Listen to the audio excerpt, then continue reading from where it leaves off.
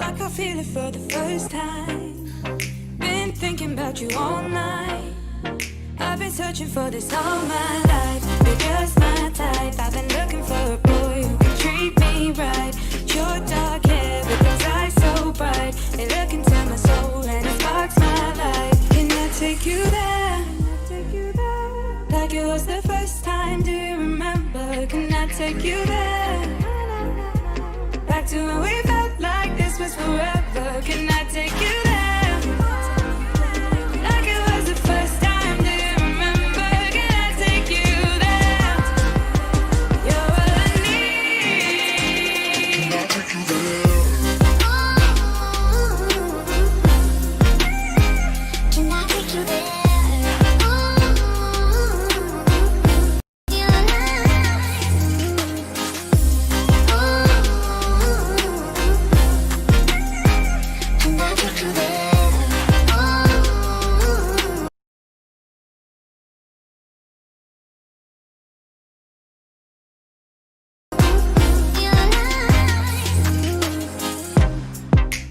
Falling for the wrong guys. They keep telling me it's alright. How could I be so blind? I've been searching for this all my life. You're just my type. I've been looking for a boy who can treat me right. Your dark hair with those eyes so bright, they look into my soul and it sparks my life. Can I take you there? Like it was the first time, do you remember? Can I take you there? Back to when we felt like this was forever. Can I take you there? Like it was the first time, do you remember? Can I take you there? You're all I need. Can I take you there? Can I take you there?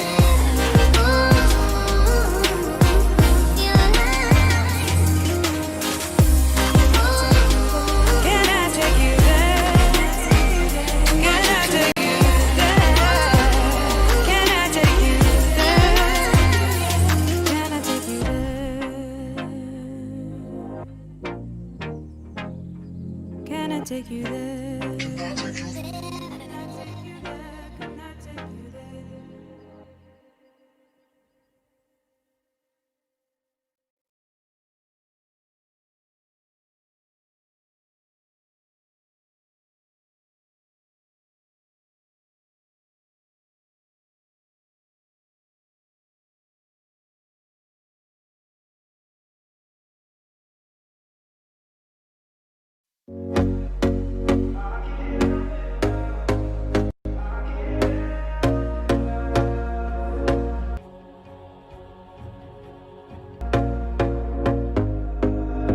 Here we go again. Trying hard, but you wanna be my friend. Ain't no place to hide, ain't no one to run to. Here we go again. Call my bluff, I'ma be here till the end. I'm the one you ride, I'm the one you ride to. If you don't wanna change, ain't no place to hide, ain't no one to run to. If you don't wanna change, I can help you out, I can help you out, I can help you out, I can help you out, I can help you out, I can help you out. Here we go again. Time is up and I'm calling up my friends. Ain't no wonder why, ain't no one to ride to. Here we go again. Call me up and you wanna be my friend. I'm the one you ride, I'm the one you ride to. If you don't wanna change, ain't no place to hide, ain't no one to run to. If you don't wanna change, I can help you out, I can help you out, I can help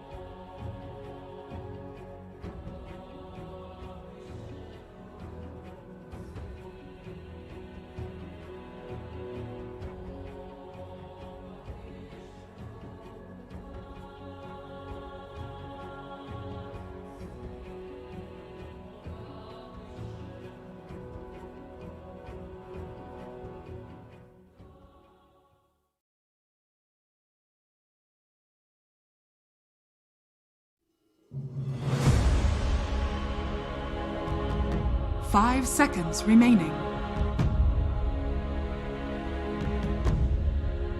Dire team ban. Radiant team ban.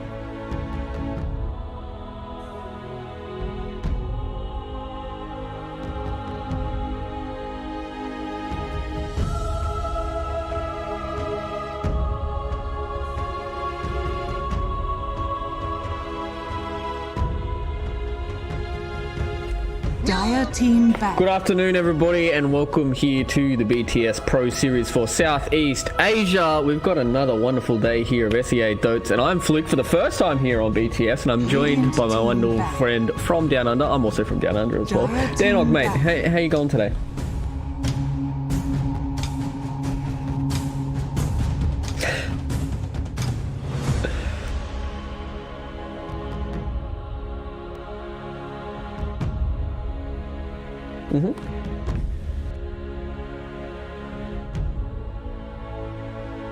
Yeah, exactly. It's a upper bracket final here between Geek and Boom. So these two teams are obviously two teams that everybody knows from the Southeast Asian region, because Boom seems to be that team that's always on the cusp for me of being that, you know, that tier 1.5 Southeast Asian team. They always feel like they're going to be very, very strong when it comes into a lot of these Southeast Asian qualifiers. And I'm interested to see if they can make their way all the way to the grand final here by being able to take down some old school names in Geek fam.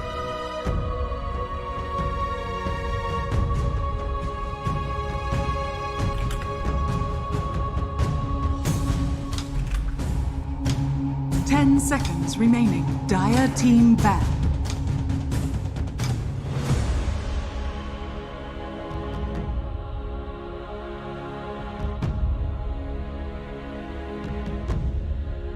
Radiant team ban.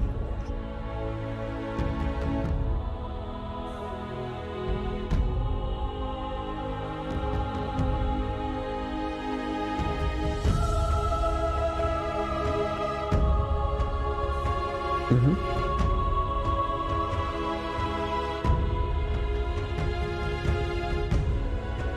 10 seconds remaining.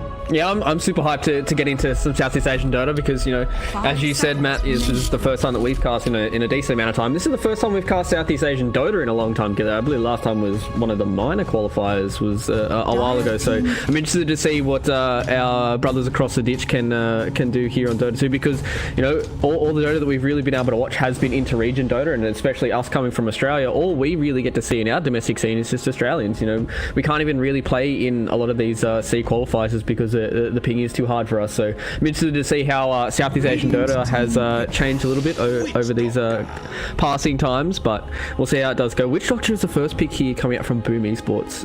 Yep, I mean we're stuck in a bubble a little bit, but definitely have been keeping track of the Southeast Asian stuff as well, and Witch Doctor is one of the big proponents of that, being picked up constantly as this position 5. Really at any stage of the draft, we even see some last pick Witch Doctors coming about, just because it is quite versatile. Our good friend and a fellow Aussie base kip hates the fact that Ruder Restoration is such a sucky spell, but the supports in the C region really value just putting that one value point into it, just for that little bit of extra sustain in the lane. And we're really seeing no deviations away from the meta here with the Ursa, the Quap, and the Ember Spirit picked up. I'm really liking this Ursa opening from Boom as well.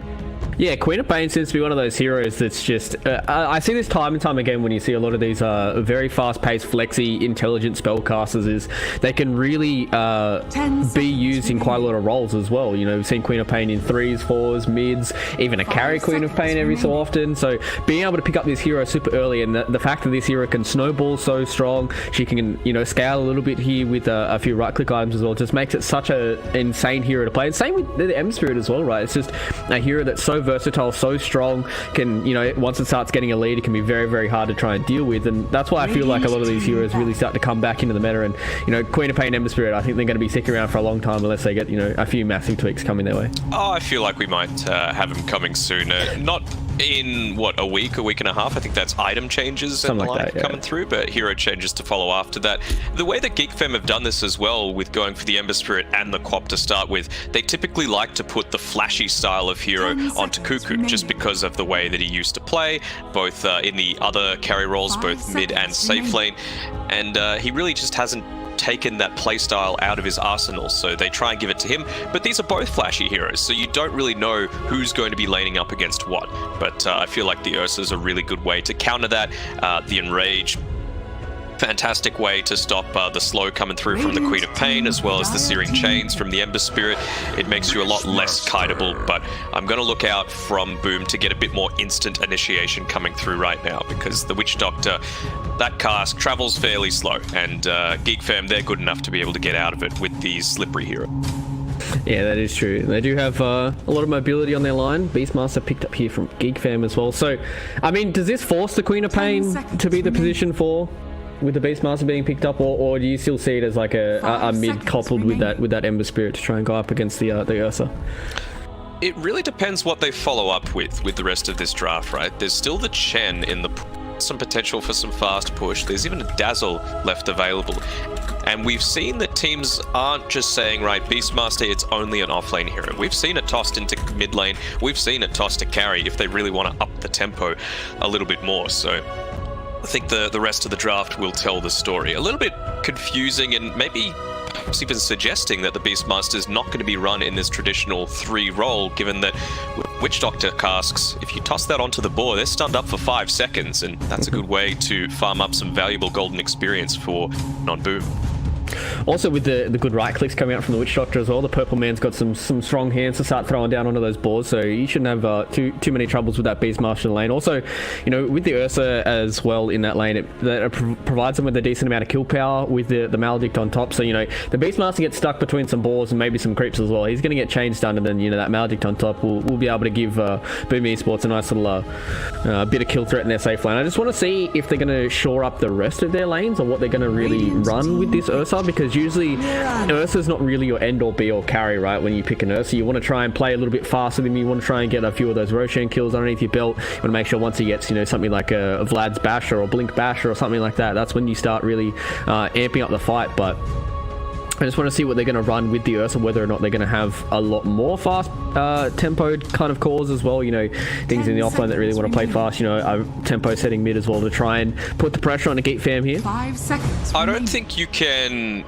to go the Vlads on Ursa anymore. I feel like you just need to go a bit more into that hard carry style. Perfectly fine is the Basher into the Abyssal Blade, especially just for that additional little bit of mini blink that comes through, and then of course the Earth Shock, quite handy in that way as well. They're still, again, lacking a little bit of that instant lockdown pre-Abyssal Blade, because you don't even build the big Blink Dagger up on Ursa anymore. So have to wonder what sort of offlaner Boom might be trying to go for. I mean, the Mars is still in the pool, but he's fallen off in a big way. What else is there potentially? I mean, they've banned themselves out the Dragon Knight, which can act as that tanky offlaner, builds up a couple of auras, and then eventually gets the blink for himself for the blink stun with the Dragon Tail. 10 seconds remaining. What about something like an Underlord for Boom Esports? Gives them, you know, a slight little bit of lockdown with the Pit of Malice is always pretty good. The Firestorm's just generally a great spell to be using to push down these waves, you know, from the Beastmaster and the Ember Spirit when they try and push out those waves. So, and I feel like he's just, you know, a naturally good Crimson Guard pipe builder when it comes to things like the Disruptor and the Beastmaster, so you can provide a lot of mitigation. I guess Geek Fam really don't rely on the auto attacks as much, so maybe the Atrophy Aura isn't playing too much into Boom's hands here, but I certainly feel like Underlord is good enough in this position to at least give Ursa a little bit of lockdown on this for Boom. Good setup for the Mirana arrows as well, right?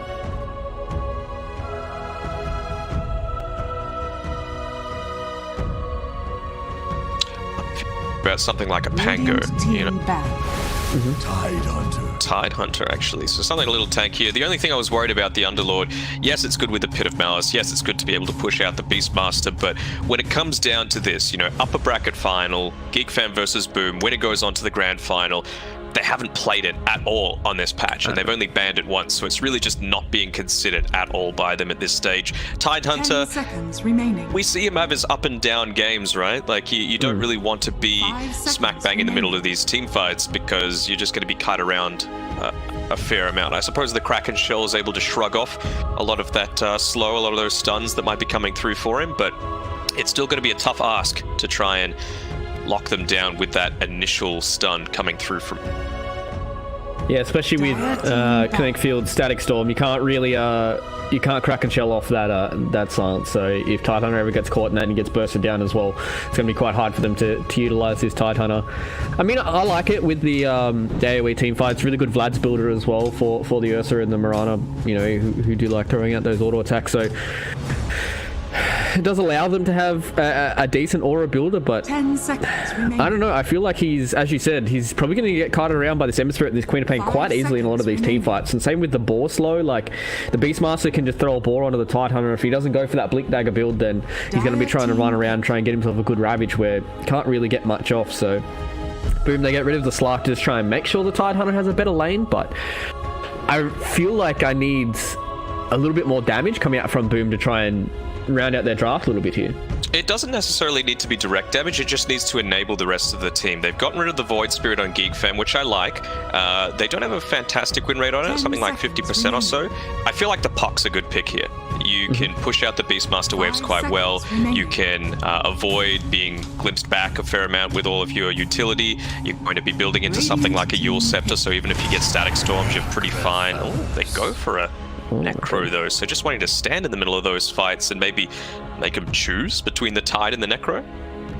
Yeah, I guess so. It does allow them to pretty much have this walking wall going into Geek Fam. You know, they might not have that instant initiation, but you know, you put your Necrophos on the front side, try and get him to start whacking in those towers. The Tide Hunter can get the counter initiation, so can get on the back line as well. So, I mean, I kind of like this draft coming out from Boom. You know, maybe the Ghost Shroud's not all too crazy strong this game, but at the same time, you know, he builds up a few more of those auras. They're going to get that Guardian Greaves, probably Pipe build up a little bit quicker here because the Tide Hunter doesn't have to go for all of them straight away. So they're going to be able to hit this timing where they feel pretty strong as a 5-man ball walking into these towers, right?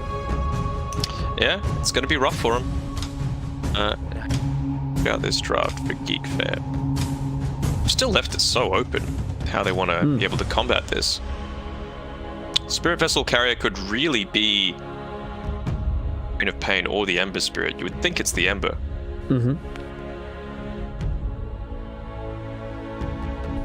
Yeah, I really like how Geek Fam have left themselves open to go whichever avenue they want. As you said, you know, they've already got Spirit Vessel builders, so they don't really need to pick a 4 that needs to pick a Spirit Vessel. They can go for a more kind of scaling core if they want to here on Geek Fam, try and make sure that the Tide Hunter has a worse lane. What are they going to go for? Why don't you go all out push? I think Enigma's a little too greedy. I was going to say, what about the Lycan? But then I realised Geek Fam banned that out early on. Too good of a hero to keep in. I mean, last overall pick Lycan, I feel like you'd be, you know, kicking yourself in most series if you let that through. So they're going to go for the Morphling. Okay. Yeah. I'm probably going to see, say, Queen of Pain? I'd imagine so. Expected. Mid Necrophos coming through as well. Okay, so Makoto's going to be picking that one up. I want to see where Geek Fam put their eggs in, whether or not it will be Ember Spirit mid or the Quap mid. I guess they're just trying to figure out who will have the better time as a 4, trying to bully the Ursa and the Witch Doctor, right? Die for that sort of trade, essentially. With the Queen of Pain more so. At least in lane. Once Ursa hits level 6, you're a lot less worried about things like the Shadow Strike and things of that nature. Yep. I could certainly see that. So Zephyr's going to pick up the Ember Spirit and Cuckoo will pick up the Queen of Pain. Man, I love that Arcana. I'm so happy that we have a Quap pick and we have an Arcana in our first match here, Matt. I'm very excited. Haven't been able to utilize it all too much. It sounds like. Well, you know, sometimes Valve pumps out an Arcana and you're like, boy, I love playing Dota, you know? I'm more than willing to shill out an extra couple $100 to Lord Gaben to get that one in my inventory. And as we were expecting with this increased tempo, unless they're going to change up the lanes a little bit, Carl is going to be playing that Beastmaster in the mid lane. Oh, really? Maybe it's just a better lane for him up against the Necro? Not really. Yeah, I don't know. I haven't seen Beastmaster in a very, very long time, so I can't really speak to its winning and losing matchups in the mid lane, but yeah, it looks like we're going to be having a Beastmaster mid, so I guess this is going to be like a 4-man pace draft up against the bit more team fight. Bit more team fight, that's it. Yeah, I mean, I think it's fine having something like this this Carl Beastmaster, because you're always going to fight me up. You're always going to. I think it's just a really comfortable Cuckoo hero. This this Queen of Pain. It could very well be the offlane, but no, it is just going to be mid Beastmaster. He's building up some regen for himself with the headdress. You've obviously got your Hawk and your Boar, so that you're not going to suffer from too many rotations. It's good to be able to combat that Hyde Mirana just by having a Hawk nearby. What's Cell doing in here? He's kind of being within the trees on the top side here, making a fort for himself. Just trying to get himself a good position where he can deal with whatever lane that he wants to go up against, putting himself in a good position where he can run left or right, whether he needs to go to the offlane or the safe lane. So it's like he hides, just trying to spot out where these lanes are going. As you said, Carl's going mid, so he's going to start with Boars as well. I was trying to think to myself about whether or not like an Axes build would be good against the Necro, because you have the added magic damage. Yeah. And just try and use like Inner Beast and Axes to just kind of push out the lane and force the Necro out of the mid lane a little bit. It is possible, but you always just want that Boar, especially when you're in a lane where they're really not going to be killing it, just to constantly get that harass through. It could very well just be a Call of the Wild and Wild Axes Boar though. Build rather. That is true. Battle begins. We'll see what Carl wants to do in that mid lane up against the Necrophos here of Makoto. So it looks like Musical Chairs has already started. They're going to send FBZ towards the top side here, so he's going to try and deal with the Cuckoo Queen of Pain as well as the Zephyr Ember Spirit. Being a offlane Queen of Pain here with a position for Ember. Yep, and we see this a fair amount at the start of games these days. We've got a tri-lane happening down towards this bot side because, you know, when you've got that Witch Doctor, he's probably going to level up the stun, combine that together with the Sacred Arrow. You can get a First Blood most of the time, but they need to start upping the tempo because you want to make sure that you get off this body block onto the hard camp on the top side of the map.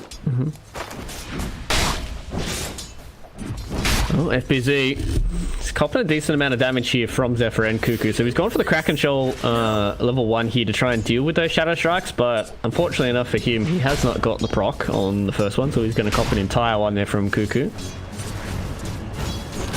Lucky enough to pick up that last hit on the range creep. They've got the stun onto Whitemon, and here we go with Hyde. Damage to finish him off. And looking here for the Disruptor kill. Whitemon has to get himself underneath the tower, and he does. So Disruptor saves himself for a little bit longer here, but nice little arrow there from Hyde trying to get it done. So Raven is copping a decent amount of aggression here in this bottom side. You know, he is 3-0. It is very early on here in this early lane stage, but this tri-lane is really going to try and shut down the Raven Morphling, because they don't want to make sure that he can utilize all the space that this 4-man ball is going to be able to create him here for Geek Fam. True. They're still sticking down this bottom side. They absolutely want to grab this First Blood before making any sort of rotations. That's why, of course, you go the Kraken Shell onto FBZ to make sure that he's able to at least get some experience on this top side. Oh, Whitemon, he copped another one. He's going to get the auto attacks here from Dreamer Cell, and with the little front forward, Kez Cute's the one that picks that one up. So boom, giving themselves the First Blood here up against Geek Fan. FBZ doing a good job himself as well. He pushed the lane forward with his Anchor Smash, using that off cooldown. Means that he's able to get a pull off for himself. Who needs a support these days? Yeah, when you're a big green man, you can do whatever you want. So Cuckoo's going to try and deal with that pull by himself. Has been killed. So what's the plan here for Zephyr on this Ember Spirit? Are they going to try and kill the FBZ Titan, or are they just going to wait until this Ember Spirit gets a few levels? Maybe Cuckoo gets a few levels as well, and then just start making some rotations around the map, because, you know, Ember as well as Queen of Pain can start to gank fairly early on. They can, but you can't really have too much kill potential at this tide, especially if FBZ is playing it so well, making sure that he's farming either underneath his tower, or if it gets pushed out well enough, he's denying the wave away from Cuckoo. So he's already half a level ahead of this Queen of Pain. Caught out Disruptor one more time. Oh, Whitemon. The man's just eating arrows. He's absolutely copying his bottom side here. So he's died twice early on here on the Disruptor. A little bit unfortunate there for him. So Geek Fam, they're going to have to slowly start to recoup on this bottom side. They are starting to lose out quite heavily now on the last hit department. Only 8-0 here for Raven, where we've got Dreamer Cell 16-5 already on the Ursa. So once he starts to pull forward a little bit more, they're going to have a little bit more kill threat on the Morphling. And, you know, if Raven starts to die, that's when Geek Fam's really going to start to sweat. We do have a bit of a situation in the mid lane as well, with the Necrophos able to bully out this Beastmaster, force him through to the jungle, and you can see Makoto, he's still holding on to one of those shared tangos, so he hasn't been feeling the heat at all.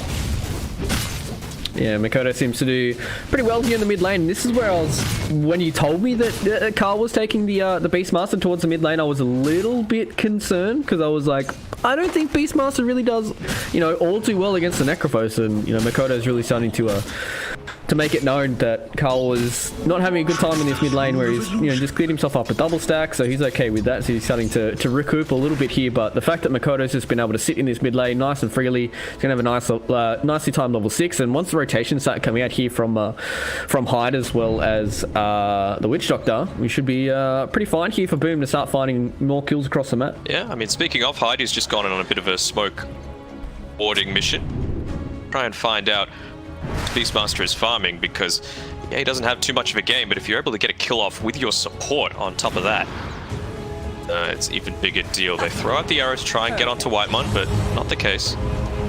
Yeah, a little unfortunate there for Boom. Another kill there onto Whitemon. Looks like top side, Cuckoo was able to finally pick up FBZ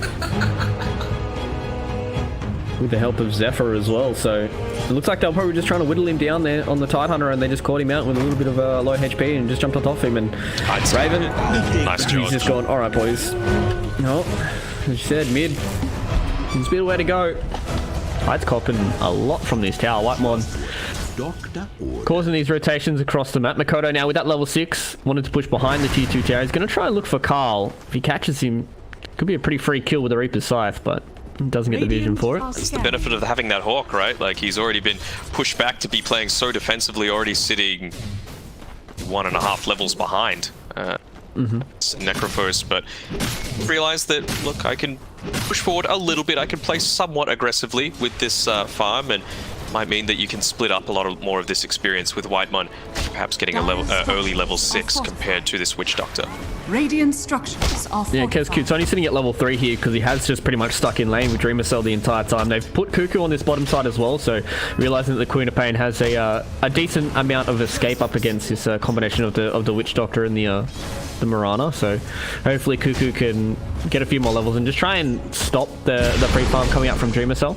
Yeah, and they've left Raven up on this top side now. They've got him his early farm. He's nearly finished up his Morbid Mask. And speaking of FBZ, he's opted to pick one up for himself. So realizing, look, I went up and died that first time, but I just want to be able to use that Anchor Smash to sustain myself in lane. Raven's in a bit of trouble, though. He waveformed forward just now. They found him out. They are getting some nice body blocks there from FBZ. They have no way of stopping the TP. Hyde was going to throw out an arrow, but too many creeps were in the way, so Raven TPs himself back to base, so he's going to have to walk back to a lane as well, and this is where Boom are really starting to win this game of musical chairs. They are just starting to get the matchups they would prefer as well.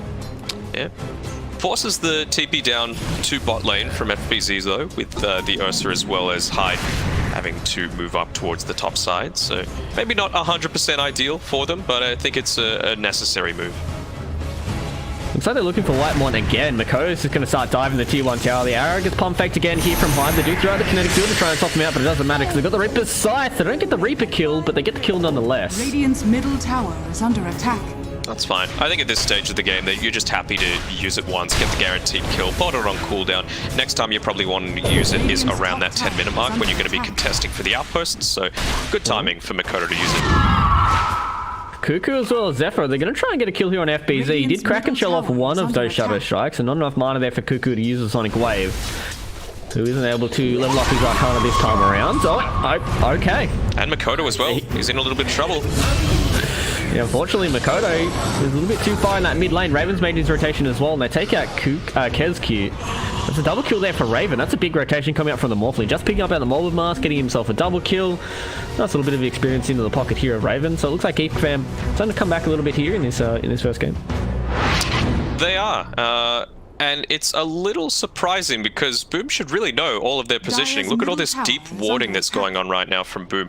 They've got the entire jungle warded up. They've got this bottom lane warded up. Radiant's top tower is under Know that the entire team was ready to back them up and just overextending their welcome a little bit, and that's one of the downsides of using that Reaper scythe so aggressively just on a position 5 support. Yeah, exactly. It is. Didn't really come out on top with the post trade. So we'll see how this game does start to pan out for the rest of Boom though. I want to see what type of build Makoto goes for. He's already got the mech kind of queued up here, so I'd imagine he's probably going to go something like Guardian Greaves into maybe something like, I'm just trying to think, maybe like a Lotus Orb might be pretty good here for Makoto, or whether or not he wants to go like Mech Radiance, or if he wants to, you know, just be a kind of aura bot for Boom here and let Dreamer Cell do everything for them on the Ursa. I don't know, I think Radiance might be a little, just because that's exactly what Geek Fam want, right? They've gone this position 3 and 4 Queen of Pain Ember Spirit, and if you give time to let them come online, then suddenly they're a lot more of a concern than that typical position 3 and 4. Well, Zephyr is following around Dreamer Cell here. He does have an urn picked up in boots, but he's only level 4 on this Ember Spirit, so Zephyr might need to knuckle down and get himself a few bits of experience, so he does have to use the Searing Chains, but Dreamer Cell, he's got the Enrage, so he's more than happy to take that one off and take a free kill in his own jungle. Yeah, I mean, speaking of jungles, the Radiant jungle, it's just nowhere that anyone on Geek Fam want to be right now. FBZ, he's parked himself here farming up. Makoto even, he's down on this bottom side, and Hyde, he's just slowly pushing down the tower, doing support things and making sure they don't lose this outpost. So I'm liking this by Boom. They might not be farming quite as much as Geek Fam just at this point in the past couple of minutes, but they're taking map control, which is more important. Yeah, they've taken out okay, they haven't taken out the mid tier 1 tower. It is fairly low here for Geek Fam, but they've taken down 1 tier 1 tower, and as you said, taking a lot of map control on the Radiant jungle here, and we can see with the response here from Geek Fam, they want to try and put pressure on the enemy safe lane. They want to try and take over the enemy jungle as well. They've got level 6 here on Whitemon, so if anybody makes a rotation towards this tier 1 tower top, maybe caught out a little bit here. Fine. They're putting the pressure onto mid now, and this mid tier 1 tower is sitting at just under 400 HP. They've got the siege creep as well, and this rotation through from Hyde. Makoto's going to join him as well, but Geek Fam, they know enough. They're like, well, we don't really want to take this right now. Yeah, so they're going to lose the tier 1 tower. Looks like they are going to try and make a little bit of a response here. Carl does have a DD rune. They do throw out the Raw on top of the Titan. That's a big arrow from the sideline here of Hyde. This is taking a lot of damage here on FBZ, and he gets burnt before he drops down the Ravage. Cuckoo is looking for more here. Makoto, oh, they get the glimpse back. They found the vision there on the Hyde, but they don't have any stuns to catch out the Mirage. She's going to get TP out here. They do have the Shades there. Nice little play there from Zephyr. They pick up 2 there on the side of Geek Fam, and Boom, they do get the tier 1 tower, so a little bit more map control going their way, and then they can start to regain it. They got the map control, but it was actually denied up by the Beastmaster, so the gold not going in their favor, and they didn't even need Raven on the top side. He was pushing out that top wave. You can see here it makes a defensive movement come out from FBZ, and this is really when you should be trying to make something happen as this Tidehunter. You know, you just got the Static Storm and Primal Roar used on top of you. You've still got Ravage. You want to try and make something happen on the opponent's side of the map, and that's where all their wards are as well, so they should know where they have these avenues to take these team fights. Yeah, it does feel like they need to put a little bit more pressure down here onto Geek Fam, but they all seem to be quite happy to farm up a little bit here, and Makoto's going to go for a Halberd very early on here on this Necrophos, trying to give himself a little bit more tankability up against Raven, and you know, obviously that active comment from the Halberd is very, very good up against the Morphling if you can get it done. So we'll see. Speaking of Morphling, Raven is copping a little bit more pressure here coming out from Boom. Dreamer Cell did just trying to jump on top of Raven. And here he goes. Here's some of the movement coming through from Boom. We've got a smoke on Kezcute. He's just hit up his level 6. FBZ's going to join him. Who are they going to find? That's the big thing. Raven, he's morphed fairly decently into Yaji, but he's got quick enough fingers that he's going to be able to react to this. Yeah, they scanned him as well, so they know that he's around this ancient area. They want to try and get Makoto in area for this. Raven already popping that strength morph. So even if they did hit the Ravage there from FBZ, it doesn't matter because Raven is more than quick enough. Gets himself out with the TP towards top. It's a bit like a wasted rotation, though. We see the Moonlight Shadow popped as well, so Zephyr scouted that out. They can make some defensive movements here. Cuckoo might be caught out a little bit by this. Oh, Cuckoo. I thought they knew the Moonlight Shadow was coming. The Ravage comes down as well. They're going to have the Reaper Cycle on top. Oh, they dropped everything on him. All right.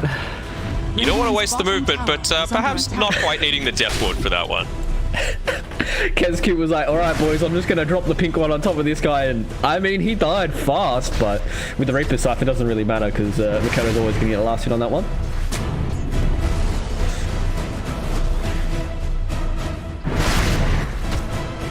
Alright, so the question is now, they've got this value kill onto the Queen of Pain, increased death timer, of course, from the Reaper's Scythe, up in another 10 seconds, but what are they really doing with it, you know?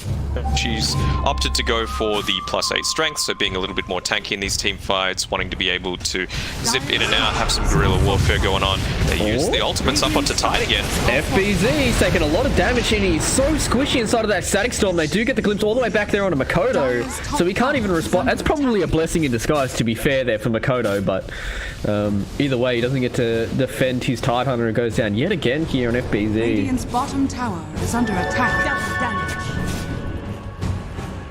Pressure keeps ramping up from Geek Fam. They've got the push, they've got the Inner Beast Aura maxed out, you've got the Aura from the Necro units, you've got the Helm of Dom. It's a pretty scary place to be, this top side of the map, if you're Boom. It's playing Hero's role here is Dreamer Cell, and to farm it up a little bit. He's picked up his Battle Fury pre-15 minutes, so he has to be fairly happy with how his game's going. 15-minute Battle Fury is always good no matter what hero you're playing, so... Oh, I guess Alchemist is pretty bad, but that's a different story.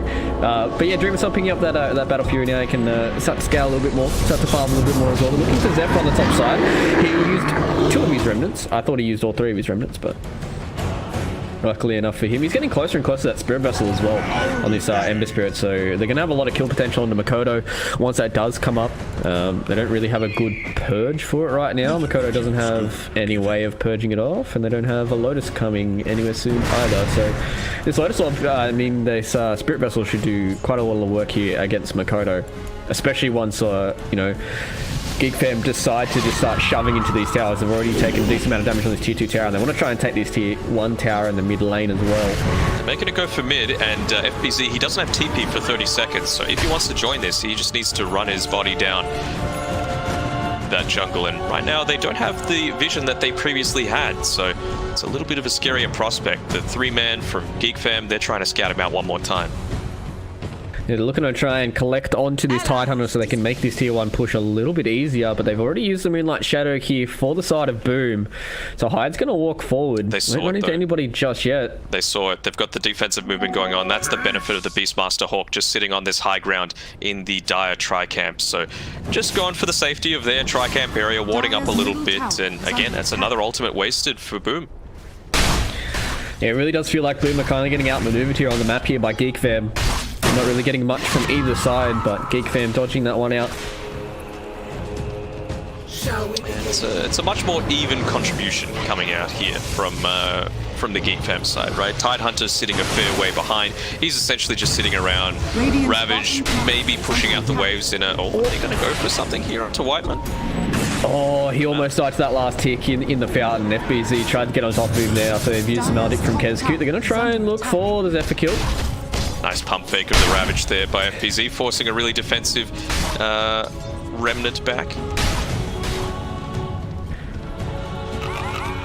Radiant's bottom tower is under We'll see what else they can get done here for Boom. They've put a lot of pressure onto this tier 2 tower. I haven't really done all too much damage to her. This is kind of the downfall here from Boom's squad, is they really don't have a good tower here. Like, yeah, they've got Makoto who can sit on the front and throw auto attacks at it, and they've got some creeps to come in, but at the same time, they really don't have a strong tower pusher. Like, they've got the Beastmaster and like they've got the Necro books here for Geek Fam, and even the Morphling to a certain extent. Now with the Necro though, he's got that Yule Scepter, so he's going to be able to remove some of the threat of that Spirit Vessel. FBZ. Aggressive play here. He's walked into the river. He did get glimpsed not too far back though. He's at the tier 1 tower. They are starting to do Roshi on the side of Geek Fam. They really haven't done all too much damage for it. Out comes Coconut on the side as well as the Maledict. So Zephyr's going to lose his Flame Guard for this, but they didn't lose any life for it. So Carl's able to send himself back towards that top side of the map, and boom again. Making all these rotations, and GeekFam just seem to be getting better trades out of this. Yeah, it wouldn't surprise me to see this bottom half of the map go completely ignored for the next time, because as we saw there, Geek, they were posturing around the Roshan pit, means that boom, they've gone back to the outpost and saying, look, we need to be able to buy back and potentially TP through to this. Obviously with that Inner Beast aura, it's really easy to pick it up, and that Alpha Wolf that's being held right now by Carl, and the Roshan is always a pretty winning combination. That is true. GeekFam really starting to posture up around this this Roche pit. They want to make sure that they can sneak into it whenever they would like to. They did clear up that tier 2 tower top, so there's really not that much control here that Boom have of their own jungle. So this outpost is extremely important for them. For now, Raven's more than happy to sit back and farm a little bit. He's had to be pushed off this bottom wave, feeling a little bit unsafe being there, which is understandable. He's gone into a little bit of that farm acceleration with the Yasha. He's gone the shotgun build, so probably nullifying a lot of what this Necrophos is trying to do. You know, he's like, oh, you can't hit me, I'm ghost shrouded. Well, get popped pretty damn quick. It's like a double E-blade coming up from Makoto if he goes shrouds in the most inopportune spots. He does have that heal tap to try and dodge it out. He's got a decent amount of heals on top as well, so if Makoto plays it well, he can try and deal with it. But as of right now, I don't look too good once Raven does pick up this this E-blade. I guess GeekFam's probably, I wouldn't say waiting on the E-blade, but that's a good turning point for them right now. Looks like we've got a fight towards the middle side. Cuckoo does get used up into the air, but they don't have any other follow-up for it. Necrobook blocking up the arrow real nicely. A little unfortunate there for Boom. But yeah, back to what I was saying about Raven on the Morphling. Are they? I wouldn't say they're waiting for the E-blade, right? But once they get the E-blade, that's kind of like go essential there for GeekFam, right? It absolutely is. Gives them definitely the kill potential to be able to get that outnumber and then snowball that into a different objective. Oh, they found out Carl here. Yeah, Carl does right the Primal Roar onto FBZ. He's quite tanky on the Tidehunter, so that Static Storm Kinetic Field combo doesn't do much for them. So Boom now realizing that a few ultis are on cooldown, they can start putting a bit of pressure on them. They can probably just walk into the Roche pit as well here for Boom. They've got the Ursa, they've got the Tidehunter. Doesn't have that Vlad just yet, but it doesn't matter because Dreamcell is quite tanky and quite good at killing Roche himself. They are trying to fight towards the mid side here. Makoto getting caught out, have to use that Ghost Shroud. Good luck killing him. Adaptive Strike does a decent amount of damage. So he's got that Nether Shawl, he had a full wand, he has the Ghost Round, he's got the mech, he's got the Yules.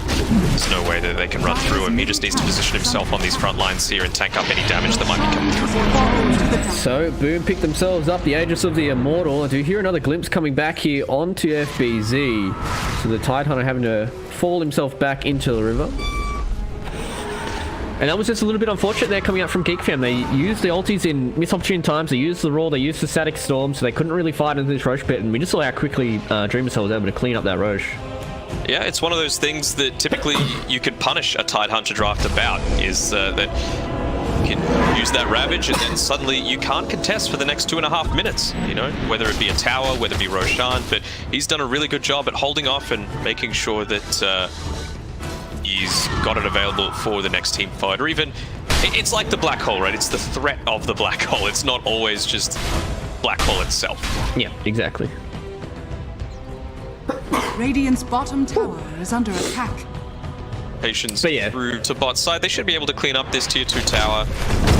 Just popping Dreamcell on the front lines here. They're not too worried about him.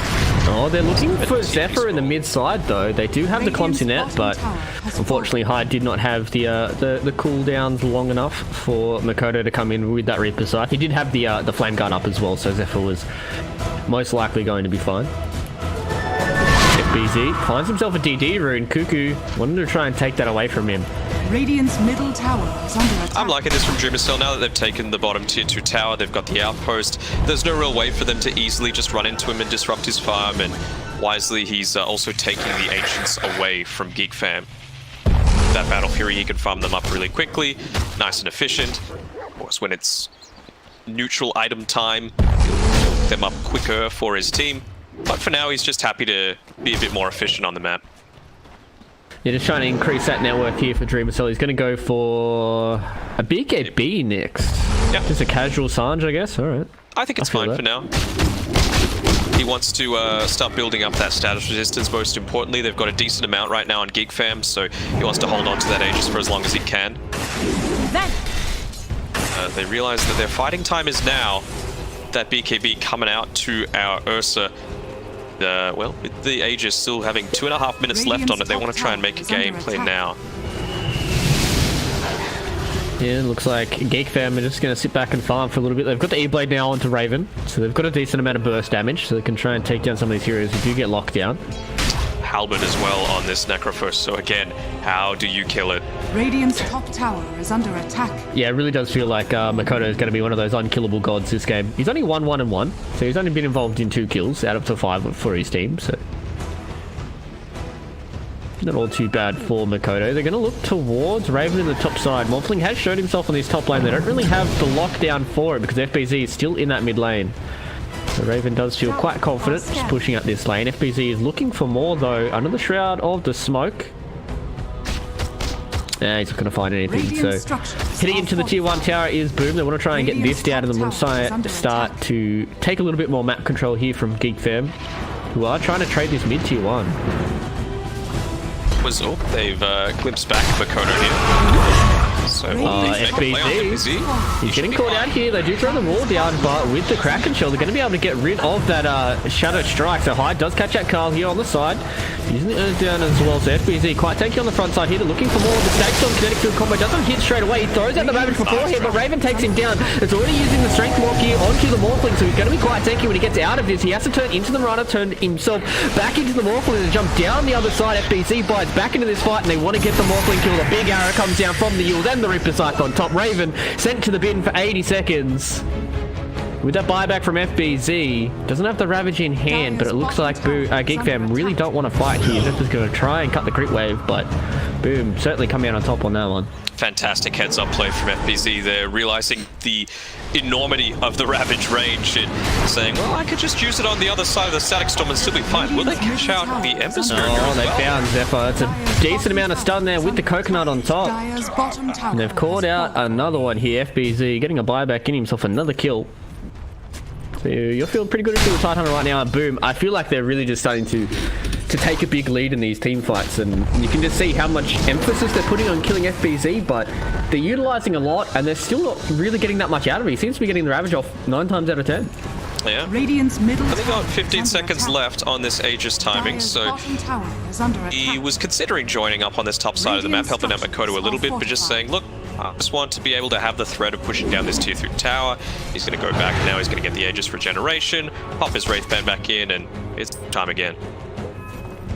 He's decided to finish off the Sanjin Yasha as well here on Dreamer Cell, so want to be a speedy boy. An unsung hero of that team fight as well, of course. Great Ravage coming through from FBZ, but Kezcute's paralyzing cast connected onto 3 heroes and just kept them completely out of the fight, which is what enabled them to get those chain stuns happening onto Raven. So great team play from Boom coming out from all parties.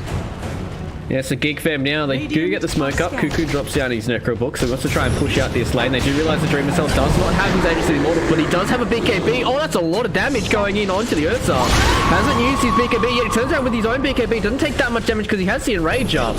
So no Enrage down, no BKB here for Dreamer Cell. Cuckoo's walking forward. That's a lot of damage. They're coming in again here with the Static Storm Kinetic Field combo, trying to keep Cuckoo alive. They do get the roll down onto Makoto on the front side. He's a quite tanky hero. Finally uses that mech. He has that Halberd as well here. Raven's going to come back in. They're trying to burst down the Necrophos. Can they get rid of him? They've already taken down Kezcute. Yes, they can. So another one goes down here for the side of Boom. Raven jumping forward there with the leap. But unfortunately, he doesn't connect onto anybody else. So Boom, they lose 2. They lose their unkillable tank in Makoto. Geek Fam starting to swing this back. A little bit odd. They didn't even get the perfect usage of their ultimates, right? I think the Static Storm caught nobody, and at the end, being a little bit fingers with this Necrophos to use some of those spells. Hyde's going to try his best to get away. Oh, Dreamer Cell. They know that his BKB should be on cooldown here, and Cuckoo just gets caught out there by the clumsy net, so Hyde doing a good job there to keep the Queen of Pain in line. So you throw out the Ethereal Blade to keep the Ursa at bay for now, but it doesn't matter. Look at how much damage they're pumping into Raven. He's got the Malefice on top of him as well, so he's going to take a decent lick of damage, and that starts popping out. So actually, no, it looks like he didn't take all too much. So Kezcute getting himself caught in this kinetic field. They're trying to look for Zephyr. He is quite hard to lock down on this Ember Spirit. He's running out of mana though. So it looks like KSQ feels like the outpost is far more important than the Ember Spirit kill. Was Tidehunter throughout that fight? Because he just used Ravage in that previous team fight somewhere. Maybe it was just to keep Carl away from joining in? Maybe. I feel like when I saw him, he was walking through the river. Nope. Interesting. They're not going to have that available, and I'm sure that information's being communicated through to the rest of Geek Fam, but KSQ, he's in a bit of a spot of bother, standing underneath a half-health sentry ward, and he's gone. It was an inevitability there for KSQ. Oh, okay, the deny comes down from Cuckoo, interestingly enough. But looks like they're going to try and fight for more, as you said, FBZ. He doesn't have his Ravage. They're coming in with the Static Storm on top of Makoto. Doesn't get stuck inside of it because they had no kinetic field. They're bringing it back inside here onto Cuckoo. Catches an arrow after that Yule Scepter. They're trying to get back, but Whitemon gets beaten down there by FBZ. He's standing in the front. He doesn't have Ravage though, so he can't get anything else done. The Reaper Scythe comes down. They've taken down Cuckoo. They want to get rid of Makoto here. Carl trying to duke himself back in and out here. Dreamer Cell getting on top of Raven, sending him outside of this fight. So it looks like Boom, they do save Whitemon, they do save Makoto, but they lose Zephyr on the backside there, who tried to clean up that kill. So unfortunately there for Geek Fam, they lose 3, and all they pick up is a KSQ kill. Just doing +5 things, you know. Making sure that he's the one, he's even going into a Power Treads, just for a little bit of tank. Hell yeah. Quite surprising for a Witch Doctor. I agree with that. You know, get himself a couple hundred HP. I mean, he's still going to get popped by an E-Blade combo, but, you know, he does have the Glimmer Cape. Glimmer Cape treads and a wand and a infused raindrops. That should chunk through a decent amount of that damage coming out from Raven.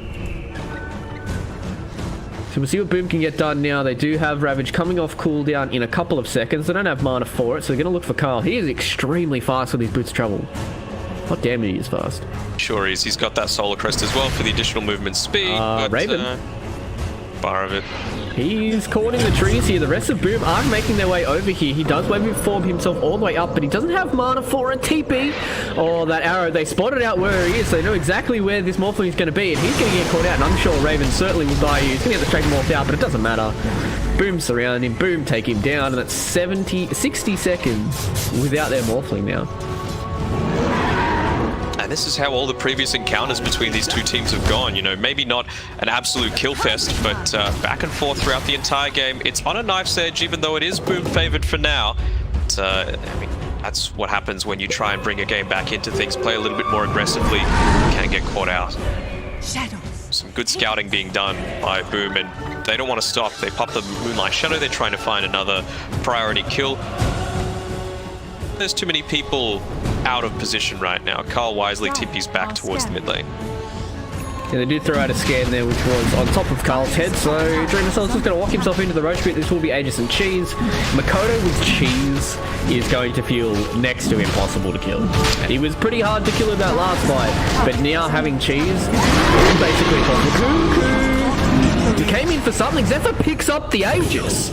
Okay, so I didn't realize that that's what was going to happen there. So Geek Fam coming out on top of it. Did he end up with the Cheese as well? All right, Zephyr, let's go.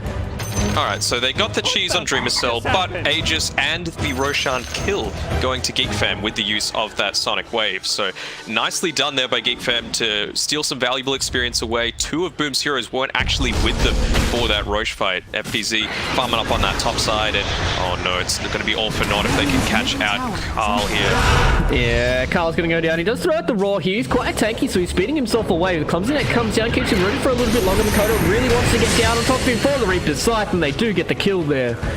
Finally, Boom pick up Carl. 110 seconds on the sideline without a Beastmaster here, without a mid Beastmaster as well. So Boom, we've got a decent amount of time to come back into this game, but Zephyr still has the Aegis, so they don't have the Aegis on Dreamer Cell just yet. That potentially going to be forced out here, though. You've got a mid lane pushed all the way into the tier 2. 85 seconds left until this Beastmaster's back in action. And, well, 2 lanes really being pushed in rather than just the one. Know that Cuckoo's here. They know he's pulling the waves, so they can just prioritize defending this mid lane and actually do a bit of a 2-pronged attack here if they want to. Yeah, they push in this bottom side as well as the mid, so they're going to be able to clear out those creeps from Boom. They really want to start putting a lot of pressure on this tier 3 tower.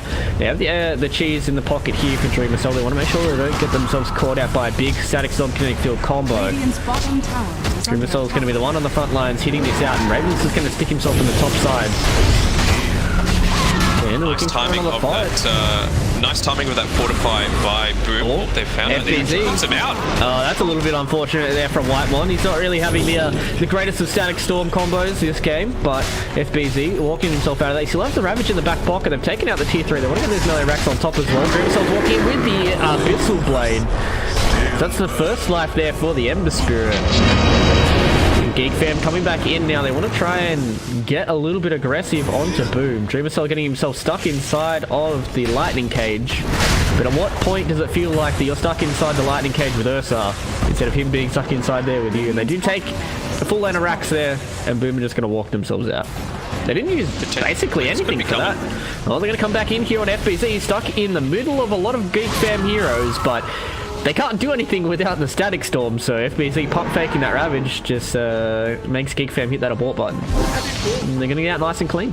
That's out. I was talking about before the glyph being used to perfection. When the Radiant one was popped, you might think, oh, you gotta instantly pop the dire one. They let the melee creeps die. They kept the valuable range creeps and the siege creep alive by just delaying it a couple of tower hits there on Boom. So nicely done, and well, allowed them to keep that backdoor protection alive and well, or rather not alive and well, and the siege creep slowly hitting through onto that tower. Yeah, well, with this lane of racks taken up now here from Boom, means they are able to put a little bit more pressure across the map here onto Geek Fam. Oh, they found out Raven. FBZ pump faked the Ravage, expecting Raven to be faster on the fingers, but fortunately doesn't catch it out. The Yusefta comes forward here, out on the white one. They've caught out the Disruptor. Fourth stuff comes in from Zephyr. They're keeping him alive for a little bit longer. FBZ pump faking the Ravage again. Another static storm kinetic field combo for white one misses. That's so unfortunate here for the Disruptor. They come in with FBZ. They do pump fake the Ravage again. He's trying to find a good position to get it done, so they eventually take down the Disruptor. And now with the Sonic Wave down, no static storm. The Roar here for Geek Fam. This is looking quite bad, but Boom looking pretty strong walking into this tier 3 tower. They want to try and get an all-lane racks. And no glyph available either, so they have the freedom to just push in. Even the supports can stand a bit more aggressively in this team fight. Okay, the Roar comes down. They're going to try and take down Dreamercell, but he gets that on rage off. He still has Cheese and BKB in his back pocket, so he's okay with how that worked out here for Geek Fam. I mean, for Boom. So Makoto's going to walk in and try and get everybody back to full HP. Cuckoo is going to try and do what he can. Fortunately, Zephyr falls himself back there with a few remnants, and the tier 3 tower eventually will go down with nothing left here for Geek Fam. There's not really much they can do. They don't have a BKB or Raven. They don't have Static Storm. They don't have Roar. They're picking FBZ. They want to make something happen onto it because they know that that's the thing that could potentially turn the team fight this Ravage. He's got no mana. Does use his 21 charge, and Dreamercell just jumps back in and takes down Zephyr. This looks like a death by 1,000 cuts here from Boom. They're taking through everything that's coming their way. They're just slowly chipping away at these buildings. They found out Zephyr again. He does use that remnant to get away from the Yule's arrow combo, but Boom, they're going to be able to clean themselves off a second lane of racks. They're just going to walk away from this. They're okay with how this is going. And at this time, it just seems like Geek Fam are slowly just going to lose this game. There's some good team play coming out still from Geek. You know, getting some body blocks off with the Necro units, with the boar that time around, making sure they're not going to lose Cuckoo as well. But lanes of racks gone, using their cooldowns to maximum efficiency. And how do you run into this? Even if, you know, you don't have the Death Pulse, you don't have the mechanism, the Voodoo Restoration's gone because of the mana. Cersa's just got a Paladin Sword that he can just use to whack up onto a couple of creeps, and he's fine. Oh, they found an FBZ here. He's such a Static Storm kinetic combo. Doesn't hit anybody again. White one. I feel like that's 0 from 5 right now. It looks like Dreamercell, he's trying to aim for more here for Geek Fam. This looks like it was the last hurrah coming out from Geek Fam. The Roar comes down. Doesn't have the cheese. Does have his enrage coming in. The Ravage comes forward, but Raven already BKBs that off. The rest of Boom are starting to get themselves in the bash. They've called out Cuckoo. They lose 3 again. And it looks like Boom are going to be able to walk themselves into the rest of these lanes of racks. Oh, no. Carl. He got stuck on the high ground. How did he get stuck on the high ground? He spider legs himself up there just to try and get the TP off, but the vision and the arrow enough to make sure that he was a non-factor for that team fight.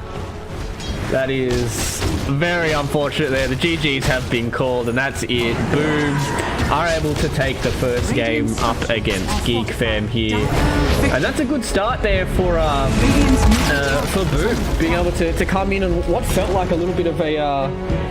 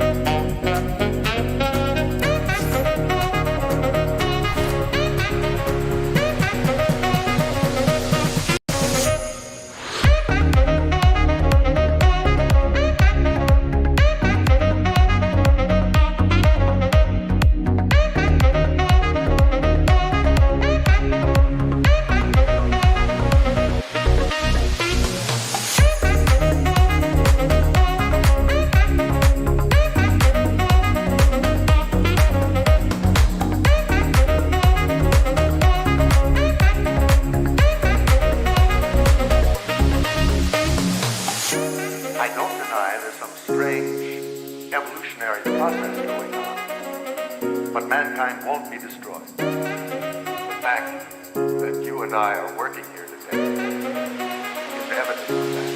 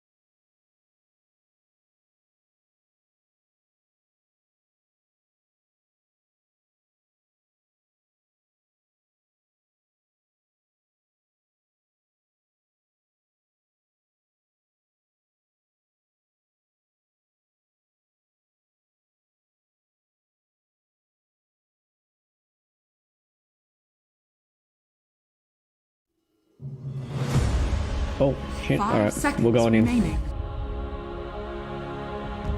3, 2... Dire team ban. Radiant team ban. G'day boys and girls, ladies and gentlemen, Dire welcome team back here back. to the second game of the BTS Pro Series Southeast Asian Division Upper Bracket Final. You're joined by the two best guys from Australia, Fluke Dota 3 as well as Danog. I don't know why I said my Twitter tag, but I said it anyways, Matt. How you doing after that first game, buddy? Oh, hell Radiant yeah. team ban. Into this second game's draft, and we can see Dire Geek Fam. team There's back. some respect bands coming out, realizing that Ersters just farms too damn quickly and is too damn good in team fights without all too many items. Alright, so I got my energy from Monster Energy. Shout out to our wonderful sponsor there for keeping us energized throughout the day here, Matt. You know, it energizes my brain a little bit, and now I'm thinking the same that Geek Fam is. Ursa is too good with Battle Fury. 10 seconds That hero just remaining. seems too strong. Have you got And, the you know, Galaxy Brain now? Is that the big question? I am Giga 5 Brain. seconds. I am Ooh. Giga Brain Fluke now. So many people that may know me, I am what we call a small brain. So me being Giga Brain now shows the power of Monster Energy. Small and smooth, your brain is typically, but I can sense the wrinkles just starting to, come. You can see them forming in real time as I'm drinking the Monster Energy and looking at this draft. But straight away, I see that Geek Fam are starting to take a little bit more time coming into this into the second draft, just trying to make sure that they really knuckle down on those first 4 bands, because I feel like these first 4 bands are Radiant far more team important than back. what they used to be, right? Because you only get 1 band going into the second phase, so if you forget about something, maybe there's some type of strat that you need to think about when it comes into these certain teams, and if you put that to the wayside, you come into the second phase, you've only got 1 band, you go, oh crap, we've not decided to get rid of this really strong combo or these really good heroes in the meta, and then you start to fall flat in the draft and you really 10 start to run yourself into a few problems. And it lets you eliminate a lot more strategies. We saw in the lower bracket a couple of days ago, one of the first elimination games was Team Adroit versus against Reality Rift. And Reality Rift took that one out in 2-1 fashion, and that's because every single game they just took out every hero that could do things aggressively, and then if they could, they picked the remaining heroes themselves. So Adroit were kind of floundering as to, man, what heroes are left that we can try and finish the game in 30-35 minutes maximum, and it just didn't work out for them. Reality Rift, they did their scouting, they worked it out, and they did it to perfection. Granted, they ended up losing 2-0 to FNATIC afterwards, but I think taking a scalp like Adroit is pretty decent for Reality Rift, and I think they'd be fairly happy with how they went. 10 seconds Yeah, exactly. remaining. It is good to see a lot of these teams starting to 5 take seconds games, remaining. even series off some of these bigger dogs in Southeast Asia. I feel like this region has really started to grow into this extremely close region, right? Like, it feels like a lot of these teams are really good when it comes to playing against each other, understanding how each other wants to play, and really starting to form a hierarchy, but a very close hierarchy in Southeast Asia. And once, international Dota starts coming back, I'd be really interested to see where Southeast Asia does fit in the hierarchy of global Dota. Number one. Number one. Let's go. And again, just some more respect coming through from Geek Fam with the Witch Doctor coming out. Geek Fam, they had the priority going into game number 2, so they went for first pick for themselves. They just wanted to prioritize that Ember Spirit. They could play it on a whole lot of different heroes. I just don't think they didn't really have that key frontliner for their draft. I think that was the big issue for them. It just felt like every single team fight, they were slowly running in with a Beastmaster, and it took a little while for the follow-up to come through. And talk about it, here it comes out again, and it's a pretty good setup for that Mirana combo. Yeah, it does feel like they're going to give themselves a little bit more options when it comes to Mirana combos this time around. There were a decent amount of options. He did pretty well using that Yule Scepter to the best of his ability, but now they have their own Beastmaster, so they can start putting a little bit more pressure when it comes to just straight out roaring somebody and then just go, all right, the arrow is going to follow up, and this person is stunned for literally about 10 seconds. So I'm liking the Conquer as well. Gives them a little bit of tank. I am a bit concerned, Boom, if Geek Fam are able to get away with a Spectre draft now, because Ember Spirit's one of those heroes that can disrupt aggression from a safe distance quite well. You don't even need to commit it onto a core to do so. You know, you can just Searing Chains with the Sleight of Fist combination, and suddenly they can't attack for a couple of seconds. And you're probably going to be wanting to get some sort of chain initiation in onto the big carry that GeekFam's going for. And then, of course, with the Cocoa Rum as well, that Kunkka's boat buff is able to give you, then how are you going to take down something tanky like a Spectre, which is something that you typically go into when you're going up against a ton of stuns, because you're still dealing out some passive damage and tanking up a lot of that stuff that normally would be an issue for position ones. Yeah, exactly. It does allow you to play a little bit more on edge in these team fights. Like, it allows you to play a little bit harder in these team fights, right, with the Cocoa Rum, just being able to be that little bit extra tankier. So GeekFam get rid of the Pangolier here. They don't want to have to deal with that Rolling Thunder going through these team fights. And boom, I'm just trying to think, what's another hero that they can combo with the Kunkka Rum, right? Like, is this going to be like a GeekFam mid-Carl Kunkka, or is this like a support Kunkka? Like, where does Kunkka really fit in the current meta when it comes to these heroes?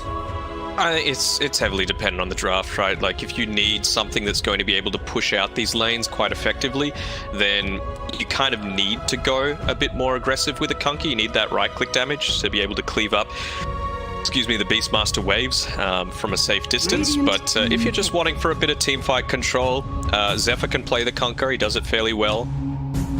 Let's see, they opt to go with this one. Key instead of the Spectre, so I still feel like Specs are really good. Yeah, it does feel like it allows them to pretty much just be like, she's going to get roared, and then we Cocoa Rum over the top of her, and she's going to survive, and then that will be basically it. Because Spectre is naturally tanky, putting the Cocoa Rum on top of her, and they've got good Chaos Creators to utilize the space that a Spectre can give. I know it sounds kind of counterintuitive, Spectre creating space for others, but you think about it when you see like Beastmaster and Mariah, it's like, alright, that's where our combo's going towards. Our combo's going towards the Spectre. We're going to roll, we're going to arrow her every single team fight, but there are other heroes in the draft with GeekFam where they can really utilize the chaos that is created from one hero being constantly locked down, then they can miss out the shot. And yeah, might seem like Spectre is the end all of big golf moments draft, but if you put a little bit too much emphasis on her, then other heroes can really start to snowball that effect. Oh yeah, even the Kunkka himself is pretty tanky. I think maybe something that they were a little worried about is that they didn't have that real lane securer, but Chen, he got way to doing that. You know, it gives you some counter push as well. It allows you to have a lot more move around the map. I think don't give enough appreciation to the fact that the Divine Favor just lets you have a mismatch scenario with not too much telegraphing, if that makes sense. Like, you can easily just TP your offlaner down to the bot lane. You've got a 3v2, you win the fight, you just TP straight back with your TP scroll. It's really impactful, and you can use it around those siege creep timings as well, just to make sure that you're able to take that early tower that you need as the Chen to start to come online and be that menace at around the 10-15 minute mark. Yeah, exactly. And I mean, we were talking about this before, but the Spectre looks so juicy right now for GeekFam. You have Chen Spectre lane, he gets a headdress, and she gets a Ring of Tarask, and she has like 20 HP regen at 4 minutes. Yeah. And you actually can't kill her. So you can get a Ring of Tarask, you can get even just a Soul Ring, right? It gives a pretty decent regen too. He's alright, but at the end of the day, you can just run away from a Monkey King most of the time. I suppose they've got decent lockdown to prevent that, some good slows as well on Boom's side. So again, it all comes down to the team fights. Neither team has insane push right now, so it's just about positioning. I think Ward Vision is going to be even more important, especially against a Monkey King. But you do have a slight edge in that with having the Beastmaster, and of course Tree Dance just giving you that extra vision as well. Yeah, it really does feel like Boom right now are starting to win the Vision War a little bit. As you said, Hawk, even Arrow to a certain extent is pretty good. So they're going to pick up the Venomancer here for GeekFam. So I'd imagine that's going to be Cuckoo's hero, right? You're going to try and put that up against the Monkey King and really start to abuse that lane that the Monkey King has. You know, low armor. He is a melee hero. Obviously, he has a larger attack range, but really can't deal with the dot damage. Doesn't really want to man fight because you've got the negative regen coming out from Poison Sting. So I feel like that's just going to be Geek Fam just being like, we want to put this hero in this lane so this hero doesn't have a good time. Which is pretty much what they tried to do last game, but obviously Boom just seemed to outmaneuver them way too much. I think it depends where this Monkey King's being run, though. It isn't necessarily a guarantee that it's going to be in that safe lane. It could be a mid laner. Do you want to have a... You never really want to run into a Venomancer, right? In the laning stage, just because with all of that minus regen, you're just going to get the worst part of any sort of trades. And then conversely, they've also got on their side the better part of any regen trades with the Chen, with the Divine Favor, just giving that little bit of extra value. TB as well, realizing that they have no real way to get in onto the backline against a hyper carry ranged hero like a TB with a Metamorphosis pop. So that is a little bit of a concern. You know, you don't want to have to run through a Kunkka, you don't want to have to run through some Plague Wards or Chen creeps or anything like that. So a little bit concerning for them. Dire team pick. Yeah, it is. We'll see what they decide to round out their draft here for Geekville. I'm still kind of leaning towards the Spectre. She might not have that fun of time up against a Monkey King, but I feel like you've got a lot of mitigation behind the Spectre right now. You've got a decent way to just kind of run into these towers with the Venomancer and the Kunkka and the Chen, just start pushing into these towers while the Spectre's on the other side of the map. And then even if your Spectre does get ganked 1v4, you're still going to put a lot of pressure on the other side, but they're going to go for the PA here. Alright, okay.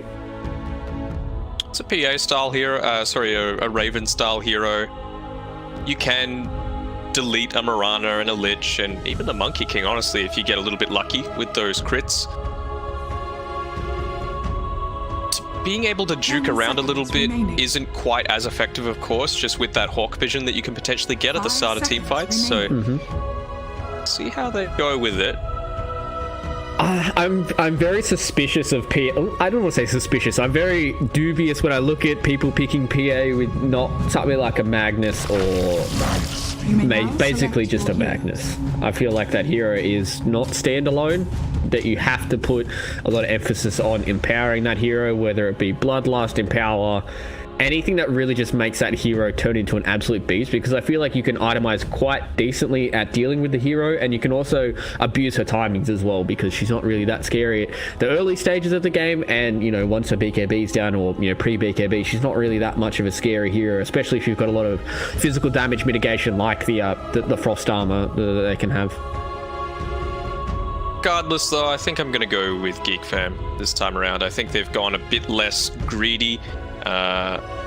Yeah, we're still yet to see if this is going to be a Cuckoo Veno. You would think so, but now with this lifestealer being picked up, it's kind of less of an ideal trade. 5 seconds. Yeah, but is Kunkka that much better for you to have? Alright, okay. Well, Geek Fam answered my question, so I feel like, yeah, you could probably just go something like Phase Bracer into a Halberd, or, you know, Spirit Vessel. You probably don't need to get a Spirit Vessel. It's going to be a Carl Venomancer, okay. I was expecting throughout the entire early stages that it might have been the case. They do like to run that in the mid lane. The thing that you need to be very careful of, and I want to be watching the mid lane quite closely, is Venomancer's base damage sucks. So even though you can get some good trades out early on and perhaps force out an extra regen, win the net worth battle in that way, if you're losing the experience battle, that's something where a Monkey King can really start to steamroll you. Yeah. Especially if I've seen Monkey King players come out on top in a lot of different matchups, and it feels like he's also one of those heroes that can really start to snowball and abuse these unfavorable matchups. And as you said, if Carl doesn't get off to a good start here on the Venomancer, it can really start to fall behind, and that hero feels very, very lackluster without really good farm, being in a really, really good game for it. So I'm really going to be keeping my eye on Carl and Makoto and see who comes out on top, because Makoto came out on top in that first match. So we'll see who does come out when it does come towards that mid lane matchup, Matt. Yeah. See, 4 out of 20 match MVP. That's a little there for Carl, but in true DOTA fashion, we got a pause. Hi. Lovely.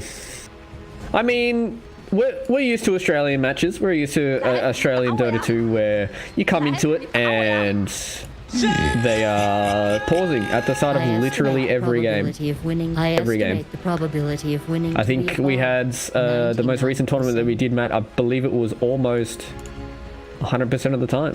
That like we started the game and that was it. There was a pause straight away and just had to deal with it. Just had to get in and get over it, you know.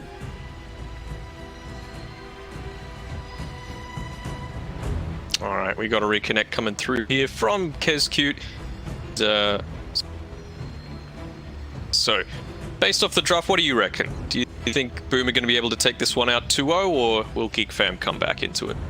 I'm not really that good at choosing who's going to win in a lot of these games, Dan. But I don't know. I'm such a PA hater. I'm a huge PA hater, so I would feel wrong with myself saying that Geek Fam was going to win this, but I really like Chen, so I mean, I want to say I want to go to 3 games because I want to see these teams battle it out in a full 3-game series when it comes down to the wire going to the upper bracket, going into that grand final. So I mean, I'm just gonna have to follow the immortal Danog and go with Geek Fam on this one.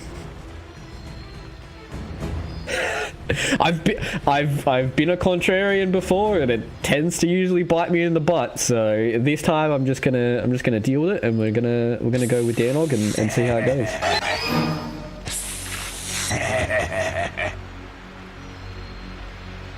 Much planned for the weekend? I'm actually going home to my hometown, which has a population of 300 people. I know a lot of you in Twitch chat are like, wow, how do you have internet? I moved away from that very tiny town, Twitch chat. To a slightly larger town, but still not that big.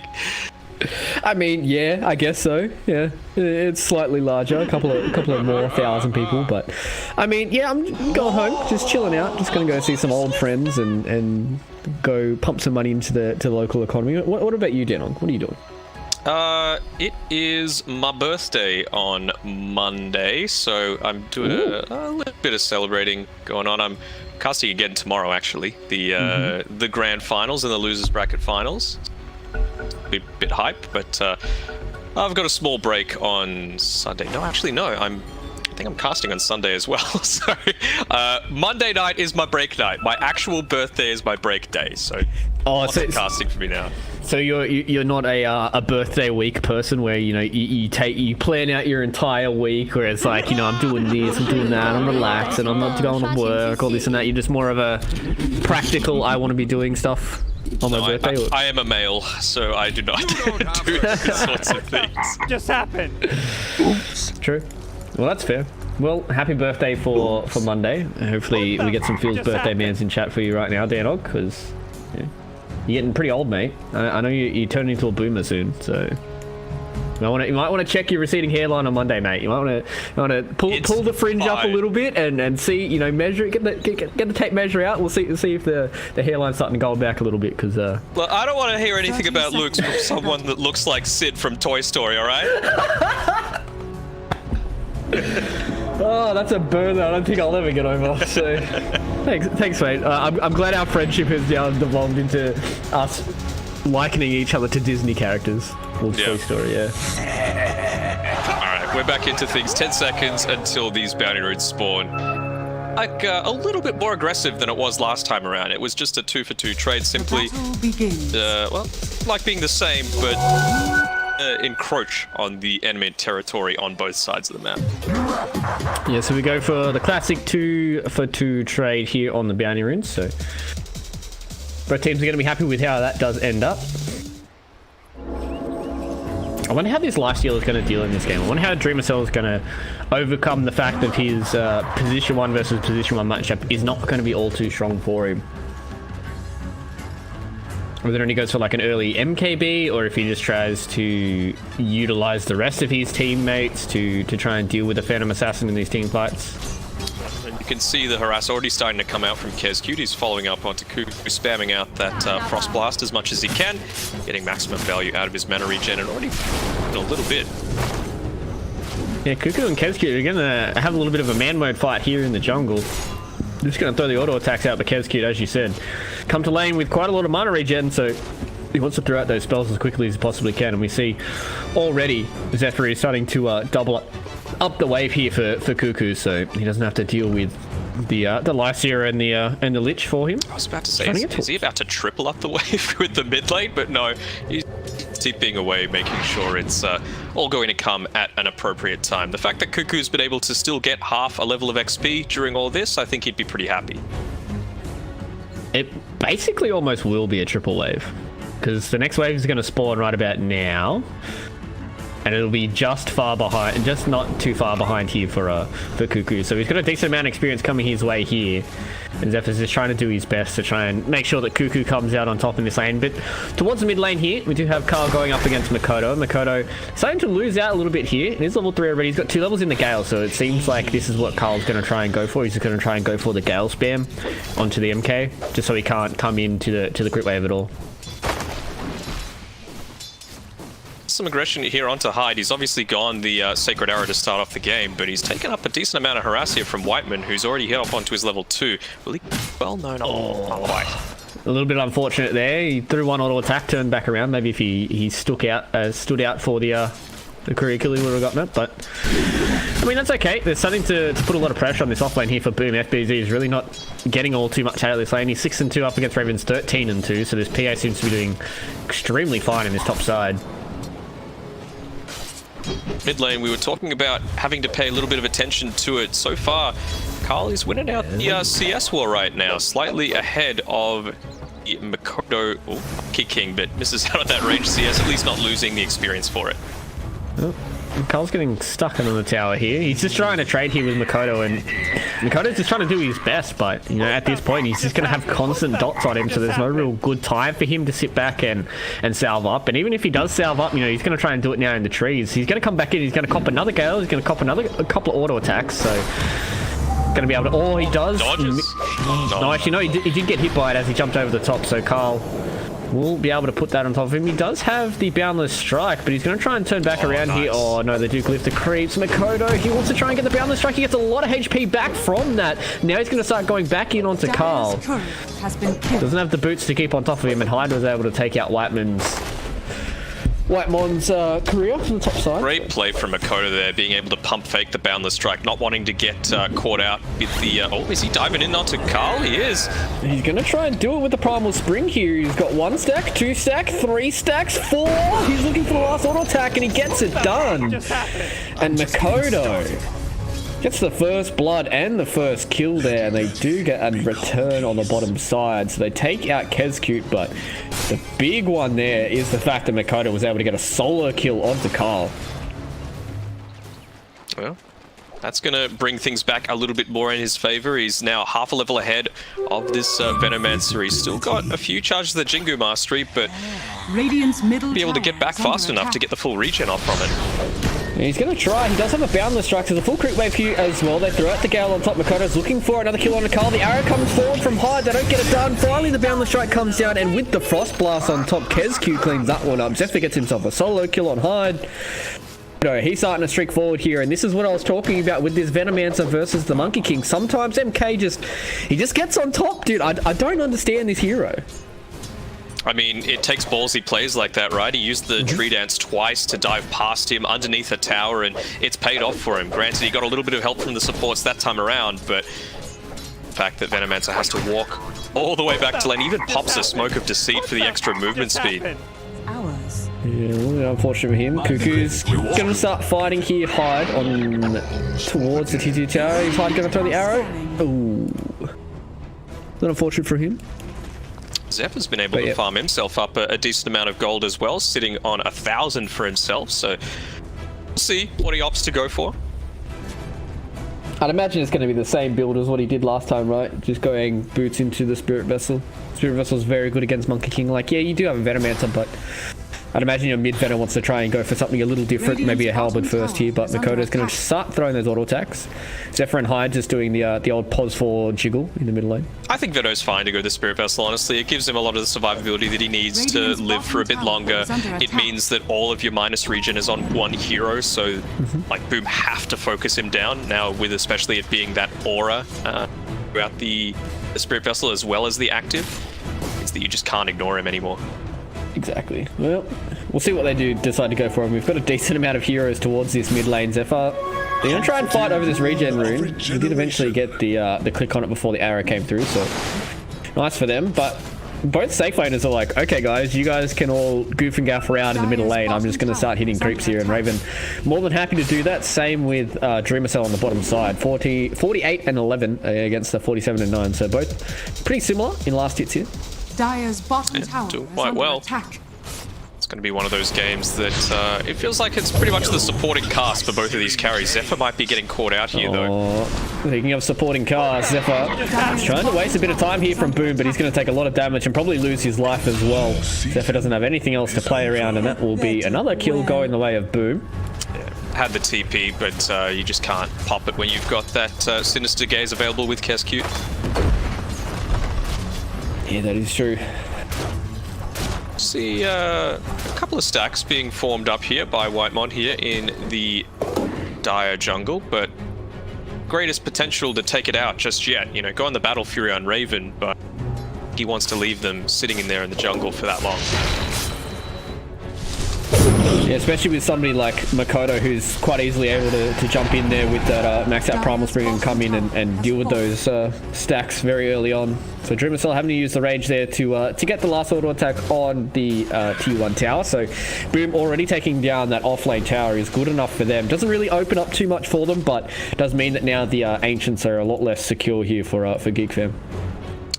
Yeah, they don't have the greatest ancient taking lineup, so it's okay. Oh, I hear a Chen relocate starting to happen. Yeah, so it looks like they were coming in with Zephyr to try and get the TP cancel, but a nice arrow there onto Raven meant that he wasn't able to deal any more damage. I'd imagine FBZ probably would have been dead if Raven was able to sit there and auto attack for those extra couple of seconds. The rune of invisibility. Zephyr is doing a good job at keeping up this rune control. Doesn't want Makoto to be able to freely rotate like he's trying to now towards this top side, or even just farm on his own. That level 4 on Zephyr going to be handy. Maybe turn things around. He's just getting a lot of information here, so they do know that Makoto is heading towards top side. They know that both supports here from Boomer on top side as well, so Raven goes, okay boys and girls, I'm going to start heading back towards the jungle. He can throw out that blur as well, active, to just try and get on top of some of these creeps so he can start farming up these stacks that have been made here for Whitemon, or from Whitemon, I should say. And it is a 1k gold lead right now for Boom, but it has to be taken into account that a tower is part of that, so the only big loss for them so far was that mid lane, sitting at about 1200 gold behind at 9 minutes into the game. Isn't what you wanted as a Venomancer, but doesn't need all too much to become effective. Well, looks like Dreamercell now is just continuing to put the pressure here. Oh, looks like they've found out Hyde, so take my off him for a minute, and then he gets himself taken down. It looks like he did take the outpost as well, so turning that back in the favor here for Geek Fam. Lucking out a little bit here with Whitemon, picking up the Harpy Stormcrafter, so not quite as effective as if you can get it super early on, but still, it's never going to be a fun team fight, or even laning stage if you've just got that constantly pestering you. Yeah, it is good for cleaning out stacks as well. It's not all too bad. Rotations start to come as well from Boom up towards this top side of the map. They want this outpost. They want to deny as much experience away from the Geek Fam lineup as they can, realizing that Venomancer, that's how he makes a lot of his teamfight effectiveness happen. Well, they're going to have to try and get it done very, very quickly, because it will be that 10-minute mark. They're going to come in on the sideline here, try and get rid of those boars, and they do get it done. Raven sitting inside that blur, so can run away from this. Oh my god, that's a torrent, and that's a chains, and that's a dead Hyde. It's just Hyde though, at the end of the day. I think they're okay with that. They force the rotations through from Geek Fam to the top side of the map. It means that throughout all of that, Dreamercell's able to farm, and he's got that haste rune, and what can Carl do? He has to just TP back to the tier 2 tower. Yeah, he's got a health pot in his inventory, so he's okay with that. So Dreamercell now, they really want to try and get rid of this tier 1 tower, especially before K gets to a position where he has that Spirit Vessel early on. And speaking of, it looks like Zephyr did go back for a Medallion of Courage, so he's going to try and get that Solar Crest as quickly as possible to try and limit the amount of damage that the Life Sealer and the Beastmaster can do. Or even just enabling your PA even more, right? Dire's top tower is under attack. all that minus armor that's going to be coming out with this strategy. You don't quite have it as much with the Radiant's hero bottom abilities tower anymore, so you got to is get it under through attack. items. Dire's top tower. Yeah, so Zephyr's going to try and defend this this tier 1 tower. Dreamer Cell making some good rotations across the map. Dimius the torrent there onto the life stealer. So Dreamer Cell is just going to cartwheel his way out of there. Or Homer Simpson spin, whatever you want to call it. The whoop whoop.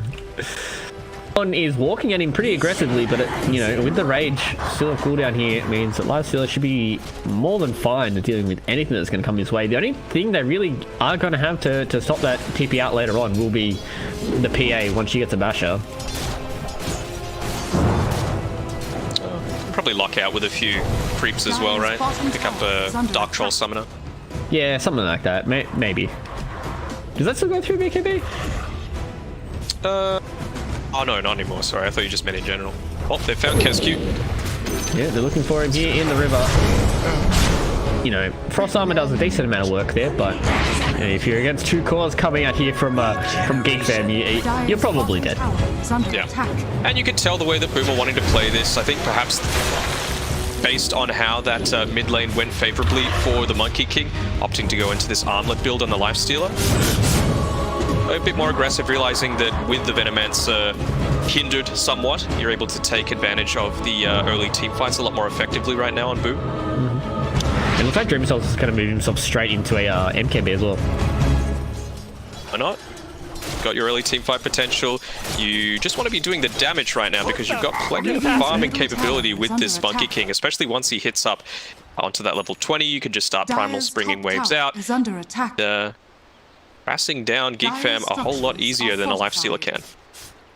Do you think both teams are just going to be sitting on the back foot for a little bit, just trying to get, you know, Makoto an extra item, trying to get Dreamer Cell an extra item, or do you think one of these other teams is going to start pushing a little bit more? You know, maybe I'd be looking more towards maybe Geek Fam trying to put a little bit more pressure while PA farms out. He's getting closer and closer to that Battle Fury, so... I don't think you can until you've got this Spirit Vessel at least on Carl. He needs to pick that up first, and then they can start making the movements to enable... They're going to try and defend their tier 2 tower top. I mean, this does give time to Zephyr to farm up on this Ember Spirit, so... I mean, it's not all doom and gloom for them having a slow game. I guess maybe Whitemon's the one that's not really feeling it all too much. He's starting to farm up a little bit here on the Chen, so... The team seem to be more than happy to sit back and farm for a little bit here. Dreamer Cell's one that's getting found out, though. Perhaps revealing some information about the ward vision that they've got available on Geek Fam. So you can't just be there unless you're something really tanky like this Lifestealer and able to rage TP away. Yeah, that is true. White One seems like he's going to try and do something with his triple centaur. He does have a Purge creep as well, so Purge Penitents trying to get themselves on top of the heroes with the triple centaur. Hyde using the Moonlight. Careful, Cuckoo's on the front lines as well. He's got a couple of braces, so he's fairly tanky. Makoto, they do throw out the primals, the Boundless Strike as well as the arrow coming in, so Cuckoo eventually does use that boat, but it's just not enough. Even keeping himself alive, same with the Hand of God, so didn't pick up a freebie. That's a long time to not have Hand of God. You know, still 2.5 minutes available. It means that they can start pushing into you when really Raven should be spending his time farming up his BKB, but he might be caught out here. Yeah, they do throw an arrow forward. Doesn't collect on any of the creeps or onto the Chen himself. So just be careful. Kescu getting himself a nice little deep ward down.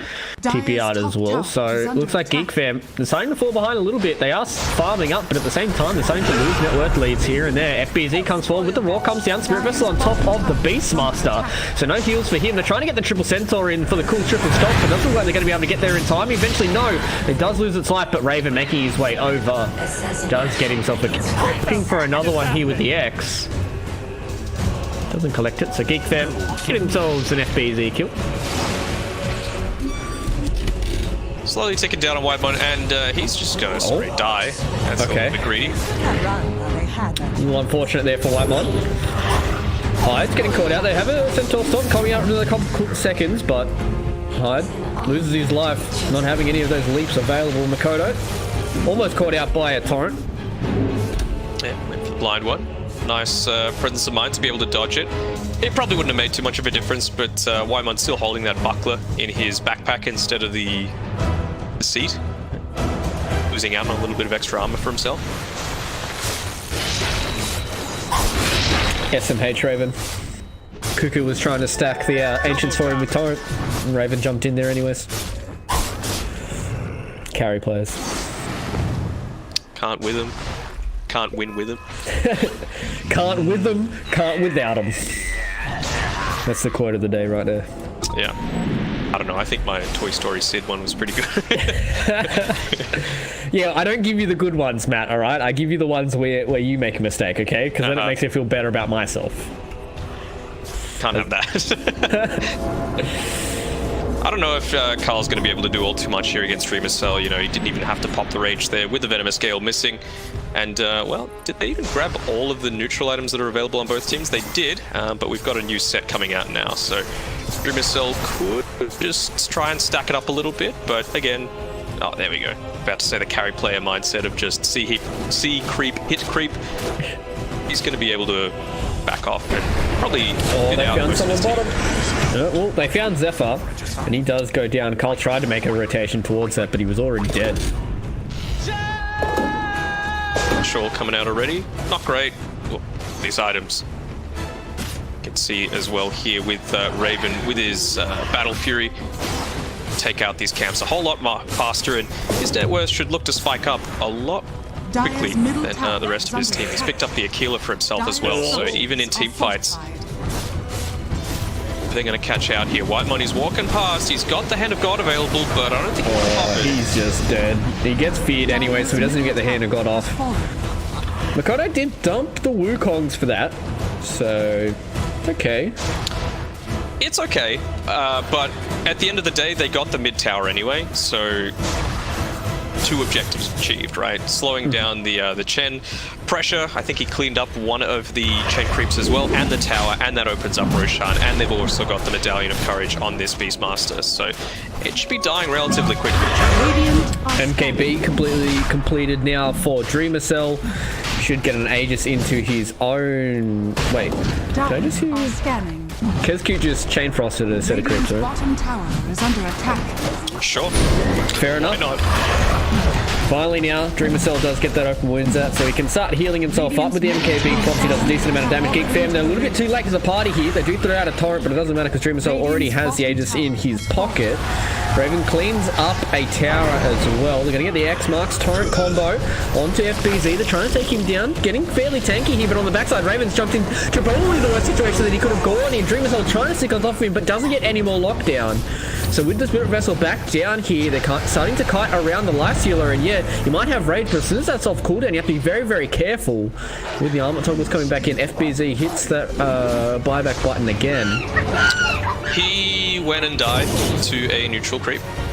Armlet toggle. So, see ya, Aegis. Oh, he did. Oh, okay. I don't know about that one.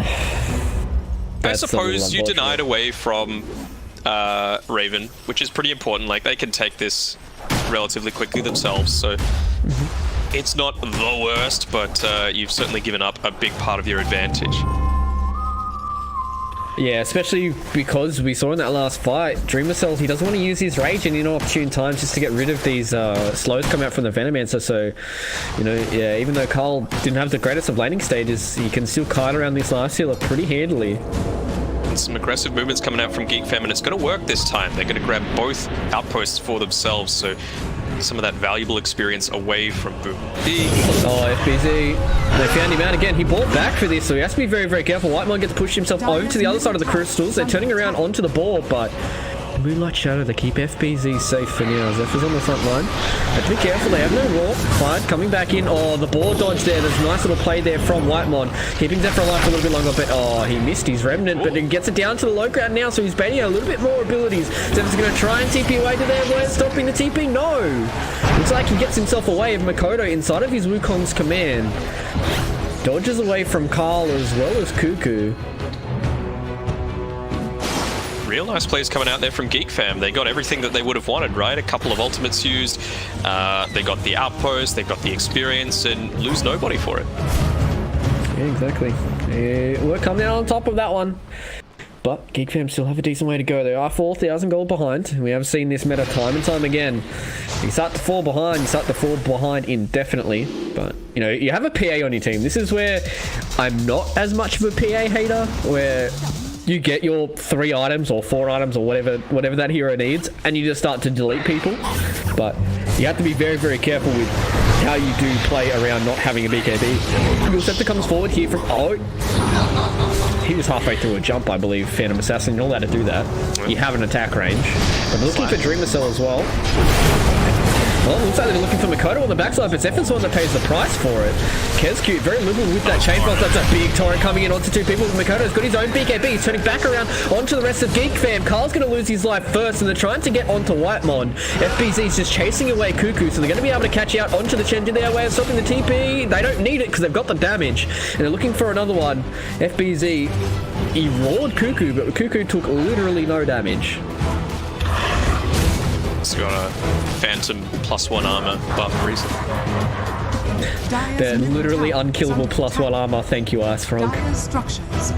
But now, this is what I'm talking about with this net worth. It does feel, I wouldn't say insurmountable, but these leads feel very strong when you have these leads early on. A Dreamer Cell starting to put a lot of pressure on this tier 2 tower. They've taken out another creep wave, and you see here, you know, Raven, yeah, he does blow up one hero, but as soon as these team fights actually start turning into team fights, you see Makoto as well as Dreamer Cell, how strong they actually are on these heroes. But it's not like they expended nothing for it to happen, right? Like, Boom are going to get less strong as it goes on when this BKB timer starts to be used over and over again. So they've only used it once so far on... find out here with Hyde, he's infested as well. Yeah, they're going to get on top of Whitemon here for Dreamer Cell, but it looks like that's a boat torrent combo going down onto the Mirana. So she blows up. They had to use the rage here for Dreamer Cell to get away. So the rest of Boom, they're going to go, alright boys, it's time to back away, trying to reset. Let's see if we can get out on top of somebody else. See here with Raven, he's wanting to team fight in this near future. He's gone the Vanguard first, realizing the strength coming up against this Monkey King as well as the Lifestealer. Now he's going to be able to build into that Basher and eventually the Abyssal Blade as well. Later on, PA destroys the Lifestealer. There's really nothing you can do about it, which is why I was kind of questioning the fact that it did come out as Boom's last pick, but putting the strength in themselves to try and win this game before that becomes a reality, before the PA is going to start snowballing and be the difference maker in this game. Right now is the time to do it, still with a 3k net worth advantage when it looks to that mid lane and a 5k advantage overall. It is true. Makoto sitting in the trees here, just trying to keep an eye onto Raven. I think maybe if Dreamer Cell can start hitting, you know, an extra item, maybe Makoto can follow shortly behind. They can try and deal with this Raven PA before she starts getting that BKB. And as for now, as you said, moving towards that Abyssal Blade here for Raven, starting with the Vanguard, so he wants to try and get in and provide his own lockdown for his team. It's not like an item is even absolutely necessary. He's found a double damage and they found Carl. Yeah, Makoto, he's getting caught out here. He does get the poison over as well as the Gale out on top of him. The Spirit Vessel on top, he's taking a lot of damage.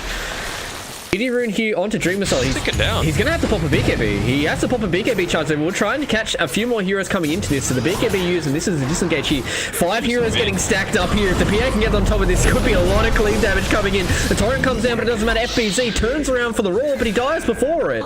80 seconds without a Beastmaster now because he bought back recently. Hyde's getting caught out with the X on top, and this is where PA is going to go to work. Raven has to be very, very careful not to get caught out here. Look at how much damage Dreamer Cell's doing. He's getting on top of Raven, and he's dead. The Hand of God came out way too late there from Whitemon. He's not having a good one today. Cuckoo's trying to get the damage onto Makoto, realizing there's no BKB for him. And Dreamer Cell getting the open wounds, getting the chase yard. Those Monkey King procs are doing a lot of work there for the Lifestealer. Dreamer Cell is a big, strong man right now. He is, and taking full advantage of that double damage. Could have gone much better for Geek Fam, but Cuckoo, I believe, was a little bit short on mana for the Ghost Ship when they were all pulled together in that one small place. Carl might even be going down here.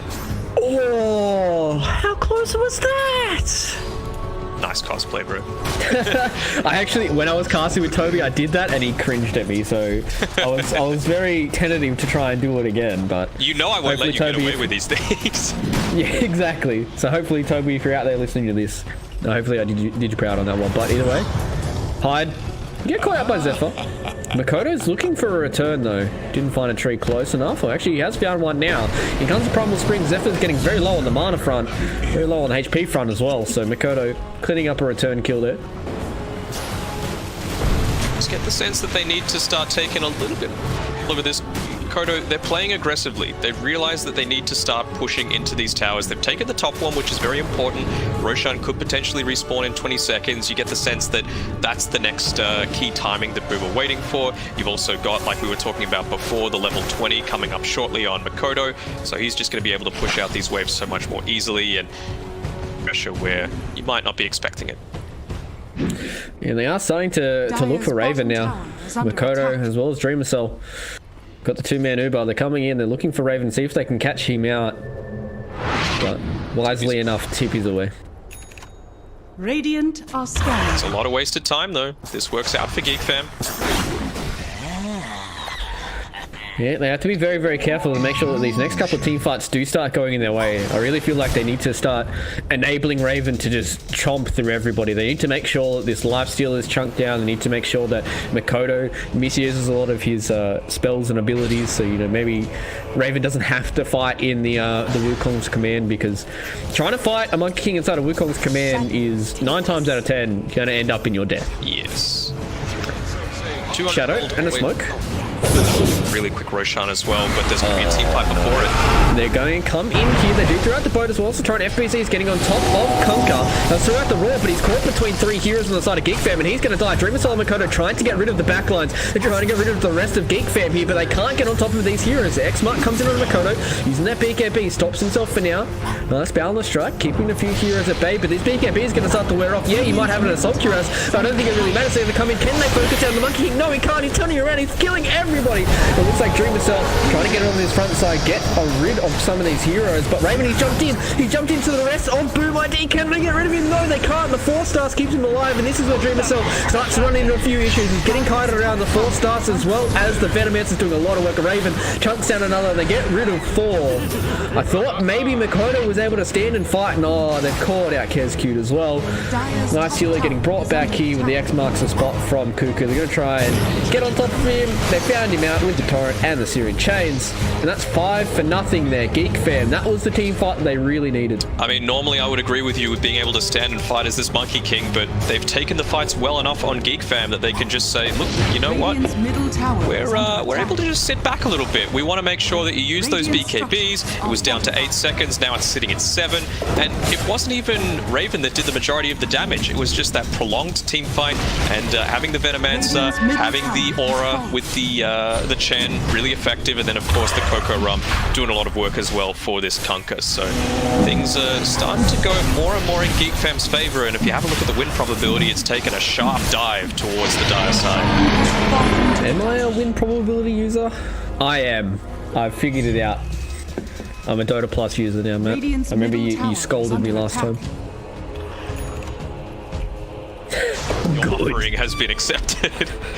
I mean, my battle pass is almost like, I can't even remember what it was. I think it was like 400 last time I checked. I had to get that ranking Arcana, so I was just like, Gabe and take my money until I have it. But yeah, you just see that win probability is start to dip down here for Boom.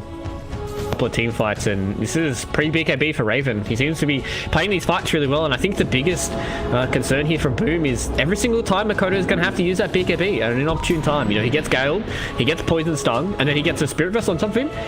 Even if he gets away from it, he's going to lose a lot of his HP for it. So you either have to try and commit straight away with the BKB, turn back around, try and get rid of Geek Fam at the start of these fights, or just try and completely reset and try and get Makoto into a good position where he can get on top of Carl with a Primal Spring and BKB. But for now, if Makoto keeps I wouldn't say misusing his BKB, but using his BKB at inopportune times and then not having it for a proper fight, that's when it's going to start looking real bad here for Boom, because they're going to start getting on a timer where Raven's PA is going to have BKB, Abyssal, Battle Fury, and Deso, and she's going to clean up everybody.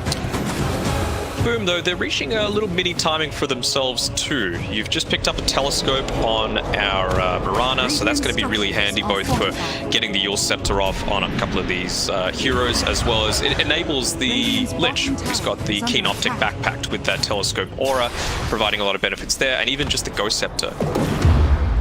They're looking for something here. Oh, that's a big arrow that hits on the Carl, so that's 5 seconds for him. So it might give Makoto the space that he needs to get away without having to use his BKB. But he's going to try and stand and fight. The BKB has been used. Raven turns back around, jumps in a little bit too early there. Does have the Aegis of the Immortal on the PA, so Makoto using that BKB, they want to get away. Oh, Kev's he's probably going to be the sacrifice. Yeah. Abyssal sacrifice there from Raven. He'll take that one. Power of that PA, you just don't want to give him time, and against a lifestealer, it does so much. That is true. As you were saying a little bit earlier on, the lifestealer is really not going to have many avenues to deal with this Phantom Assassin. You know, Dreamer Cell, he's got items to try and man fight the PA, but you have to be careful of the Coco Rum, the Hand of God, everything else that comes not just behind the PA. They even just went for a kill onto Zephyr, and he's able to remnant out. Missing the timing on the Mirana arrow means that well, all this threat being pushed onto this tier 2 tower, and they can't do anything about it.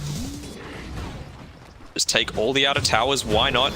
The creeps are probably going to be able to do it on their own on this bottom side, to be honest. It always feels bad when you try and go for those value trades. You know, like, you're like, oh, we're probably going to lose the tower, but let's try and get something else done on the other side of the map, and then it just goes wrong, and you're like, well, this is where it starts feeling bad for us. Raven's the one that's going to TP back by himself. Maybe if Makoto stays up towards the top side here, they can try and burn an Aegis for them. Ooh, that was close. Raven knew. Cuts the tree. Yeah, he knew. So either way, now this is where it starts getting a little slower. Oh, okay. Whitemon just died. Desolator AC with a Lifestealer and a Monkey King on your head. You're probably gonna die all the time, Chen. Alright, so what other key timings are coming out? Level 20 on Veno would be handy. Just the... Oh, he had his E-Blade queued up on this Veno for a little bit of time, but he's changed that into a Shiva's. Like, just the Ghost Scepter would be pretty handy for him. Well, they missed onto the Makoto. Oh, that's not a good start here, Carl. Gonna try and come back in, though. So much card ability here for the side of Geek Fan means that Makoto, he has to be so perfect with his BKB uses in these next couple of fights. Raven, though, he's gonna get found. Alright, he found out hide there. I thought it was going to be the other way around. Oh, Dreamer Cell, he got bashed as well from the dagger. He's going to turn back around and fight onto Raven, who gets roared up. Look at how much damage he's doing. Yeah, Hand of God does a decent amount of work. Another 4-star kiting around these melee heroes. It's fine. He's got Aegis. For now, they're going to have to turn back around. And as you said, oh, it's a big work on this command. Can they get the boundless strike? Makoto still has to use that BKB, so he still has that to play around with on the backside. In comes the boat. Doing a lot of work here. Dreamer Cell coming in, taking down Zephyr. Raven, he's turned back around, but no, the BKB here from Makoto, turning in and fighting. Gets a lot of HP back from the Lifestealer jumping inside of him. They lose the first life there. Cuckoo have to use the cheese to turn back around. Another set of 4-stars coming out here, kiting around these melee heroes for a little bit longer. Raven standing and fight. The Abyssal Blade takes down Makoto, and he's looking for Dreamer Cell next. Disarm comes from the halberd as well. Raven has to jump himself back onto Cuckoo, and they do lose Carl on the back side of that as well. Carl eventually does take down FBZ with the dot damage. The Dreamer Cell as well as Kezcube. Oh, that doesn't see him. He's standing in the trees. Dreamer Cell just TP. Alright, Rage TP's out. So they get rid of the Aegis. They get rid of Carl. They lose Makoto. Does that feel even for you? I mean, the net worth is certainly starting to dip the way of Geek Fam here. Yeah, seems like that was a huge net worth gain there for Raven. I mean, yeah, 2 deaths for 3 plus a buyback. Always going to be handy to be able to get that sort of exchange. Aegis was gone in 10 seconds anyway, so Raven giving up a death for that is totally fine. And, well, just picking up more and more of these items that are going to enable them to snowball. Got coming up next. I mean, I feel like the Abyssal Blade on Dreamer Cell is the one thing that can potentially bring them back into this. With the stun up there, you do have the potential to burst out this PA that doesn't quite have a BKB yet for herself. I think that needs to be the next big item for him. And, well, that double damage. Good luck, Hyde, if you get caught out here. He's stayed in the trees. Hide, buddy. Scared for his life. Hyde needs to hide. Needs to jump in the trees here. He does get away, so Raven doesn't find a new victim with this double damage rune. Satanic has been built up here for the Phantom Assassin, so he's got a decent amount of status of this going his way, and even if he does get caught out, they do have that massive amount of lifesteal for him to play around with. And I think it's going to start to get to the point where Cuckoo's going to be unkillable. We saw Dreamer Soul do a decent amount of work there, but at the same time, they have to focus Raven at the start of these fights, because otherwise he's just going to clean up everybody else. But they spend so much time trying to kill the PA that they can't deal with anybody else here for Geek Fam. Oh, Zephyr, can I come forward? Misses the slight searing chains combo onto hide. Oh, the torrent. Very, very close there. Solar Crest acquired as well here on Zephyr. The items. None of these little value ones. He's like, I am a big boy. I need my big boy items. Just gets the arcade. I mean, this 4-staff has paid for itself a million times over. They've got a 4-staff on Whitemon as well, and both these supports are really just understanding the fact that, oh, okay, he just gets taken out. They do get the wall from FBZ on the sideline, but he gets boat and torrented, so he's going to die. Oh, and they do get the Ghost Scepter out, but they're going to be able to stop the TP? Nope. Okay. Oh, the Searing Chains are just on cooldown. Fortunate there for Zephyr. They did have a Coca Rum, so Boom were like, well, we really just don't want to take this fight right now. Radiant's middle tower is under attack. And they do start to push in this mid lane as well. They're going to look for the tier 2 tower on the top side. Raven is pretty much hit critical mass. He's going to go for a Skadi. He's also not even feeling like he needs the BKB. I mean, I guess so. This from Makoto, though. He's going into the Halberd, realizing, well, it's great to have that extra little bit of status resistance. Plus, you don't have this BKB available on Raven. What you can do to stop that disable coming through disarm. I suppose he's got the Satanic and the Titan Sliver that's going to make it last not quite as long, but still, when it's a hero like the PA that can just two-shot heroes on your team, that extra split second that you need to maybe get Hyde away so that he can get a couple of abilities off can be the difference maker. That is true. They've picked up a Princess Knife as well here, so even if the Phantom Assassin wanted to pick that up, that might be a little good increase in lockdown there for Geek Fam. But sticking with the Titan Sliver for now, and Boom, trying to farm up a few more of their own neutral items. It has hit that time when the neutral items do start to tick over, so they want to try and get that next set, so for the next team fight they are as strong as they could possibly be.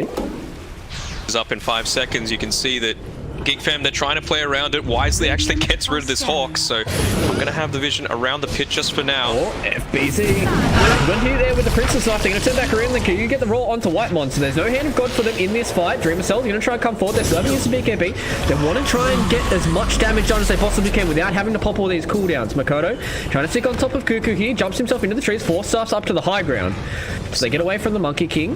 But Boom. They do blow up Whitemon, but they're trying to look for more as well. Geek Fam going to try and come in. It's fire. It's a big torrent coming in there. They want to try and get onto Roach, but Dreamer Cell is about half HP. You really don't want to go into a fight like that without being full HP and having all your cooldowns. Just through the passive gold as well, Chen did have the capability to buy back towards the end of that engagement, but able to hold on to it. Some real value coming through there. He can't be the first person that walks up. Like, what do you really need this Chen to be at the front of the team fight for?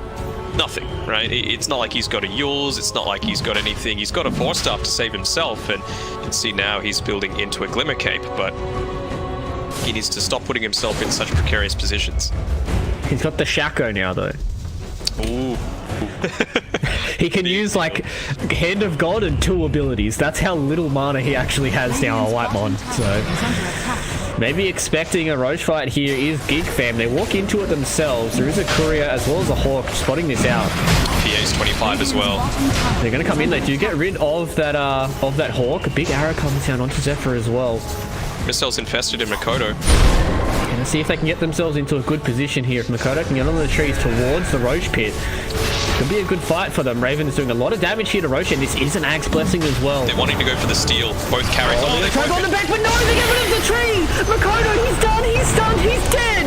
They get rid of Makoto on the backside, and Dreamer Soul's the next one on the list. He does a pistol himself up to Whitemon, but it doesn't matter because Raven's killing everyone! He's taken down 2, he's looking for a third one on the side. FBZ getting the TPO with the Ghost Scepter.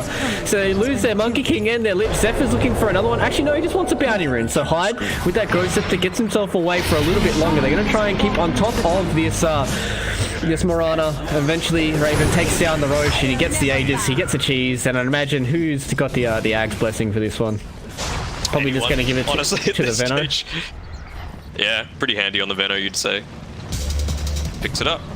Yep, so Veno's got the Axe Blessing now. They've got cheese coming out as well, and Makoto, man, he tried but the remnant break of the tree there from Zephyr, huge play, massive stun coming onto the Monkey King. He didn't get a single ability off.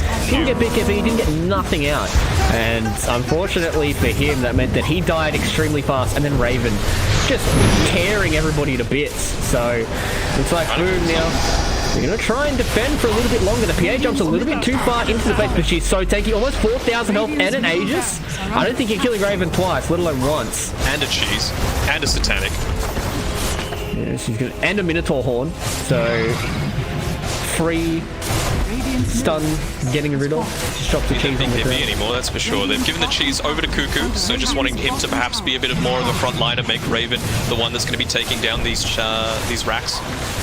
Well, they're going to try and get something done here. Smoke as well as the Moonlight Shadow. Oh, they're trying to break the tree. Zephyr gets himself another Monkey King stun. So they've taken down 2 lanes of racks here. Raven, he's still looking for more. They still have a T2 tower on the top half, so they really can't get much else done.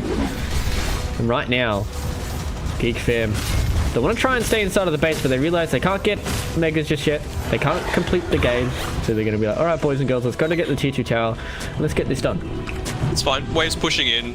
They've already taken 2 lanes. They're in control. You don't need to make a risky play, whereas just like what happened around the Roche pit, Boom realized how far behind they were. They needed to try and make a huge bring themselves back into it with this PA getting out of control, and they're needing to do it again. FBZ, he's on the front lines trying to get Cuckoo. Oh, they're trying to find something out of this, but it looks like the Halberd coming in onto the Light Stealer. So Dream Soul and Makoto getting into the backside. They've got 4 heroes kind of grouped up here, but there's so much kite coming out here from Geek Fam as well. Raven on the backside, he's getting caught out, getting roared as well. So he's stunned up on the high ground here. Boom.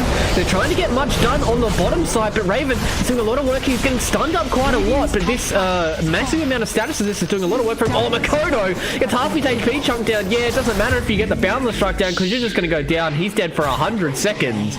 So they lost their life. They've lost their Monkey King, and they're just going to call GG here. So boom, they're going to lose the second game, and Geek Fam coming out on top with this Raven Phantom Assassin. It was always the inevitability, and I'm glad that you listened to my my tips there, Luke, for who to go for in that game based on the draft.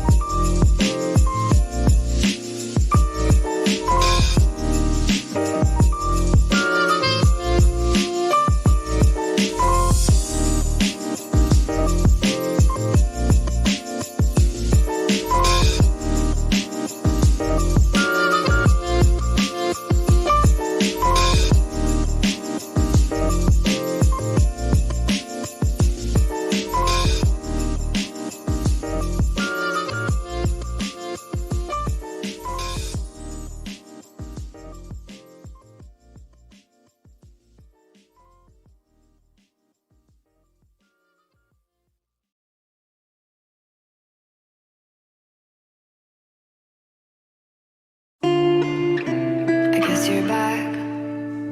Are you gonna tell me where you went? All the messages I sent with no reply. It's like that.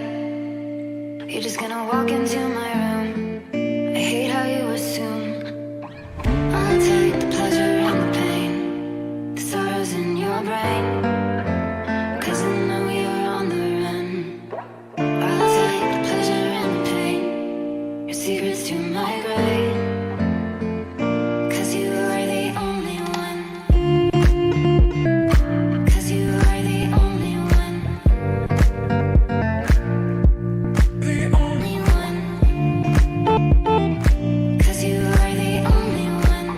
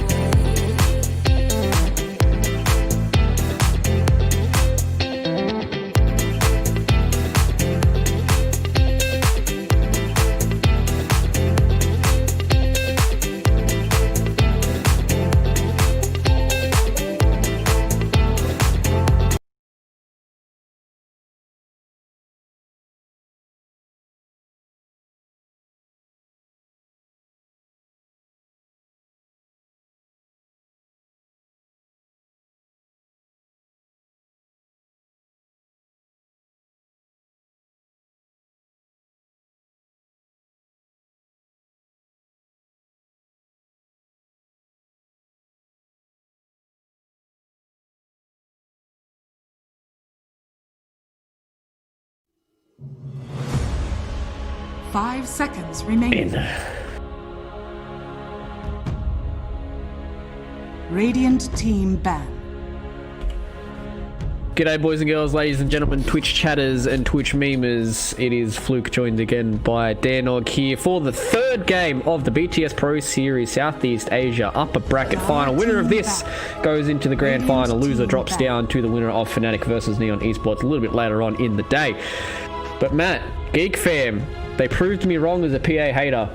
And I'm feeling strong for this third one. I feel like Geek Fam, they understand how they need to play now up against Boom, and they might be able to take it out. Yeah, I mean, if you look back at the win probability graph and experience and everything else, it was looking really strong until... what was even the tipping point? I feel like it was right after the PA got the Abyssal Blade, perhaps, and then it just went straight down in Geek Fam's favor. There was nothing that they could do. Suddenly you're wasting a couple of seconds of your BKB timing.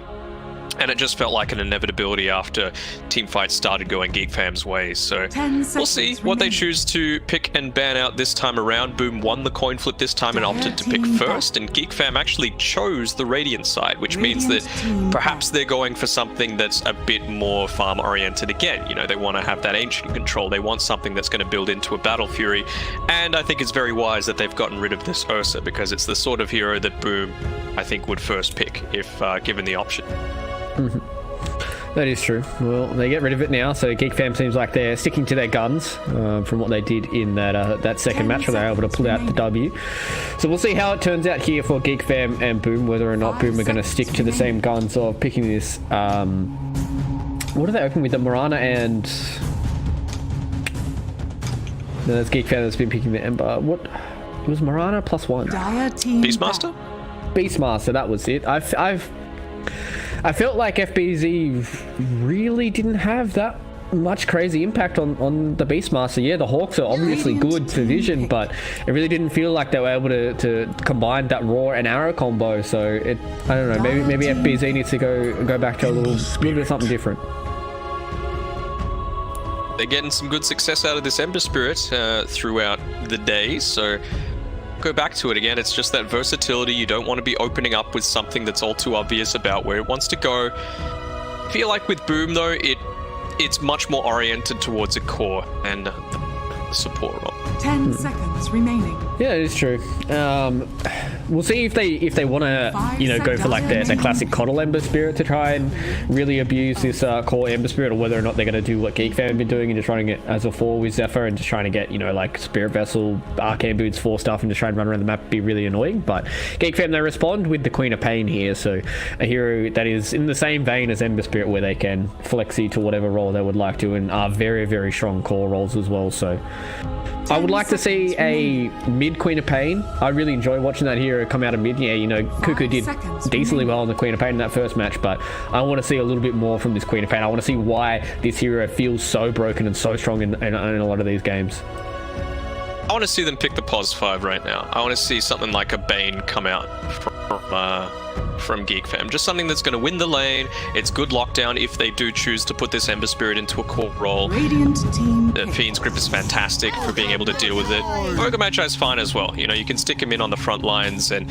it does lean perhaps a bit more into that style where they want to go this hyper carry. They've got the ancient control by being the Dire, so they're going to put a lot more pressure onto that bottom tier 1 tower, and then the Bloodlust is just going to enable their core a whole lot more. So it's just a question of what one are they going to pick up. Maybe it's going to be something like the PA again. Maybe it's going to be a Luna, but you obviously don't want those Eclipse beams being tanked up by all these Chen creep.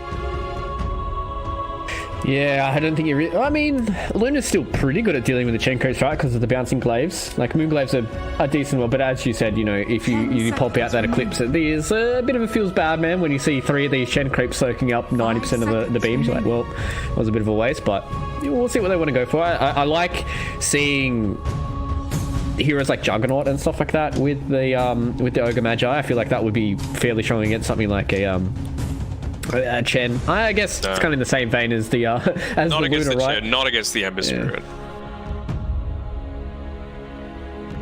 Roll could be okay. Lockdown was through, but I think they're waiting until the last pick of the draft for whatever Raven's hero is.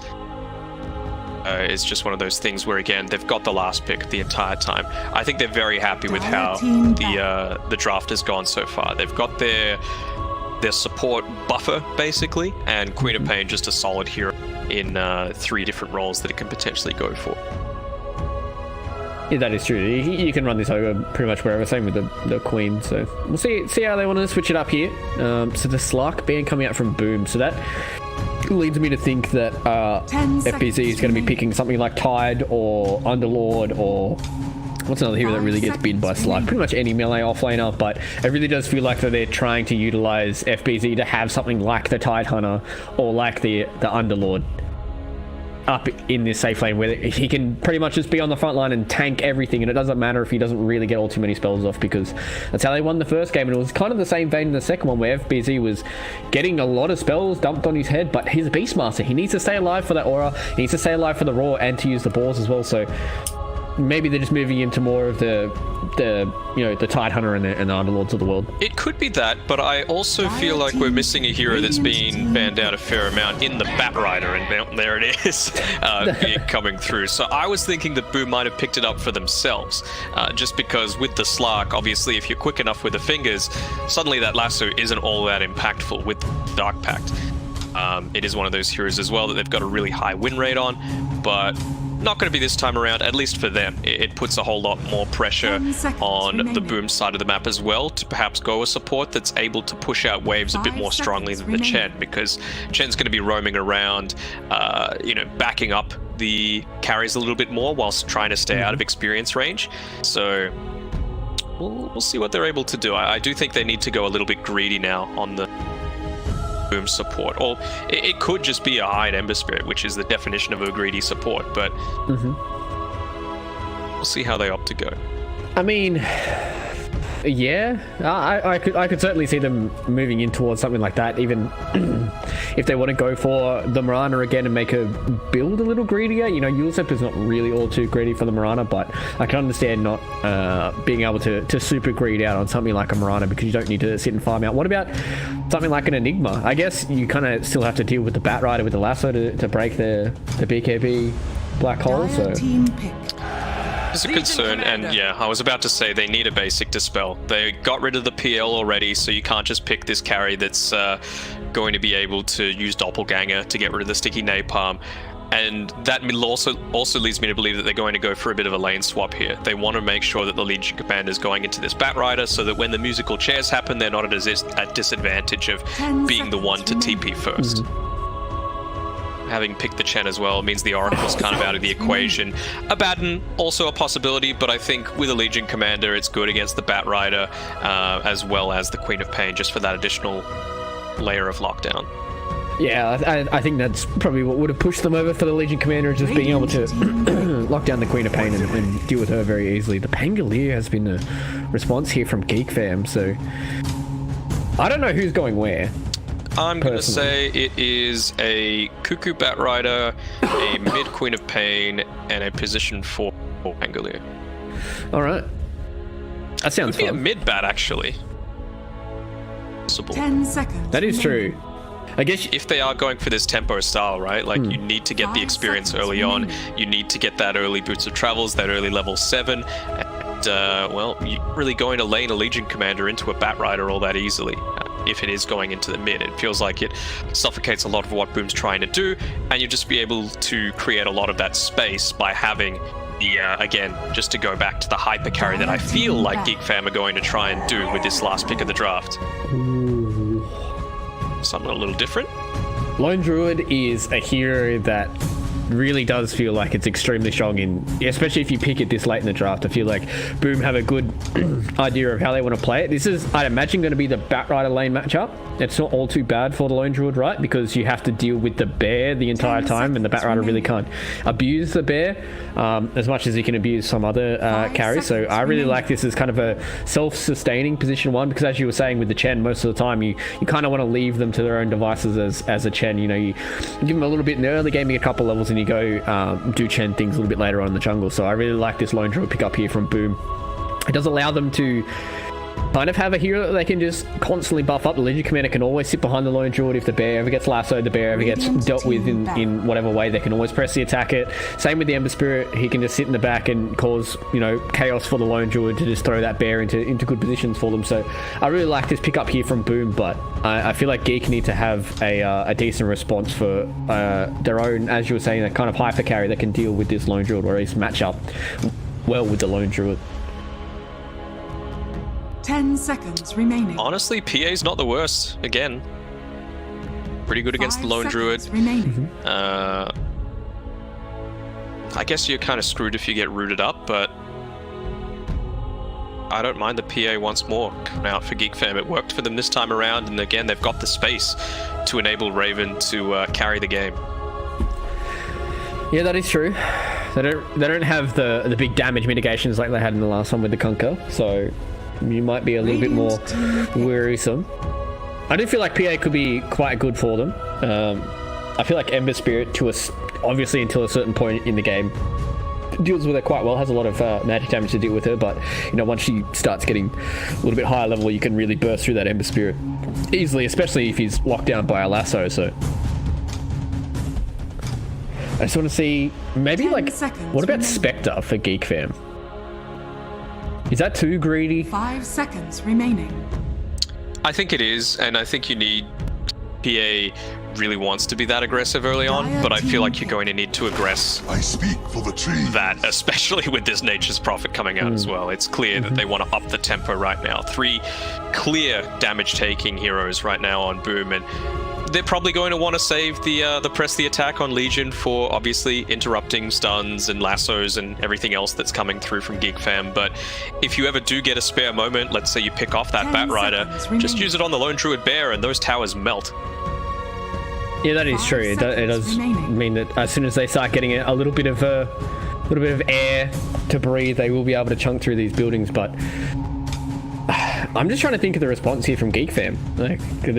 You can't pick these scary hyper carries anymore because you've got Nature's Prophet that can put a lot of pressure on you. Same with the Ember Spirit, it's put a lot of pressure across the map. So I'm really feeling bad here for Geek Fam. They've got a decent amount of team fight. They've got some good pick off, but they don't really have a good physical damage carry that can deal with this Lone Druid. You need something to get on top of the actual Druid to burst him down and kill him. It's PA. You're in this PA basket, Matt. I don't know, man. I'm a huge PA hater. Yeah, maybe Raven might have brought over some shares from the PA hater basket, but I don't know, man. I'm still not feeling it. What else can get on top of the Lone Druid easily? Spectre, but then Spectre gets binned, so that's the only real thing that I can think of. You can get out of Sprout, and Monkey. Choose your hero. King's okay. Yeah, I'm okay with that as well. I just don't know if it's going to be the same type of hyper carry that it is that they need. I'm feeling a bit more strongly about Boom's draft this time around. Yeah, you're feeling it, the Boom side. I mean, you've been correct twice already, so I feel like right now you're on that 100% hype train. So yeah, I would probably have to agree with you. This Lone Druid hero, I feel like if you get it this late in the draft, 9 times out of 10, it is very, very good for you to be in your draft. So you got to be pretty confident in having a Lone Druid this later on. And I think the Dreamer Cell should have a fairly decent game here up against Geek Fam, but we'll see what hero he's going to go up against, because Cuckoo hasn't picked just yet. 5 seconds. Okay, so it will be Cuckoo Bat. Mid like that. I don't feel like it was their initial strategy, just because they obviously wanted to be able to prevent this Lone Druid from just taking over the mid lane. And so it is going to be Makoto going mid profit in recent times, and you're able to push out your lane fairly well with that Wrath of Nature, which also sets up the ganks, obviously, that are going to be happening throughout the map. And of course, once you've got that duel available, you can just easily burst people down. Lots of global presence right now happening for Boom. I don't know if Geek Fam are going to be able to deal with it. But I think, assuming that there's no big misplays coming through, I've got Boom reasonably comfortably this time around. Alright, so Matt's feeling like Boom is the way to go. I would have to agree. I feel like They've got a lot of lockdown. They've got good ways of scaling. Hyde's going to be playing the Ember Spirit, so he can be quite active across the map. But then this Nature's Prophet, I've seen it a million times in the mid lane, and it feels like, I don't want to say it's like impossible to deal with, but most of the time it feels insanely hard to deal with when you do see it coming across. Are you on the hype train as well for Boom, or are you big fam? Like Hell, let's go Boom. I am of Boom from India. I'm ready to boom. I don't know if that's a hashtag or whatever, but I'm ready to boom. Let's go with that one. There's literally a chat line of you know what's cooking Boom, and you're like the cringe god of chat lines, and you didn't go for the one. Well, sometimes you win, sometimes you lose, and this time I copped the fat L. So next time, we'll get it next time. But yeah, it really does feel like Boom have put themselves in a really good position to clean this up 2-1 and move themselves into the grand final. Dreamer Cell just walks up with his druid. I don't know where his actual bear was. It's on the other side of the map, it looks like. So they're going to put a lot of pressure onto this outpost here. They're going to be able to clean that one. Can the bear get the outpost? I don't think it can, right? It can pick up runes, but 30 seconds to battle. I think it just auto attacks it. I think from the 4 games that I've played of Lone Druid this patch, I feel like it just attacks it. Like the Beastmaster Boar. I know that attacks it. Trying to do its best. Imagine if you could destroy outposts, right? Like, you know what? We don't want to consider this for the rest of the game. Let's just destroy it. Just deny your own outpost. You're like, if we don't get experience, neither do you. Lecture experience. The battle begins. So That'd be pretty... Ice Frog, hope you're not listening, but that'd be a pretty interesting thing, right? Like, if the enemy team has a much stronger Roche lineup, just destroy the outpost that's right next to it, and really, I suppose you want to be able to contest it as well. I don't know. I think it's just something interesting to consider. yeah, it could add like an extra layer.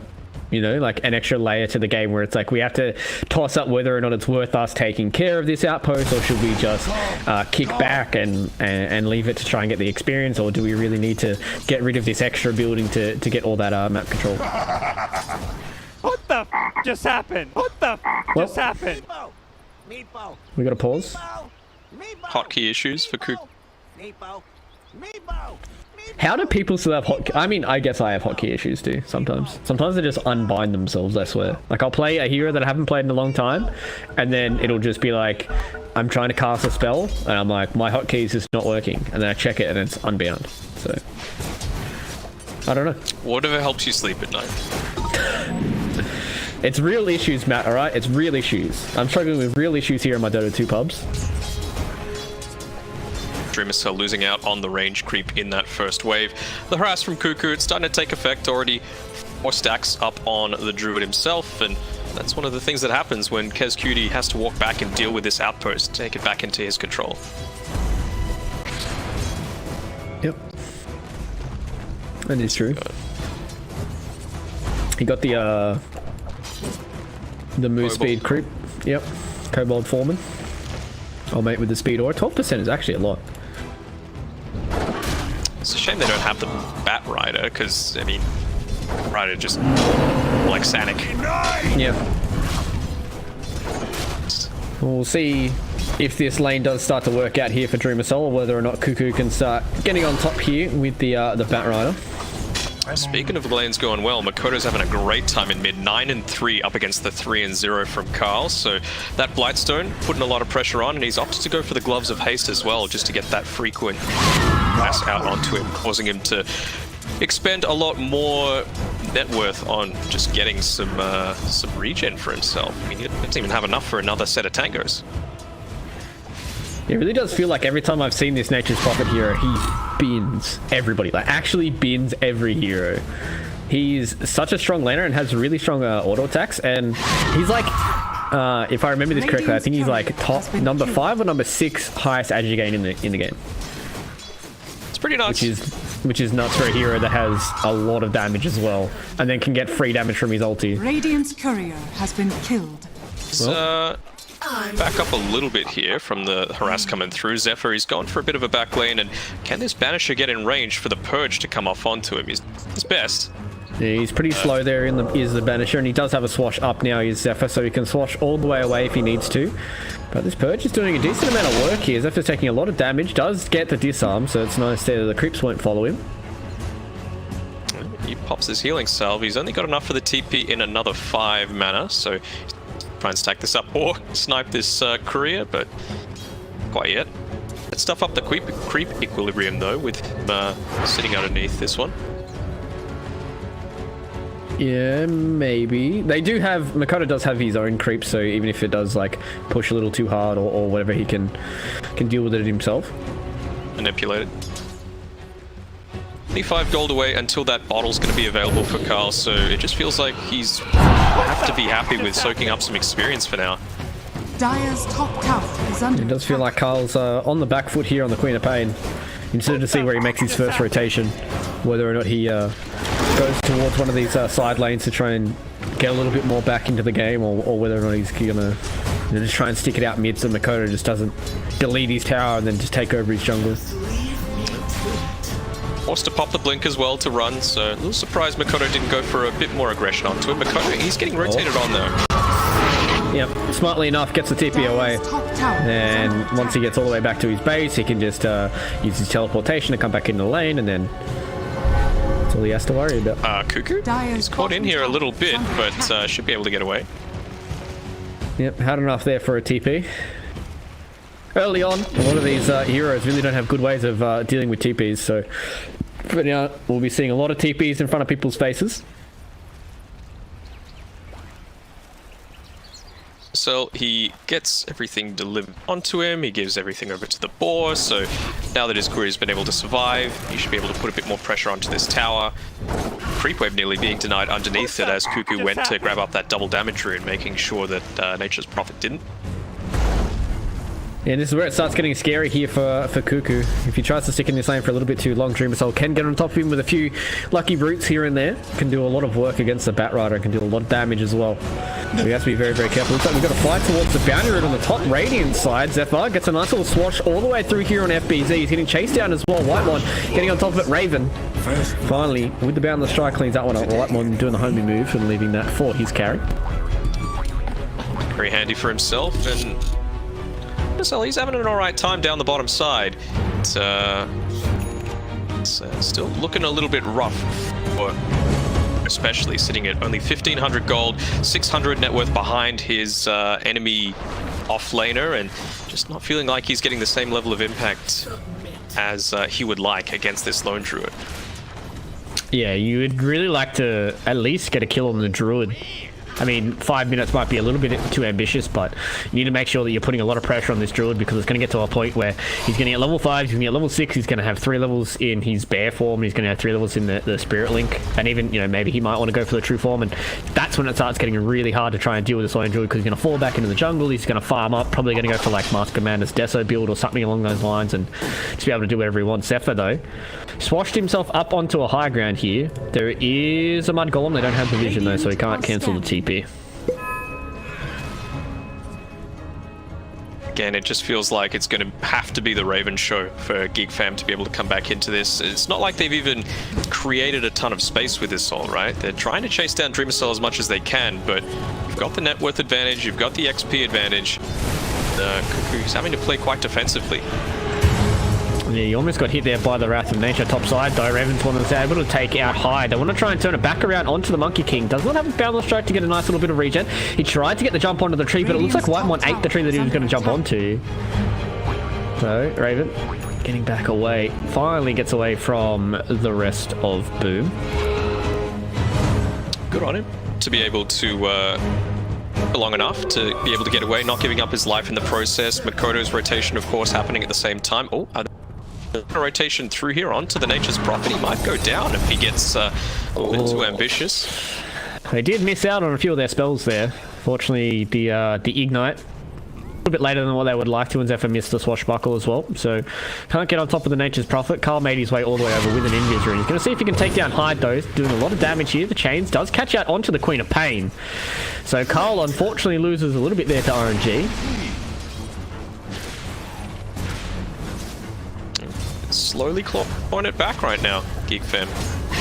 Carl recovering after it was a pretty comprehensive victory, it has to be said, by the Nature's Prophet in the lane, but now neck and neck on that net worth. Zephyr going for a hunt.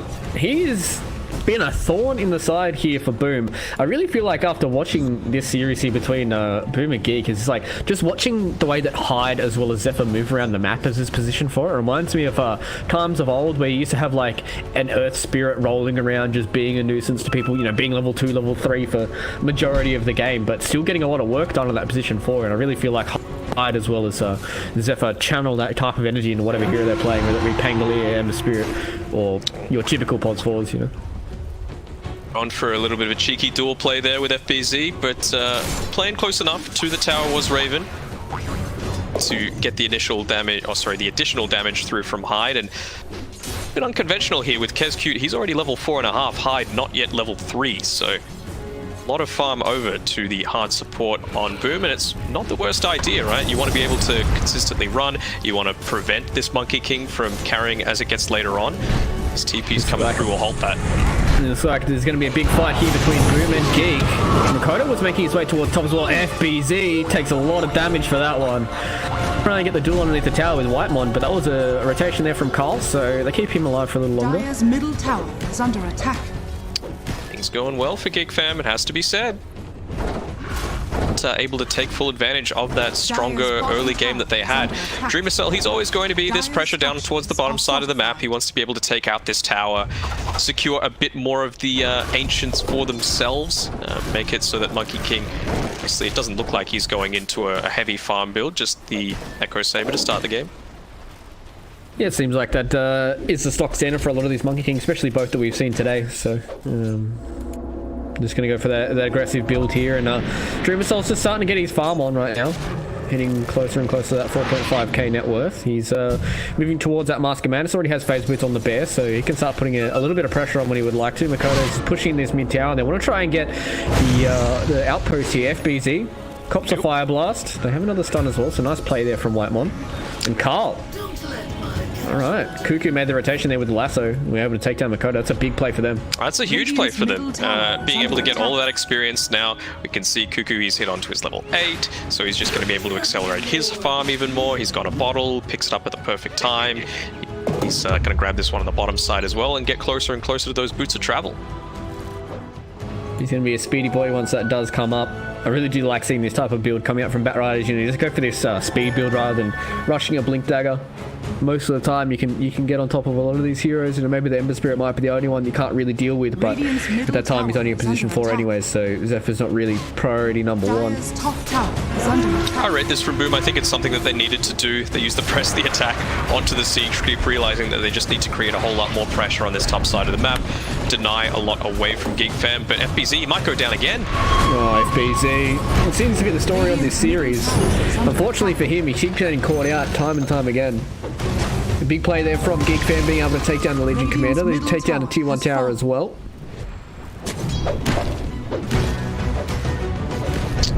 Yeah. Bottom tower fully healthy though on Boom's side, so they've got that going for them, but this early game continues to go as it has. You can just see FBZ. He had a decent early game like we were talking about, but now, even though Cuckoo was binned in lane against that Lone Druid, he's been able to recover, just playing a bit more passively, and I suppose that's one thing that the Legion Commander doesn't have going for him. Needs to get kills successfully in the early game to start to snowball, and you've seen it's gone the other way around. Yeah, it really feels like Cuckoo's just getting the better of these rotations. They have a lot of burst damage with Carl as well as Raven, so it's a lot easier for them to try and burst down some of these heroes. And I guess on the same vein, Boom really just need to sit and wait until their Lone Druid wants to try and fight with them. But mid lane looks like Cuckoo's going to try and get something done. Does have that flaming lasso. They want to get on top of Zephyr. Does not catch him on the bottom side though. Zephyr moves out as well. They're trying to get on top of the Ember Spirit, and they will be able to get him down. After using a decent amount, they get rid of that pesky hide Ember Spirit. And on the bottom side, Raven takes down a tier 1 tower as well. So, Geek Fam really putting themselves in a good position here to take this third game. FBZ, he's only just hit onto his level 7. Cuckoo, he's level 9 and having a lot more happening around the map, causing them to defend. It's all that pressure around the map as well enabled the bottom tier 1 tower to go down. So now these Ancients are opened up and you can see Carly's making the aggressive plays. They haven't had time to put down these defensive observer or sentry wards on the Radiant side. Yeah, Dreamer Cell's just farming this Ancient camp in a nice little safe position. They're going to go on top of Dreamer Cell here. They're going to be able to burst down the Lone Druid Zone. Gets the wall off and finally does get the True Form off as well. So he's quite tanky now. Turning back around, Raven taking a lot of damage from Zoom comes down. FBZ turns that one back around. White Miner looked like Boom were ready for that one. I think that's just a case of Geek Fam getting a little bit too impatient. They didn't need to wait to go in that early. Queen of Pain had Sonic Wave available in 5 seconds, so it's literally the difference of 1 or 2 seconds. That bursts down the Lone Druid. It means that those TPs probably get cancelled by Boom, and you don't lose your position 1 in the process. It's true.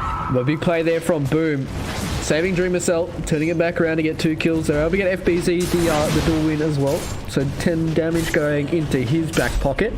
So moving himself towards the Vlad's going to go into a Solar Crest on top of that as well. So not wanting to get that instant initiation, it's like bottom side. They found out Makoto in the trees. Raven does get the sprout away, but doesn't matter because Carl picks him up there with the Scream of Pain. So even though Makoto had a much better landing stage than what Carl did, Makoto's really just not getting anything done on the map here. Yeah, it's clear what he's trying to do. He's trying to create a whole lot more attention onto himself rather than Dreamer Cell, who's gone to a bit more of an aggressive single target build. He's gone the Mask of Bandits, he's building up into the Desolator, but the Bear might be falling down here. Just half HP. Don't want to commit all too much for it, but Geek Fam putting a lot of pressure on early here.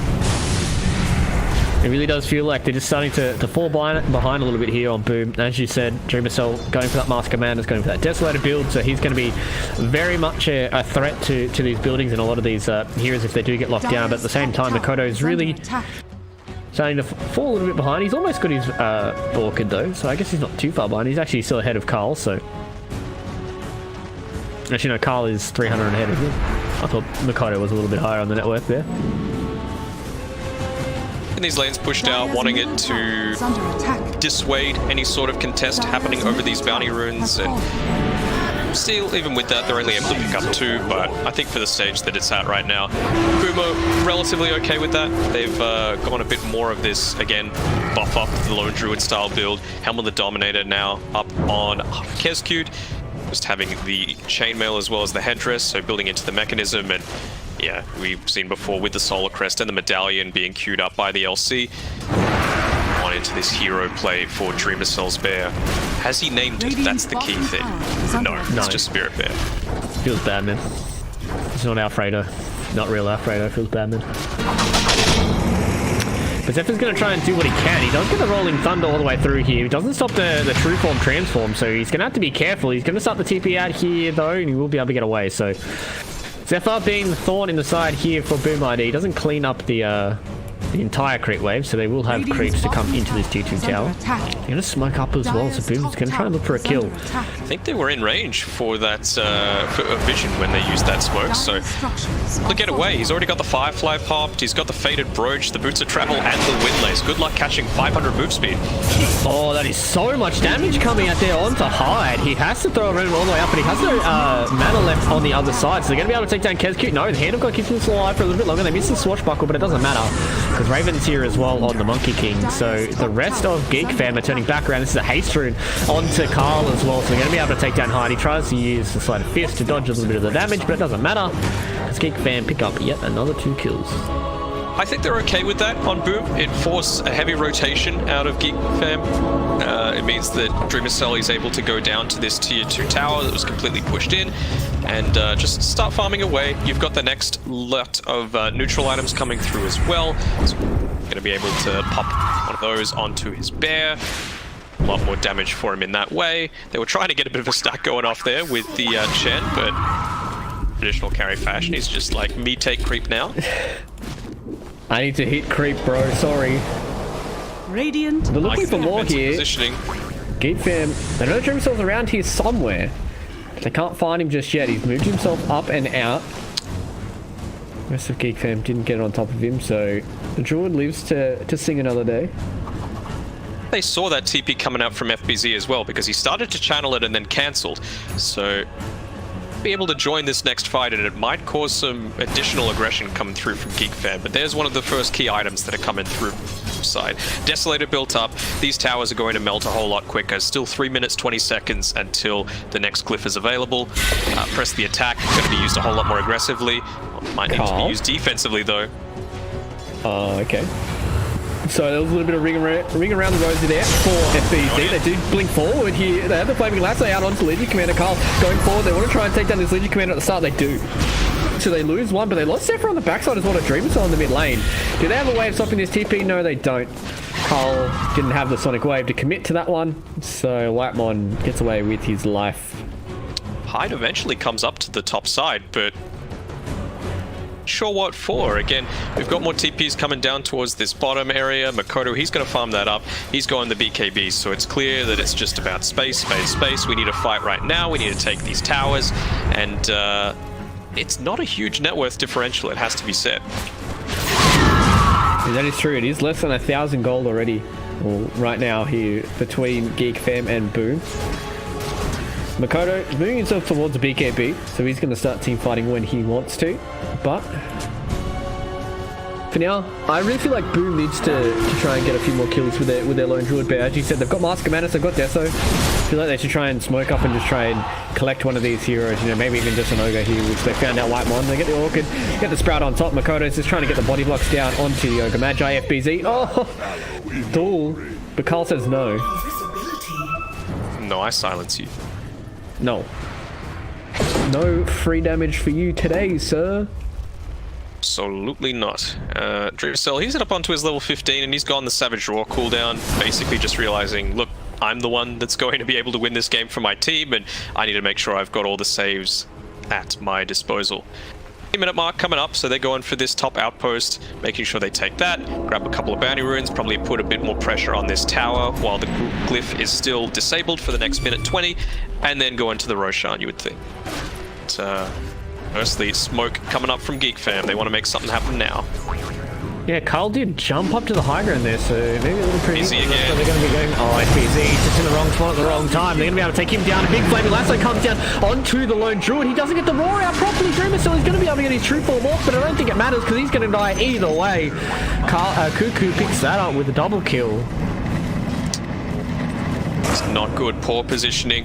Makoto TP's down towards the bottom side of the map, but be needed to contest this Roshan. I suppose you don't really have the luxury of doing that with the lone druid not available. He's the one that's holding the majority of your net worth, and this is a free Roche when really it should be going Boom's way.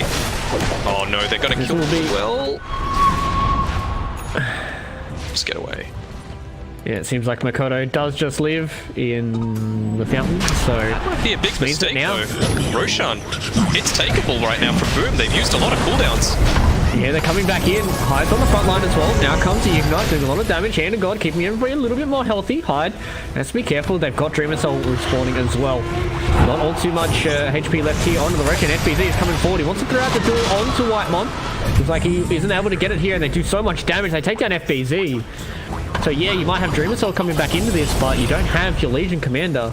No way of dealing with a Flaming Lasso, no way of locking down this Queen of Pain. I don't know, you don't have the Wukongs, you don't have the Sonic Wave, and, well, Lasso, it's up in another 10 seconds, but it's still a pretty okay fight to take for Boom. I suppose feeling that they can't take it quickly enough, maybe they could wait until LC's back up online. No, they're walking in here with a lot of creeps coming out here from Kezku. They're going to try and get these stuns out, but it doesn't matter because Zephyr's doing that Rolling Thunder all the way through. They've taken down the Chen early on here. Carl comes in with the tips as well. He's going to be able to take down another. They found out Makoto on the backside. They've got the Nexus Prophet with the Flaming Lasso. He's going to go down. That's 3 dead already. Geek Fam opening up the Roshan for themselves, opening up a net worth lead as well. Aegis will be going into the pocket of Raven, and this looks like it's starting to go from bad to worse for Radiant's Boom. top tower is under Oh attack. man, that's a disaster. They couldn't make the aggressive play because Dreamercell's bear was taking so much damage. It was down to about 50% HP. He just respawned, so of course he had to resummon it, and it would have been 90 seconds without the bear. And that's not only Roshan, that's also tier 2 towers and potentially even Arax. Radiant's Yeah, it top really does tower feel has like fallen. Boom ID are really starting to lose their grip on the game. They might have only had a few fingers on the ball, but right now it feels like they're starting to slip. Going to try and get more map control here is Geek Fam. Carl's just going to push in this tier 2 tower. They're going to be able to take that down with the siege creep. They've only got a tier 2 tower left in all the Radiant's other bottom lanes, so tower is under attack. be able to spread out whenever they need to. Makoto's going to try and do what he can on the other side of the map. Yeah, I think it just comes down to out-execution for this game for Geek Fam. Not respecting perhaps the timings that you need to be able to take these team fights and abusing them on Boom's side. Or TP happening from Makoto. Oh, just able to get away. Lasso still having 10 seconds on that cooldown. It would have been nice for Cuckoo to pick that up. There was a BKB for Raven that was killed in that courier, so another couple of minutes until Raven will have his BKB up now. Actually, no, it was only... Actually, was it the whole BKB? My eyes playing tricks on me. I swear it said it was the rest of the BKB. Who's the boomer now? I'm the boomer. Yes. Me, I'm the boomer now. Am I the boomer?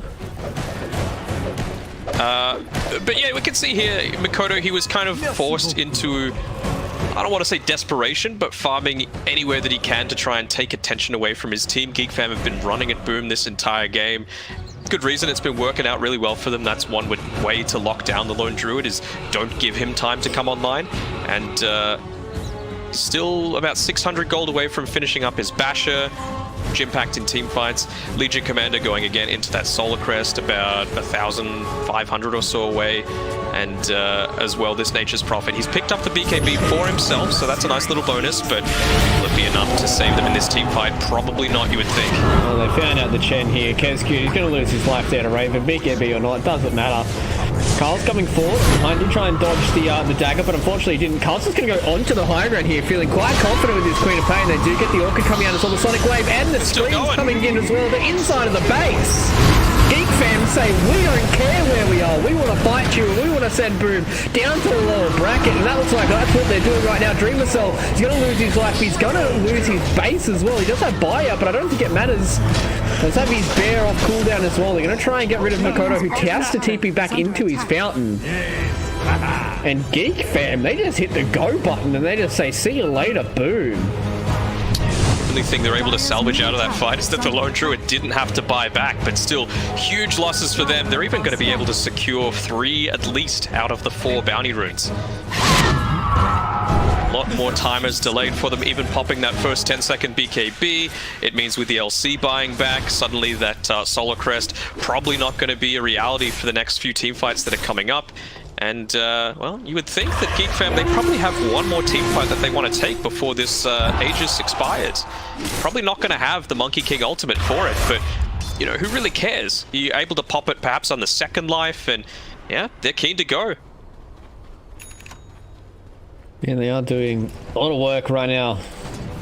I'm sure they've got a good idea of, like, their FBZ, he would have to be target number 1, and one that's putting himself in perhaps a little bit too aggressive of a position. Sonic Wave up in 2. Still doesn't have that buyout ready. Look at Carl, he's just said, hit me. He's just going to blink onto the high ground. He's got his BKB. They're going to try and get rid of FBZ at the start here. Dreamercell's bear's doing a lot of damage, but it doesn't matter. They've lost the Legion Commander.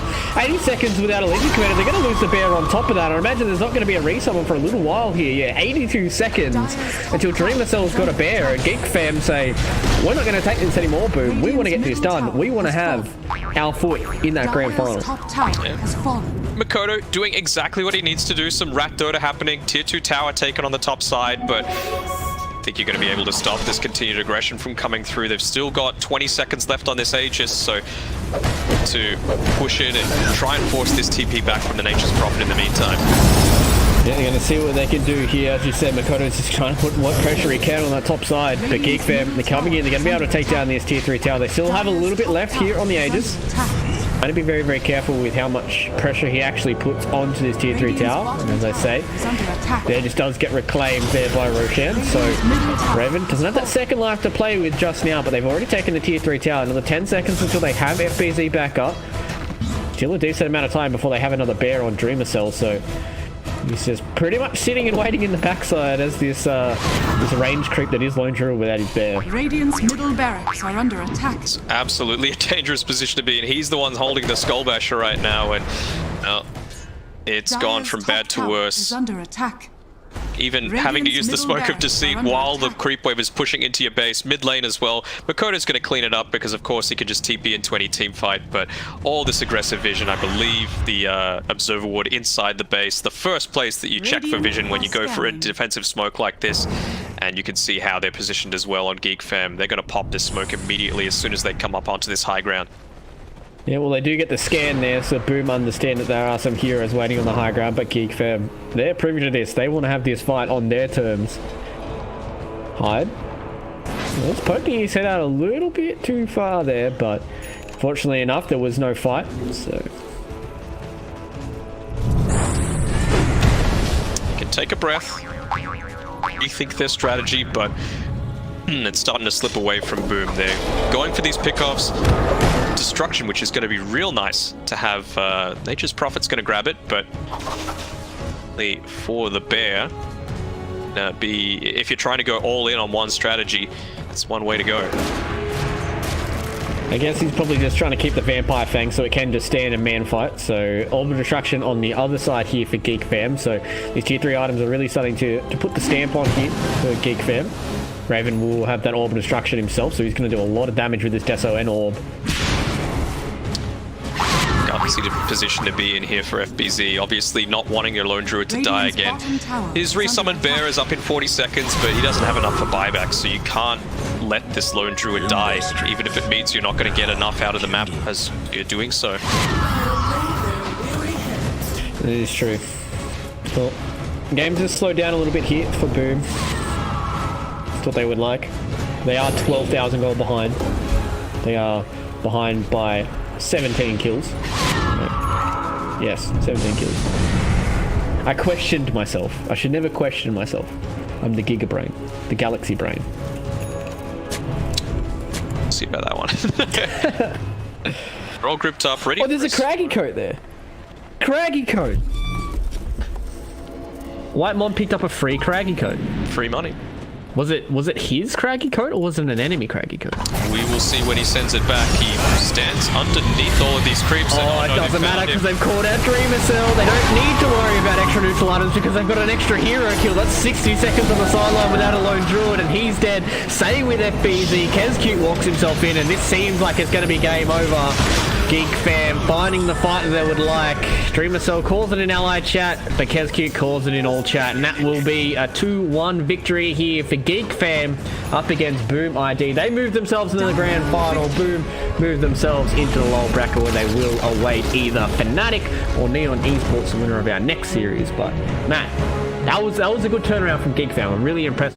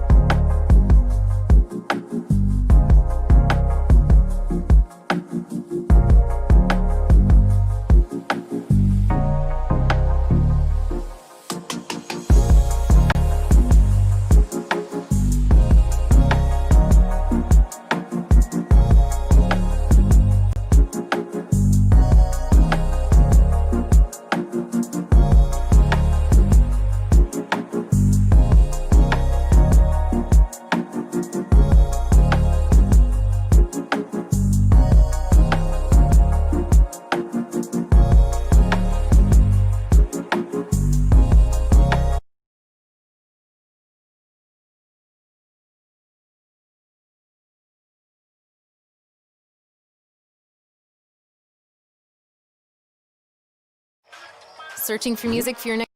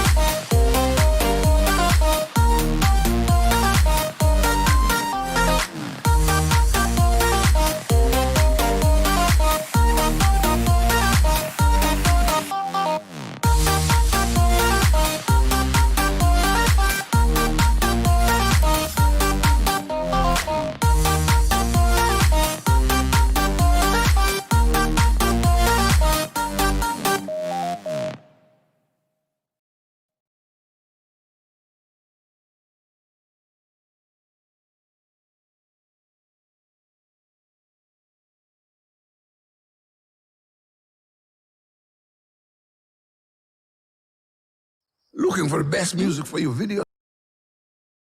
Artist. Ladies and gentlemen.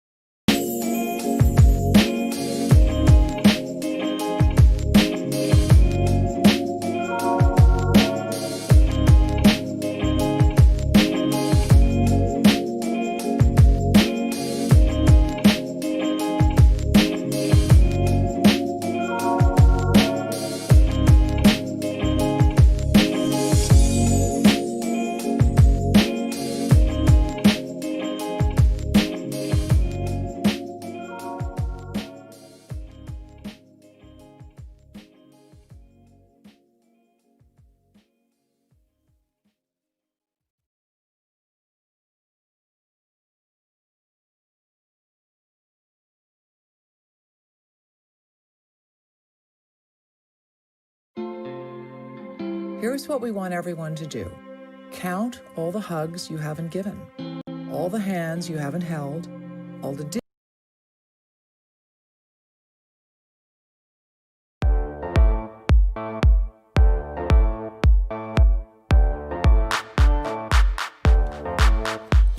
Yo, microphone check, make it a microphone check. Give it a microphone, I make the microphone dead. Don't step to me, newbie, I could truly be moody. I could have played the fucking Grinch in the movies. I've been a part-time shadow cat, part-time. That is not a guy that I would ever want to try to battle rap. Snap, crackle, pop, mind fried to a crisp. Make an MC into a wide-eyed lunatic.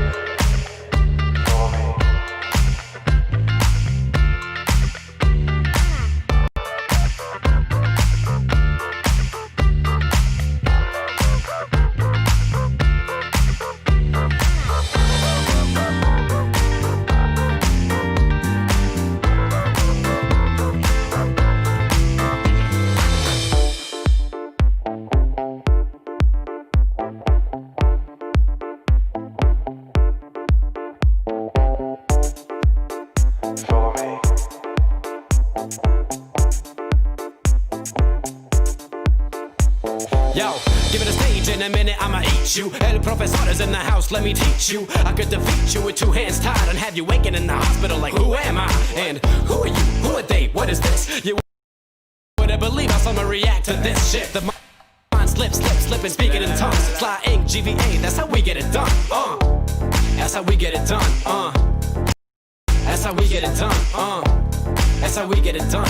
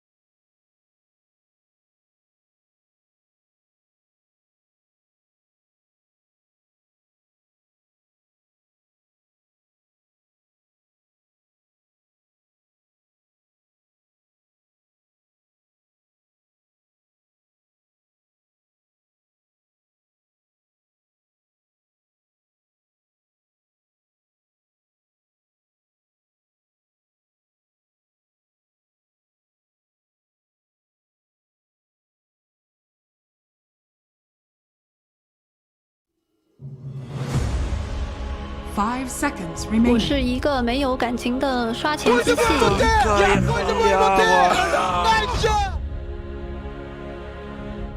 Fanatics turn to ban. Yopaj. 5 seconds.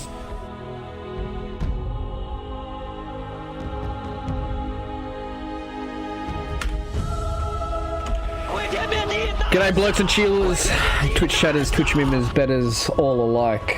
It's Fluke and Danog. Monster fans. That's a good one.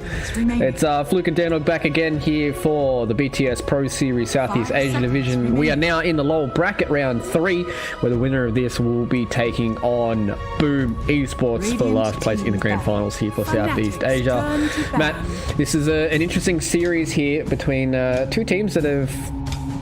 I mean, FNATIC probably have not been where a lot of people would expect them to be, but Neon Esports seem to be having a quite hot run here in BTS Pro Series. They have. They finished up in, I want to say, second place, in the group stage. So pretty nicely done by them. Towards the end of the group stage, they were using Raging Potato instead of Rappy, but as you can see here in the draft, got Rappy joining them in that position 3 role. So we'll see how that works out for them, because in their previous series that they played last day of the group stage, it was looking like being a 2-0 series for Neon, but they dived the fountain for some reason, and because of that, FNATIC were able to come back into it. It was a great game. DJ got a couple of team fights where he got a double echo slam off, and in 1 hour, FNATIC were able to take that game number 2. So let's see how it goes this time around. Will they have any trauma coming from that second game? Maybe they'll tighten Skem's leash a little bit and just say, look, I know we're winning, but let's just rein it in a little bit, because now, like you said, we're in the lower bracket. It's do or die. Can Neon topple juggernauts of FNATIC? Yeah, that is true. There's some big boy names here on FNATIC, and I feel like that'll probably play into their favour, especially when it comes to these tighter situations, as you said. But this is do or die here for Neon Esports as well as FNATIC. Loser of this is out of the competition. Winner of this heads towards Boom Esports. So either way, we need to make sure that both these teams play to the best of their ability, and both these teams give us a good series, because I'm ready to finish this off with a bang, Matt. So we'll see how this draft does play out here. FNATIC getting rid of probably the stock standards, Batrider and Nature's Prophet. We saw in that last series, Batrider doing a lot of work there for Cuckoo, but obviously he's not in this game right now, so they don't have to worry all too much about it. So right now we'll see how FNATIC want to start this game out, because they do have first pick. They are on the dire side, so... Yeah, a little weird, because it was Neon that won the toss, and they didn't pick first or second. They chose the side instead. So FNATIC, they're going to have first pick overall, and a little surprising that they've banned out the Nature's Prophet themselves, because that's something that they've been going to with first pick constantly. Ice plays it well, so does Moon, but not opting for it this time around. So maybe wanting to pick up that Earthshaker just to, scare Neon a little bit to start the game out. Yeah, we'll see how it does unfold, see whether or not they will. Radiant team back. Void Spirit, the final ban here for FNATIC. So they put a lot of time and emphasis into that Void Spirit ban. FNATIC's turn to pick. Real star so far of this Neon team has been Yopaj. He's been playing out of his mind consistently. I'm liking the Ember Spirit ban just because it is something that FNATIC like to throw many different roles. DJ plays it perfectly fine, Ember Spirit throughout the game. It kind of impacts a little bit onto Yopaj's hero pool, but he's still got plenty of things that he can play. Storm Spirit, Queen of Pain, Shadow Fiend. I've even seen a mid-tiny come out from him, but LeQuap's going to be picked up by FNATIC. Yeah, that was the one hero that was looming in the back of my mind that was left open here for FNATIC, and they're going to open with the Queen of Pain themselves. So Neon, what is their response? I guess it's... you would like to have a good hero that can match up against the Queen of Pain well in the mid lane, but at the same time you really don't want to put too many eggs in the Queen of Pain basket until you realise what position she is playing in, because we have seen that it being a position for her is quite doable even in the offlane as well. I know Ice is very well versed in a lot of those weird heroes in the offlane, so him picking up the Queen of Pain would not be too much of a surprise. But the tiny Grimstroke combo here coming out from Neon Esports, I haven't seen Grimstroke in a long time. Is this hero still extremely strong with Inkswell? For Neon it is, just from their aggressive style of play. They go oriented, but they transition it well into objectives. They pick heroes that are able to convert that sort of stuff into tower kills. So I'm sure we'll be seeing something like the Beastmaster come out soon, or the Dragon Knight, or things of that nature, just to be able to effectively. But the Clockwork is good at delaying out these sorts of rotations, as well as early aggression, simple hookshot and cogs. 10 seconds remaining. Put the brakes on that sort of stuff, and you're only going to be losing a position. 5 seconds remaining. He also scales extremely well, just with pure strength items. It's insane that the amount of HP and damage mitigation that this Clockwork can get, just by running around with a bracer and something like a Spirit Vessel or a Pipe or a Blade Mill is very, very hard to take down.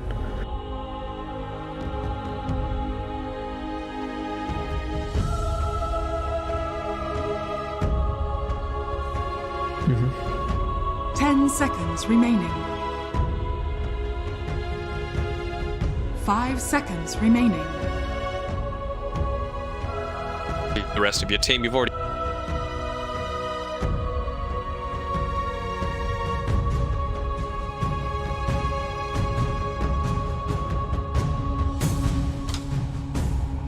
Yeah, it's true. It does allow you to deal with that quite easily. So they're going to get rid of the Riki here for FNATIC. Don't want to deal with that combination of the Grimstroke and the Riki. The Invisible Man jumping on top of you with an Ix Wall is never fun, especially with something like a Queen of Pain. You really have to be mindful of how much damage and how much lockdown this Riki can do. But the Puck is pretty much in the same vein for the Queen of Pain to have to deal with. That Dreamcall is extremely good at dealing with these highly mobile heroes. Obviously he's got a stun, got a silence as well. So the Puck is a good matchup for Neo, and just being able to put themselves in a position where they can have that matchup against the Queen of Pain if they need to. So does allow them to be quite flexible themselves picking up this Puck. I really like it. I like it too. I don't think that they are going to put this Puck in the mid lane though. They just want it to be able to push out the lanes and dissuade that Puck from being a mid laner. I think they still do want to toss that Tiny in, pun intended, if actually wasn't, but if they wanted to, right? It's just something that they're a whole lot more comfortable with. I feel like it fits their style as well, similar to the Thompson style of Tiny, where you're just constantly making plays around the map. He does it with the Void Spirit too, which is why it's been the target ban from remaining. You're not going to see like the Venomancer style of mid come out from... Yeah, more of the traditional mid laners, right? Where you see like the Shadow Fiends and the Queen of Pains and stuff like that. But Bloodseeker is the response here from Neon. This is a hero that I haven't really seen all too much in a long time. I guess, it is good against Queen of Pain. If you get that lockdown, you can throw down that Blood Ride on top and get that extra silence for the Queen of Pain. But, you always can build a big hero Yules for yourself, so... I wonder what the idea is behind here, this Bloodseeker. I guess the Soulblind combo with double Rupture? Get the Ags, you get like 3 Ruptures. It's alright, but... I mean, it's a little weird that they're picking it up before the core of FNATIC is revealed, like the one that's going to actually carry the game, because Bloodseeker does not want to lane into a Queen of Pain and opening yourself up to the fact that you just toss the Queen of Pain into the offlane, for example, for this. Against a Dragon Knight, it's really that huge of a deal either. You don't really need to get off all these spells in teamfights, or if you do, it's only once and it's not for the escape potential. So a huge fan of the Bloodseeker pick. I can kind of see why, because if Yopaj is going to be making these plays all throughout the map, lots of people are going to be low on HP, and then you can either, just take the win in your lane through the extra damage and movement speed, or you can join in and start to create some more havoc. Yeah, I guess it does allow them to play with a little bit of pace. I can see the idea of a lot of people being quite low in this game for the Bloodseeker to really utilize that massive amount of thirst that he can start building up. But I would like to see the idea behind this Bloodseeker pick, whether or not it was just to really stop FNATIC from going for a core Queen of Pain, just because the Rupture is quite hard for her to deal with. Same with the Puck, is quite hard to deal with. Even the Grimstroke and the Tiny to a certain extent can deal quite well with the Co-op. So probably just trying to move FNATIC away from that Queen of Pain and push themselves into a position where they have to have some other type of mid laner for FNATIC, because right now it really, I guess it kind of does between the Clockwork and the Queen of Pain about whether or not which one of them will be the core for now. Core or support as well. FNATIC's turn to ban. So I'm going to go here on FNATIC to ramp draft. I think that's a really wise ban, getting rid of the Troll Warlord. You know, with a Bloodseeker, you kind of want to make them stand and fight, and Troll care all too much about that. So Monkey King, I suppose, but you're a bit more vulnerable from getting 100-0 bursted when compared with the Troll. So I think it's something that they could be considering, but still need to be a little bit cautious if they... remaining. Well, the final ban here for FNATIC. What do they need for Neon? An offlaner? Guess the Tiny could be an offlane for them. They're getting rid of the Veno, though. Yeah. I mean, it leads me to believe that maybe it is this Monkey that they want, right? Have your movement in team fights disrupted all too much. You've already got the Puck and the Bloodseeker that are going to be hindering it. The Tiny Toss in combination with the Dream Call is always going to be great. 5 seconds remaining. Yeah, just to affect your healing in such a big way is the Alchemist and a bit of side as well. Oh, DK. Yeah. Would have been quite nice. Still in the... I feel like that hero has fallen out of favor quite a lot, right? Like the Death Prophet, she hasn't really gotten that many changes to her, maybe a few number tweaks here and there, but I really feel like that she's fallen out quite a bit. I guess the changes to Spirit Vessel really do hinder her quite a lot, but Yule Scepter's always good, but then you've always got the Shadow Demon that's always in your back pocket, so that hero can quite counter the Death Prophet pretty easily, so I can kind of see why I think Ursa is the pickup here. Into a Bloodseeker. Into a Bloodseeker, it's a little bit of a worry, but you do have that Enrage that's going to reduce the duration. Get it off at the right time. You can use it and then just pop out of the coil as well and not be too affected by it, so it's not the worst, and you're going to have your team enabling you as well. 10 seconds remaining. Yeah, that's true. I guess it's like one of those situations where if you can absorb the Rupture, then it means heroes like the Queen of Pain and the Dragonite can get a little bit more done in these team fights. I don't have to worry about being hindered so much, whereas, as you said, the Ursa, if he gets the Enrage off for the proper time, or even enraging when he's taking a decent amount of the damage, it could be okay for him to deal with it in these team fights. So I don't see it as the worst hero they could have picked, but you know, it's going to work out for them, it feels like, because I've been seeing this Ursa hero come back more and more now, especially with this Battle Fury build. It just comes out, you can farm so quickly with it, you've got a decent amount of regen as well, and you can scale quite well because that hero gets very, very scary with a few items. So see how this Ursa works out here for FNATIC. And now ESPORTS, they need to have their final response here. I feel like they need an offlaner, maybe a good aura builder. They could also just go another mid and Tiny into the pulse 4 roll. It's kind of okay if you're able to get on top of the Queen of Pain or the Chen before the team fight starts. You may now select your heroes. Okay. Something a little different from Neon. I'm liking it.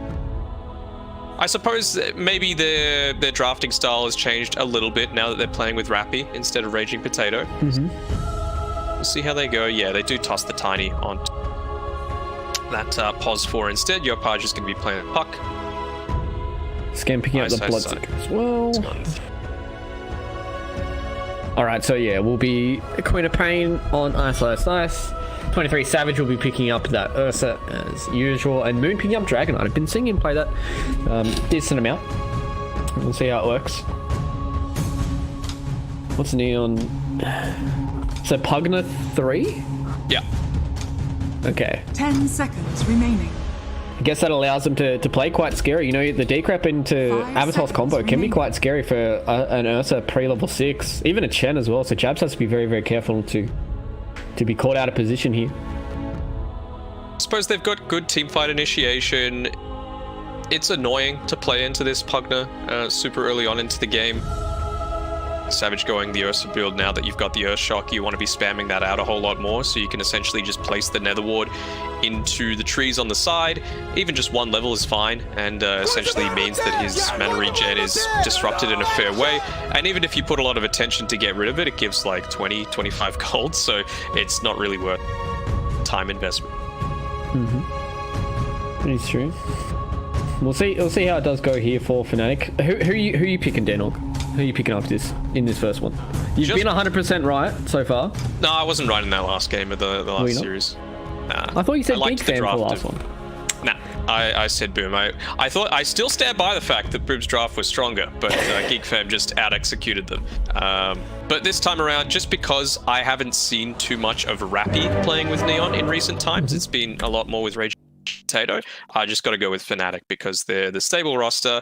They made quick work of Reality Rift yesterday, and Is it spring already? Geek Fam, team that knocked FNATIC down to the lower bracket, they're the ones waiting in the grand final. It's a strong team. I'm feeling FNATIC this one. Yeah, we'll see if FNATIC can pull this out here up against Neon Esports. This is the first game of the lower bracket round 3, everybody. So winner of this will be going up against Boom Esports. Loser of this, unfortunately, will be going out of the tournament and not be with us anymore. So we'll see who comes out on top here between FNATIC and Neon Esports. Feels a little bad for the people going out. Basically, the only big surprise of this tournament so far, since God damn, that's a lot of chat lines. Since the group stage ended, was Adroit being knocked out by Reality Rift. But other than that, the top 4 teams of the competition have been the ones that were in the upper brackets. So business as usual. FNATIC will see if they're able to continue their lower bracket run. Be knocked out by the plucky up-and-comers. 30 seconds to battle. Ice has a bald Queen of Pain. Oh, well, Ice looks like he's probably going to be losing his life to toss. Oh, they almost got the Inkswell stun off on that. Ice with a blink away, keeps himself alive. That could have been bad. Ice dying straight away. They're just walking up to the high ground. So... Is that just the portrait that's bald, or the actual hero? Yeah, it's just the portrait that's bald. So I was trying to get it to look bald for everybody else in chat, but Ice's quap is just bald right now. I don't know what's going on with that. I had that bug the other day. He has hair for me. He is not. I don't know. Quap. Boomer, this Galaxy Brain Quap. Look at the size of her skull, dude. I can't see it. Well, yeah, that's true. Well, everyone in Twitch chat can see it. So Twitch chat, you guys get to see how Giga Brain Ice is. But I want to see how this Clockwork and Queen of Pain lane goes. They've got a lot of kill potential, and they can put a lot of abuse onto this Bloodseeker as well. Especially if Skem's not thinking all too much about his Blood Rage, he has to be very, very careful with how he uses it, because the Queen of Pain can quite easily harass him when he's just trying to get that free regen out. I don't think Moon minds this mid lane all too much. Yopaj, he's going to be pressured out a little bit more than he's used to, I'm sure. Easy sustained potential from this Dragon Knight. Be the best style of hero to actually play against Yopaj, who's always trying to make the big plays happen. Yeah, that is true. We'll see if Yopaj can pull this out on the puck. As you said, the Dragon Knight shouldn't have all too many troubles up against the puck. Yeah, you might cop a little bit of damage from a waning wrist spam here and there and an orb spam here and there, but you do have to be very, very mindful that the Dragon Knight will be able to shrug off almost all of it. Just with this item build that he's gone as well, the early Gauntlets of Strength, he's gone into a couple of braces, you would assume, and he's going to be able to tank up a lot of this magic damage that's going to be coming out from Neon. Basically all magic except for the Bloodseeker. That is true. Bloodseeker seems to be the only physical damage they have. You know, maybe Tiny could have done it in the alternate universe, but, you know, the way the Tinys are done now, it's not really the way that it goes. So, Ice is going to continue the spam on the bottom side here up against Skem, who's 8-2, up against the 4-2. A bit of trouble up top here. Yeah, looks like getting caught out. A few more auto attacks, and they do get it done there. Play hard. Only with the auto attack there on the Tiny, they do catch it out. 23 Savage, he's already used the Earth Shock, so he has to be very, very careful. Play hard's going to try and get out on top of him. Avalanche on the toss with the Nether Blast. So that will be a Tiny second kill there. Yeah. Good communication coming through there from Neon. He didn't have enough experience for the... Oh, I think a free kill. No, nothing on bottom. They didn't have enough experience to level him up to level 2 just yet, even with the first blood kill. So Rappy focusing on the creeps, making sure that that last one did fall and get up the second kill for it. And now with the wave push forward a little bit from all of that ability spam, they're able to pull this wave through. So top lane going real nicely for Neon. Yeah, Rappy's having a decent time here. 9-3 up against the 8-1 of 23 Savage. And the thing with this Ursa, you're going to have to be very, very careful. He just jump forward there with the Earthshock and have no way of stopping the TP. So Rappy will just TP out in front of 23 Savage.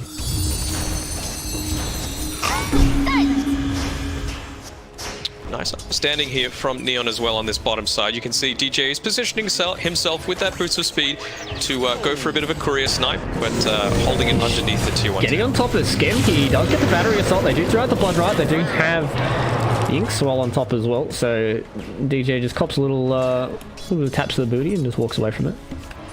This is what I was talking about, Matt.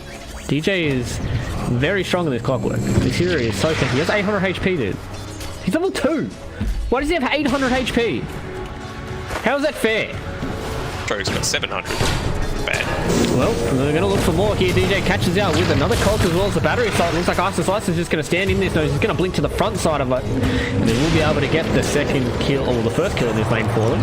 Januel has to be very, very careful. This Inksword did not get the stun, so DJ is going to stand on top of him. Ice Slice with the auto attacks as well as his dagger onto the Grim Straight. They have to be careful. Last auto attack probably will go down to the final tick. So he's getting himself around the trees. Last auto attack from Ice Slice. He's going to cop a decent damage from the tower, but he won't go down. So it's another double kill there for FNATIC. Well, a double kill for FNATIC. A lot of their health and mana to do that, though, and we can see with DJ they've got this cheeky Observer Ward healing at the bottom. He just used his bottle to check up on the top side. He might be in trouble now. Oh, nice play to get himself up onto the high ground, but DJ is level 3 now, so level 2 in the battery assault. Manuel's moving in. We'll throw out the Inkswell because Yopaj didn't want to commit without another orb.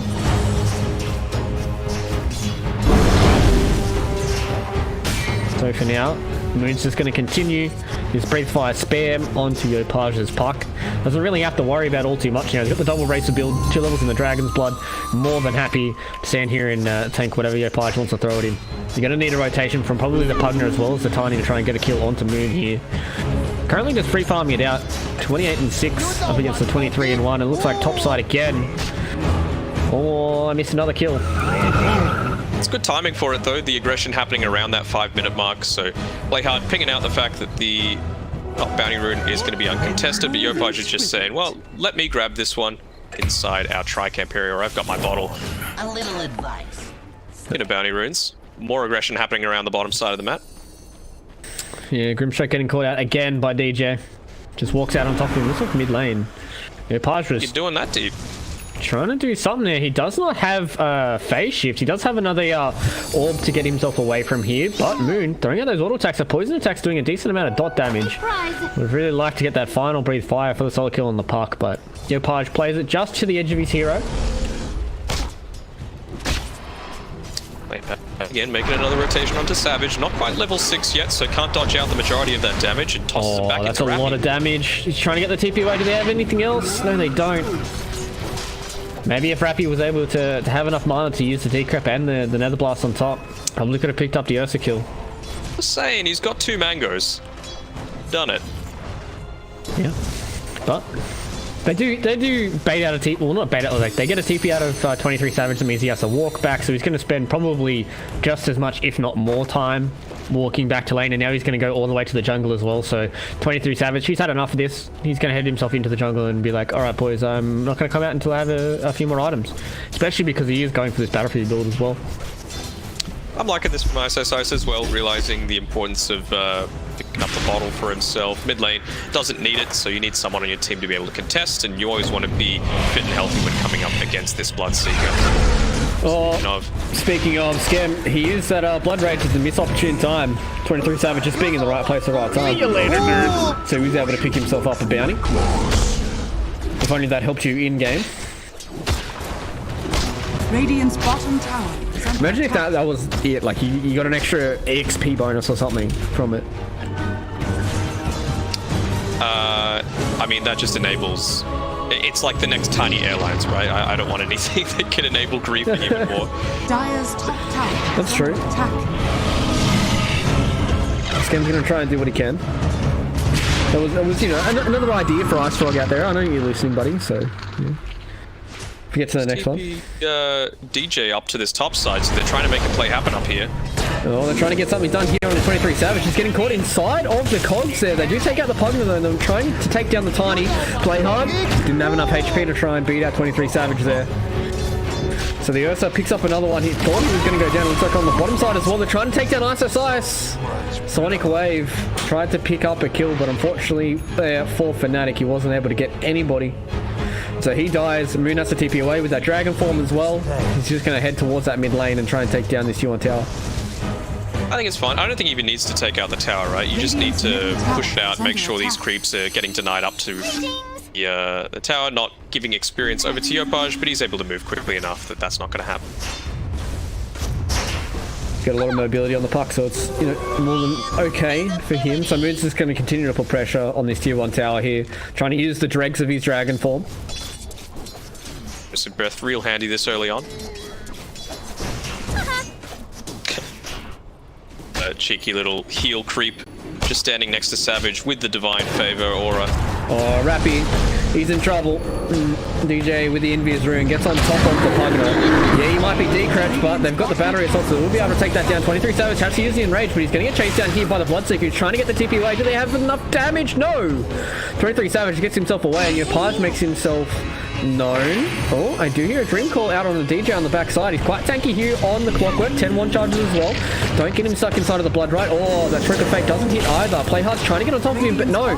DJ creating a lot of space here on this Clockwork. I think he eventually will go down. Do they have enough damage? No, they don't. Oh, they do! Playhard throws an avalanche from downtown, just clips onto the TP and Clockwork, and DJ goes down. It's a heavy commitment, though, it has to be said, just to kill the DJ Clockwork. 4 heroes rotating down, and while Icy's down on this bottom side, he's up onto his level 7.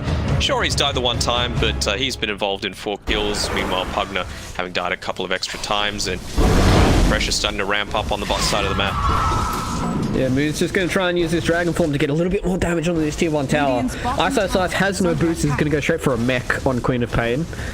I don't know how much I enjoy this build, but we'll see if it works out for Ice here on the Queen of Pain. They're putting a lot of damage onto Scam on the backside here. Playhard. He's found out a few friends, but unfortunately they're not friends that want to play with him, and he takes another trip to the fountain. DJ is the conductor for that one. Yopaj is here as well. With the Dream Call, going to try and see if he can catch anybody, but wants a Bounty Rune instead. Radiant's bottom tower has fallen. Bottom tower's gone. Opens up a whole lot more of the jungle, especially for this Ursa going into the Battle Fury build. That's going to be a big deal for escalating 23 Savage's farm. And they're just trying to get a response for it. He does get caught out here by the Rupture, but Yopaj has to use the Dream Call defensively now to try and get himself away. Does phase shift dodge one of the spells. Hook shot. And then unfortunately he gets found out by DJ, who seems to have the trigonometry down pat. I just want to know where the rest of Neon were. They're typically so great around playing with each other, and you would think with catching 2 of the cores inside of a Dream Coil, that's the type of team fight that you want to take, but just backing off and not quite as mind melded as the Neon of yesterday. They're not the one brain. They are now 5 brains. Do you think that could come down to the fact of them not having, having Rapi now? Potentially. It was a little bit of a different style. He plays, again, that aggressive, flashy style that we see from the likes of Cook and Ice, and Pugner's not exactly known for the flashy style of plays. That is true. Maybe they're just not playing to their strengths here. Maybe Rapi's just... Maybe it's just like, maybe, you know, Raging Potato like has an extra voice for Neon and it allows them to play around it. But either way, it looks like FNATIC are going fairly strong here in this first game. You know, maybe 23 Savage isn't having the best Ursa game of his life, but everybody else seems to be pulling their weight here for FNATIC. What is ISS building? I'm very confused. He's going for a Blade Mail now, I guess? Has he got the mech? Dire's top tower is under He has a attack. Chainmail and another Bracer. Ice things, you know. I mean, I enjoy watching him play, and this is one of the reasons. Is you look at this and you go, we know this guy is good. We know he's really good, but why? Why is he doing? Like, what is the thought process behind this? He's gone back for the mech. I think it's totally fine. Boots right now. Like, he's just going for the, look, I'm just going to blink. Oh, Yopaj is getting caught in the mid lane here. There's a nice little play there by DJ. They're getting the chain stuns down, and they take down the puck. They're going to get stuck in the blood right here, but it doesn't matter because Moon's got the DD rune. They get the Rupture out on the Dragon Knight, but who wants to walk up to the Dragon Knight? Looks like nobody does here from Neon, and they're just going to have to run behind their tier 1 tower. And FNATIC, they're going to be able to take this down. Big rotation from them, and Moon doing a lot of work here on this Dragon Knight already.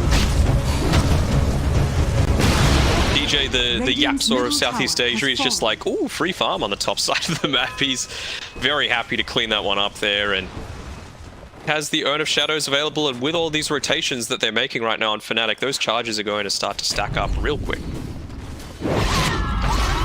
Radiant's courier. Well, it looks like we see another Sonic Wave coming up from ISIS. This time it connects with a courier. Connected with a few heroes as well, but didn't get the kill for it.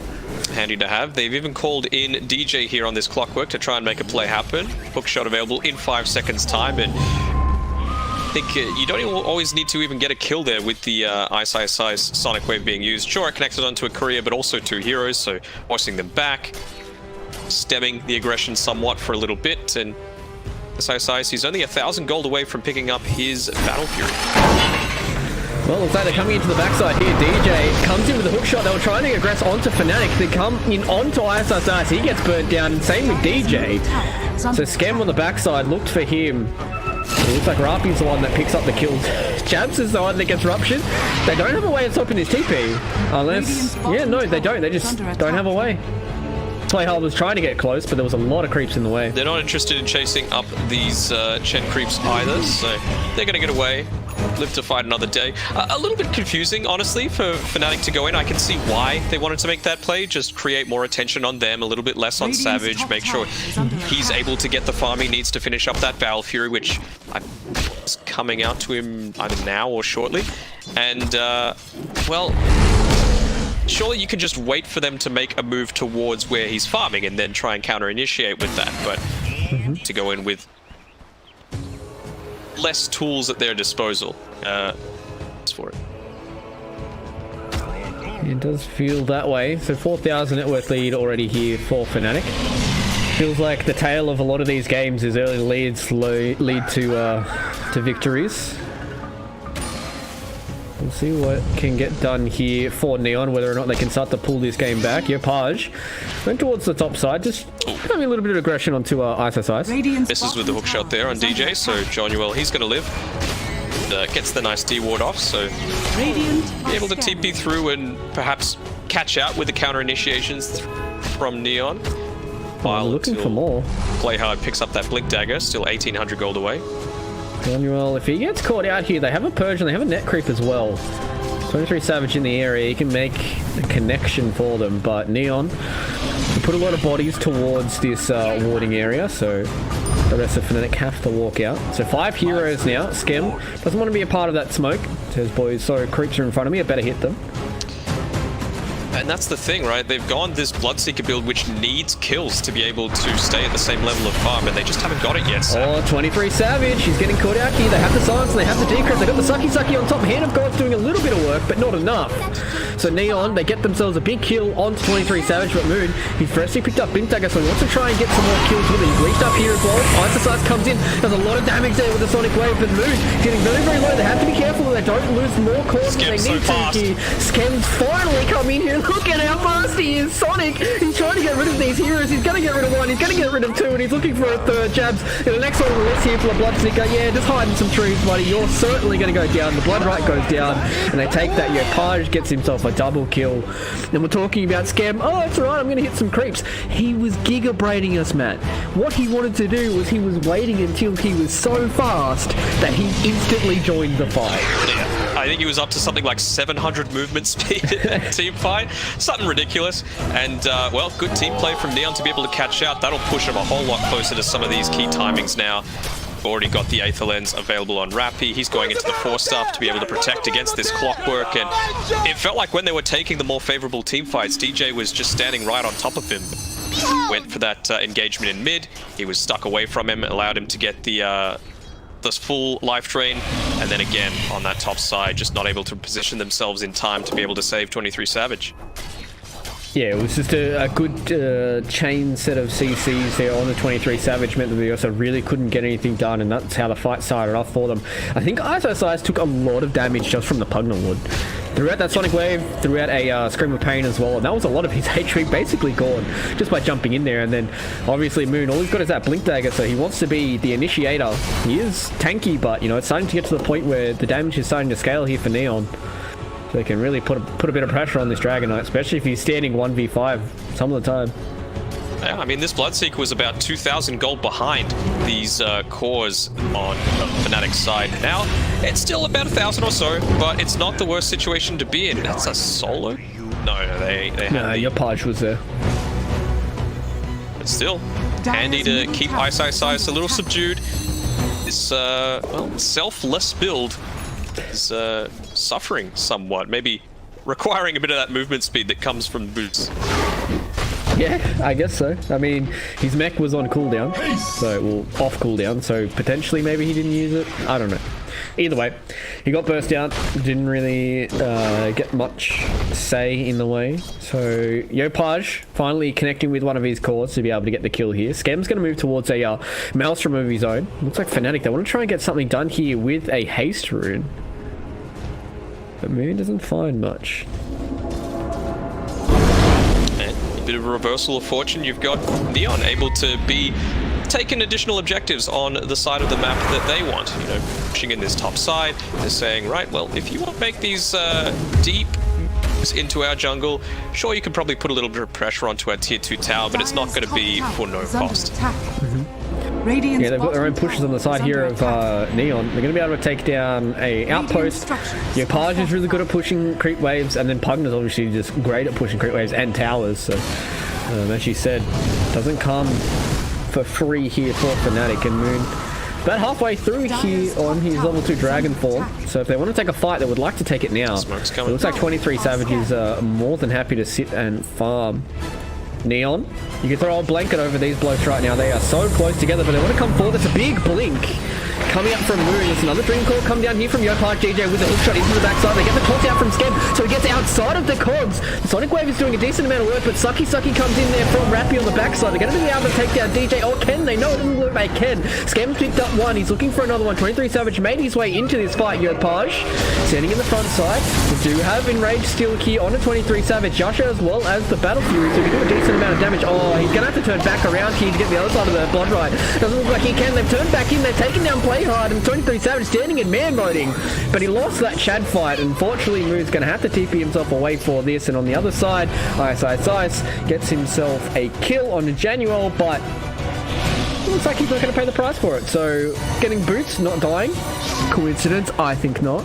I think not. Man, that Maelstrom paying huge dividends for Skem in that fight. With the Blood Rage up, he was looking a little bit low for the majority of it, but just able to chain up onto Jabs' creeps and be ready to rejoin and clean up a couple of kills towards the end there. Yeah, it really seems like Skem is utilizing the amount of speed and the amount of damage that he gets from Thirst, or the amount of attack speed that he gets from Thirst, I should say. And really just coming in and destroying these fights. Feels like 23 Savage, yeah, he might be a little scary on this Ursa, but at the same time, he's running into these kiting problems. He's not really able to get on top of people. They've got the decrep, they've got the Blood Right to really abuse this Ursa. They got the timings right as well, though, for taking that fight on Neon. The Soulbind being used to make sure they can't run away super swiftly. Perfect TP rotation coming from Yopaj to get the Dream Coil off. Honestly, fantastic counter initiation coming through from DJ, cutting off half the fight, but you called it perfectly. They tossed him outside of the cogs, made sure he was able to rejoin the team fight. We'll see. And now, what's able to be done here for FNATIC? They have lost their big net worth lead. It's only 1,000 gold now. And now you've got this Blink Dagger up on the Tiny, plus the clumsy net. This means that you're able to play that much more aggressively. Well, for now, Moon is walking himself through. He's got the BKB this time, though. Yep. Still doesn't have to worry about that Rupture. Blood Right's coming down as well. He's used his own BKB. Moon, he's not going to get anything out of this. And that's a 10-second BKB for nothing. And the Dragonfall. Premature. It means that he might want to force a commitment down to his bottom side, but no. He's going to back up a little bit and be like, well, it kind of sucks, but let's at least get some farm out of it, maybe? Or go Roche. Can they even do that much in the... I guess they have an Ursa, but 23 Savage is on the other side of the map. They're calling him in with Jab. Oh, Neon. Oh, they found DJ here. They do get the Avalanche Toss as well as the Inkswell out on top of the Clocker. Can they get rid of DJ that quickly? They've already found Ice on the backside. That's a Decrep and a Sucky. Rappy picks up another one. DJ hookshots to the creep wave, but the toss comes in. They've got the vision from the Thirst. Roche is going down, they've though. Lost two. 23 Savage is able to pick up the Aegis, so FNATIC, they lose 2 heroes, but they get an Aegis for it. I guess it's not all, you know, doom and gloom for them, but Neon, they're really starting to put it here to FNATIC. Realizing that they needed to make some sort of maximum efficiency play happen there, and well, it wasn't maximum efficiency, but if you could give 23 Savage, who's holding on to the majority of your net worth, an extra life to play around, they're feeling like, all right, Ice, he's never really going to be the one to 1v5 this sort of situation. And yeah, with those extra boots picked up and the Guardian Greaves, he's going to be able to break out perhaps of a bit more of this aggression coming through onto him. Those cheeky silences not going to be able to take him down 1% of the time anymore. I could see that. He was tossing up a few of his item builds, so it seems now that he has committed to the Guardian Greaves. So, as you said, potentially could be a little bit less of an issue for him to deal with the decrep as well as the silences. So, for a play right now, they've still got about 10 seconds left on this Yopaj TP. He's pushed out the wave, so he's going to be able to scam. They found him out here, Moon, with the blink and the stun. They get him out with the decrep, and he's going to get stuck in here with the clumsy net. They're going to turn back around here. They have the soul bind. Yopaj sitting in front. They do come in with play hard, so they're going to burst one down. They get rid of DJ. They're trying to look for another one. Rappy sitting on the backside, getting the Sucky down, but it doesn't matter because it's only on 23 Savage. He has the Aegis, he gets decrep, so he's going to walk himself away. So you lose a pos 4, pour a pos 4.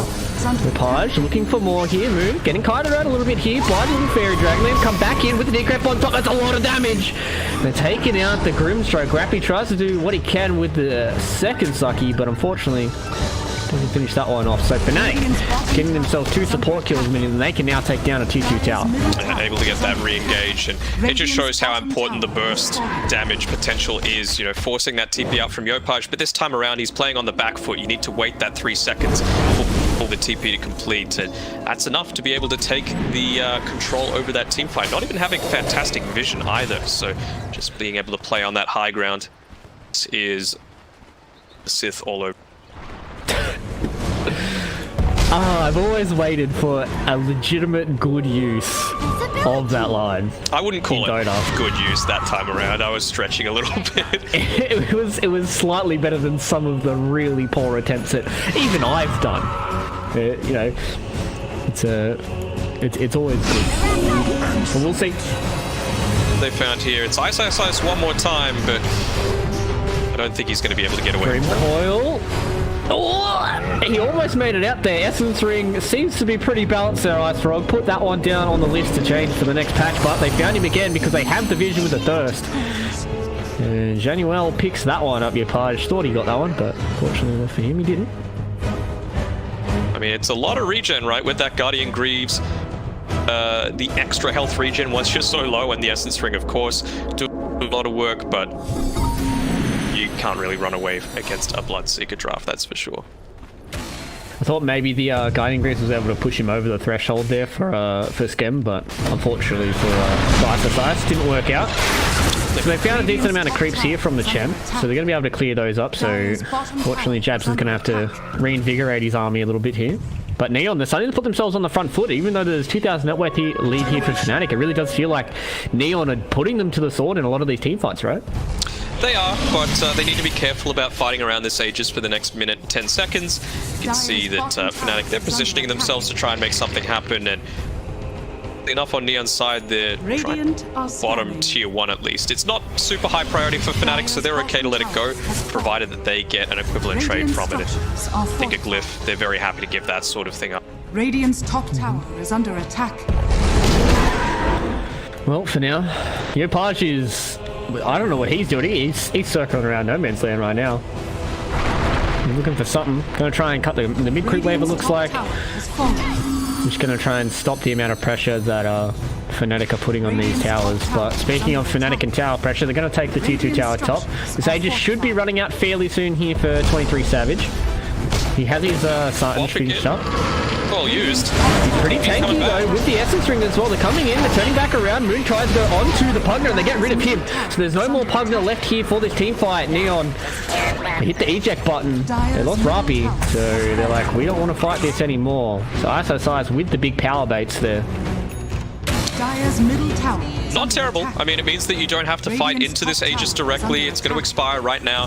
23 Savage gets his Sanch and Yasha delivered at the exact same time. He's still got the Wraith Band available, and now he's hit up on Play hard. Gets the blink away though. So Moon's trying to follow him in the trees here with the rocket flare vision. Don't have another blink to catch out on top. Boom. Any more? Well, Here in the lower bracket. that's what Neon's trying to do right now. They're going to try and figure out what's cooking by taking themselves up on a series against Boom Esports if they are able to topple FNATIC here. But right now, this game feels extremely close. You know, a few of these team fights are going one way, the next team fight's going the other way. 23 Savage picking up an Orb of Destruction now. Means that he's going to be doing a lot more damage, and I feel like this Ursa's going to start becoming scary in these team fights. So Neon are going to have to be very, very mindful that 23 Savage has finally entered the game. Some big timings coming through here for Neon. Not only the Aghanim Scepter, which of course can be used to great effect with the Tiny, just toss them straight out of it and they're screwed, but Mjolnir as well, already attacking so quickly here with Skem. His talents as well as his item build, and that Drums of Haste. Even Rappy here having the spider legs is going to be able to put himself in a relatively safe position unless he gets caught out. They're going to run smoke into smoke here. 23 Savage gets out of toss up into the air, but play hard. That's the walk back. Rappy there, helping his homie out there with the life drain. But Moon, he broke the Dream Core. That's not good for him. He doesn't get his BKB off. Neon, they pick up a big kill there. 70 seconds with no Dragon Knight now. FNATIC giving the Neon an opening here. They're going to look for something, but what can they turn this into? They really want to try and get an objective. They want to try and put more pressure on the FNATIC here. Still a decent amount of T2 towers to get done. I reckon this top outpost is a good enough objective to be able to contest. Yopaj is going to be able to push out this bottom wave a little bit. Still 20 seconds until he's going to be able to join his team. Just maximizing his presence on the map. They're going for a little bit of a cheeky play here, but I don't know how aggressive FNATIC can go. Oh, FNATIC, they've brought in 23 Savage. They want to try and get this outpost. Sonic Wave comes down. They do stop that outpost getting done for now. Play hard. Gets a friendly sucky, so he gets himself a little bit healthier. DJ, decrep on him. He's going to get himself back, but the BKB's had to be used here from Skem. He's not walking with his Ursa, so he can't get on top of anybody. They both get double ruptured here. DJ misses the hook shot. So both teams are kind of just awkwardly walking in and out, missing a few spells, trying to get what they can. So FNATIC, they come out on top of... Who really comes out? I think that was a pretty even trade, right? Up the BKB, yeah, they did. 23 Savage, so a little bit annoying, but I think you would probably want to get more out of a 5v4 situation if you're Neon. They didn't get the outpost, they didn't get any kills. It's neutral, it's a bit of a stalemate.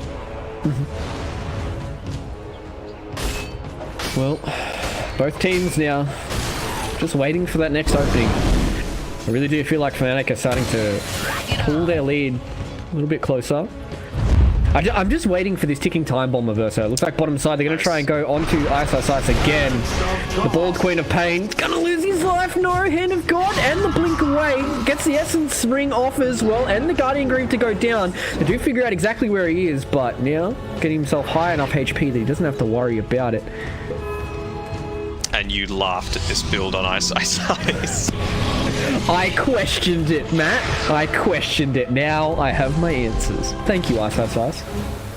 He's going to be able to rejoin this team fight as well. He's being recalled in by jabs, and he's got everything at his disposal, essentially. Another 10 seconds, ultimate's up, Greaves are up, Essence Ring's up. Well, maybe tier 2 towers going down. He does have the 10% CDR talent as well, so... Be careful, Skem.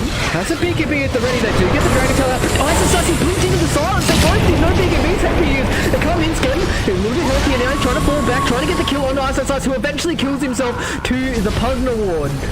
So they lose their Ice, they lose their Guardian Greaves. They're going to try and get onto Moon, but on the backside, they've lost their Tiny. 23 Savage is able to clean that one up. With the BKB here on the Ursa, they have to be careful. They've lost both their supports here on the side of Neon.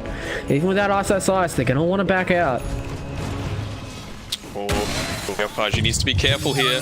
They found him. They know where he is. Can DJ hit the hook? No. Radiant's top tower is under attack. Radiant structures are fortified. I suppose they just want to be able to deal a ton more damage, and it's really nice with an Ursa. I don't think the nullifier's gonna do that much in the form of items. Like, sure, on this Pugner, got the Glimmer Cape as well as the 4-staff, and I guess the Mjolnir as well. It's pretty handy to get rid of, but I guess it's more for the decrep, right? Has been killed. Like he can BKB off his own decrep and then purge whoever gets decrep. Double damage. Is there any other buffs that are purgeable? Is Bloodseeker's Blood Right purgeable? Dispellable, so I guess you can dispel that. I don't know why you would.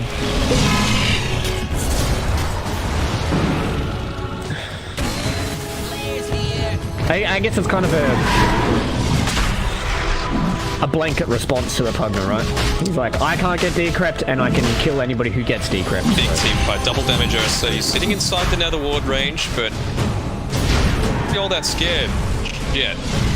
He's copying a lot of damage there. They do come in. Oh, they missed the Dream Coil. Nobody gets stunned with that. Playhard is going to cop a lot of damage and he's going to cop a trip to the fountain and they're going to get rid of the Pugner as well. Rappy goes down and FNATIC, after missing the Dream Coil, they pounce on that opportunity. And they get themselves 2 kills right now. Isosize is trying to create a little bit of space here. Scam does a lot of damage. They do get the silence down on the Queen of Pain. But this is more space for the Roshan to be done. They get the Aegis, they get the cheese. They're looking for Scam on top. He has to use his BKB. He's going to TP away. They get rid of the Grimstroke. And that's it. They got themselves an Aegis and they're going to hit a tier 2 tower. They're probably going to try and hit the tier 3 towers as well. Yeah, some huge value. BKB not up for the next minute. DJ again with a perfect counter initiation, blocking off those stairs down to the Roche pit. So even if that Dream Coil hit, you would think it was going to be a favorable fight for FNATIC. Yeah, that is true. It really does feel like Neon is copying the wrong end of some of these team fights here. Savage is starting to become a bit of a scary hero. Doesn't have BKB, doesn't have that much mana either, so they're going to get the tier 3 tower. They get the buyout out of Rapi as well. Tower is under attack. FNATIC say, that's enough for us, boys and girls. Let's fall back.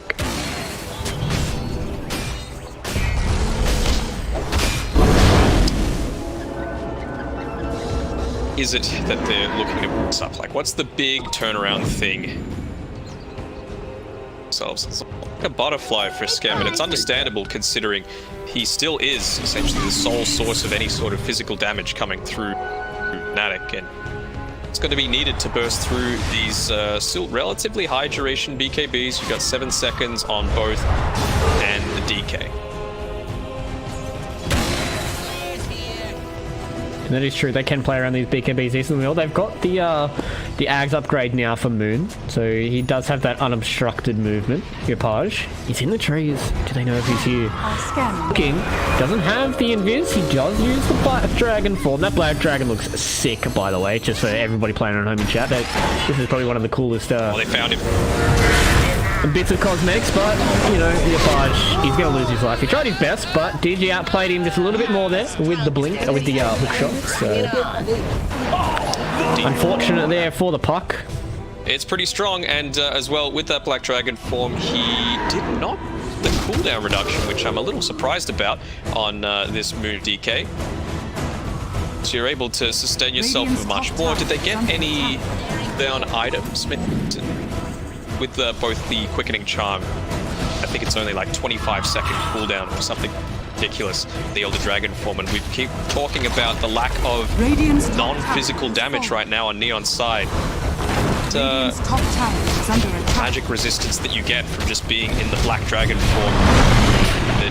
It's a tough time to try and take down Moon.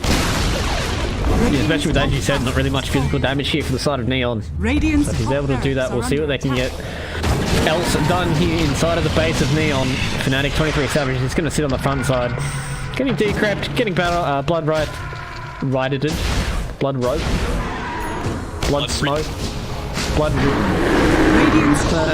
knows, but either way, play hard. He's going to try and get the kill here on 23 Savage, but it doesn't matter because they've got the nullifier. They're going to get rid of the Tiny very early on. There's no buyout here for play hard. He's just dead for 50 seconds. They tried to get the Glimmer Cape 4-staff off, but Nullifier says, no, no, no, you cannot do that. And they're going to lose 2 lanes of Axe here, and this looks like FNATIC's going to be able to take down the first game here up against Neon. Minute and a half available left on that Aegis, and Savage hits onto level 25 as well, so the additional overpower attacks, they realize that, sure, it's nice to have the AoE Earthshock, but right now you're just about taking towers. Yeah, especially with that Aegis in his back pocket as well. I'm more than happy to start whacking away. Moon, DD Rune, Black Dragon. There's a lot of damage here to these towers. Actually, it's probably Purple Dragon. I'm going to call it Purple Dragon. Moon with the Purple Dragon. They're going to clean up this third lane of Araxia. There's not really much that Neon can do. Yeah, they do have Playhard coming back now, but look at how much damage these buildings are taking. They do have the repair kit looking forward here. Yo, Pipe comes in the Dream Core. Moon does not snap it. They get the Soul Blight on the backside as well. Isosight's free to walk in, try and get whatever he can done here. That Pith and Mjolnir out onto Skems, trying to do what he can on the backside, but they've already lost one. They're going to be losing a second one in Playhard. They do get the play out here from the Grim Strike. 23 Savage on the front side. Still has the Aegis. BKB being used. Skem's the next one to die. 90 seconds without their Bloodseeker. See you later, nerds, indeed. GG has been called, and FNATIC take the first game here up against Neon Esports in the BTS Pro Series. Neon are 1 game away from potentially dropping out of the tournament, and FNATIC 1 game away from meeting their friends in that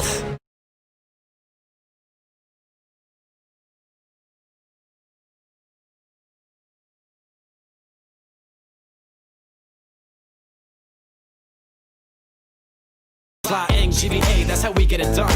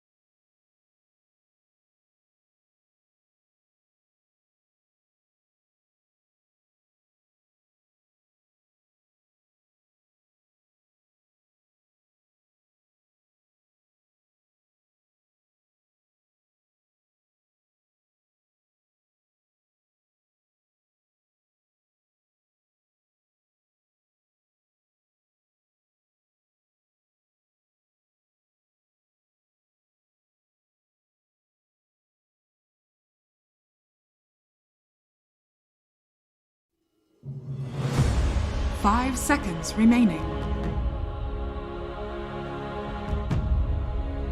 Fnatic's turn to ban.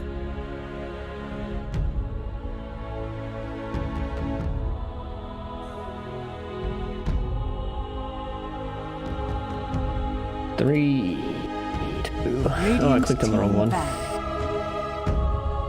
Fnatic's turn to ban.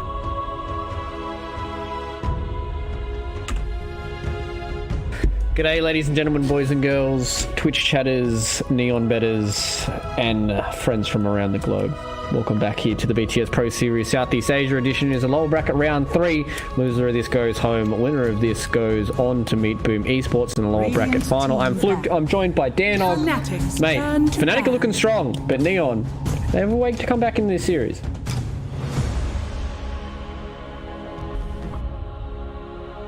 Radiant team ban.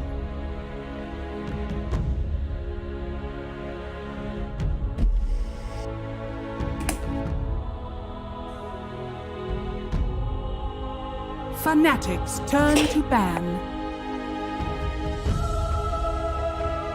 Yeah, exactly. This potentially could be the final game for us here in the BTS Pro Series. And, I mean, we'd hate to see it come to a close, but, you know, somebody has to win, somebody has to lose. And Neon, this is their final chance, or potentially their final chance, to keep going here in the BTS Pro Series. They do have a juggernaut of a team to try and go through, which is Fnatic. So Fnatic now, they're going to get rid of the Lycan, they're going to get rid of the Queen of Pain, realizing that's pretty strong. Probably don't want Ice goofing and gaffing around again. You know, his build did work out towards the end, but there was a good 10 to 15 minute window there where I was questioning his decisions. But obviously he's a lot higher MMR than me, so he knows better. Yeah, I really like this trio: Protector, Ban, Ice.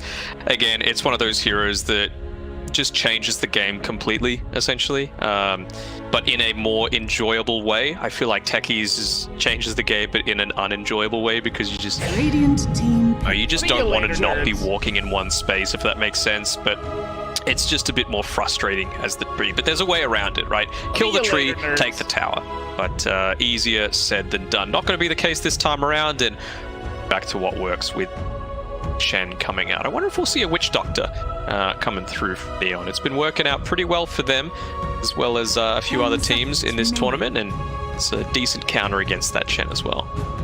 That is true. Does allow them to put a little bit of pressure on the Shen creeps, but see what Neon responds with. There is still the Ursa and the Witch Doctor that are still open. Pretty good combo that we saw earlier on today that did a decent amount of work. So see if Neon pumps that one out, if they want to go for something a little different, maybe like an Ember Spirit, but Ember Spirit's banned. What's something else that's really top tier right now that they can pick? I kind of liked the Tiny from Play Hard, but obviously they didn't get the W in that first game. They didn't. I think they need to go a mid that's able to put damage early on. I don't mind the Tusk. It's something a little different. It stops the superior team fight, perhaps, just through more recent synergy coming through from Fnatic. And if you're able to break up team fight into smaller skirmishes, it's going to work pretty well. I like the Phoenix as well. Jornuel does tend to play this more passive style of position 5. You know, he always goes into the healing styles, so that's why I was suggesting potentially a Witch Doctor. Of course, Sunray is really effective as well in that way, and he plays that pos 5 treant, but obviously not wanting to potentially give it up to Ice, so opting for the ban. And yeah, I think Phoenix is perfectly viable here. 5 seconds remaining. Yeah, it's true. Tusk Phoenix, very strong combo. I would like to see something that can combo really well around the egg, like the axe. I've seen time and time again with the Phoenix might shoehorn them a little bit into a weird draft for Neon, but I really like seeing these heroes that can abuse the Phoenix egg quite a lot, because it is an insanely strong team fight spell. But Death Prophet is a pick up here from Fnatic, so I mean, we were talking about it beforehand about, you know, we've seen this hero drop off a little bit, and it is a Moon Classic, so I'm really interested to see what they do with Danog.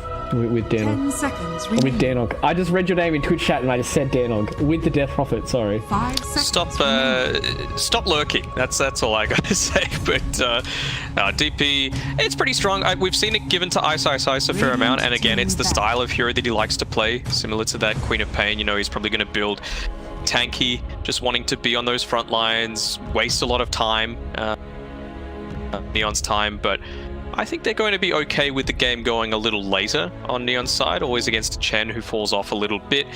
Tusk as well, if you're able to build up into something like a Blink Dagger. It can be really effective against the style that FNATIC likes to run. And then, of course, a Phoenix as the game goes later and later.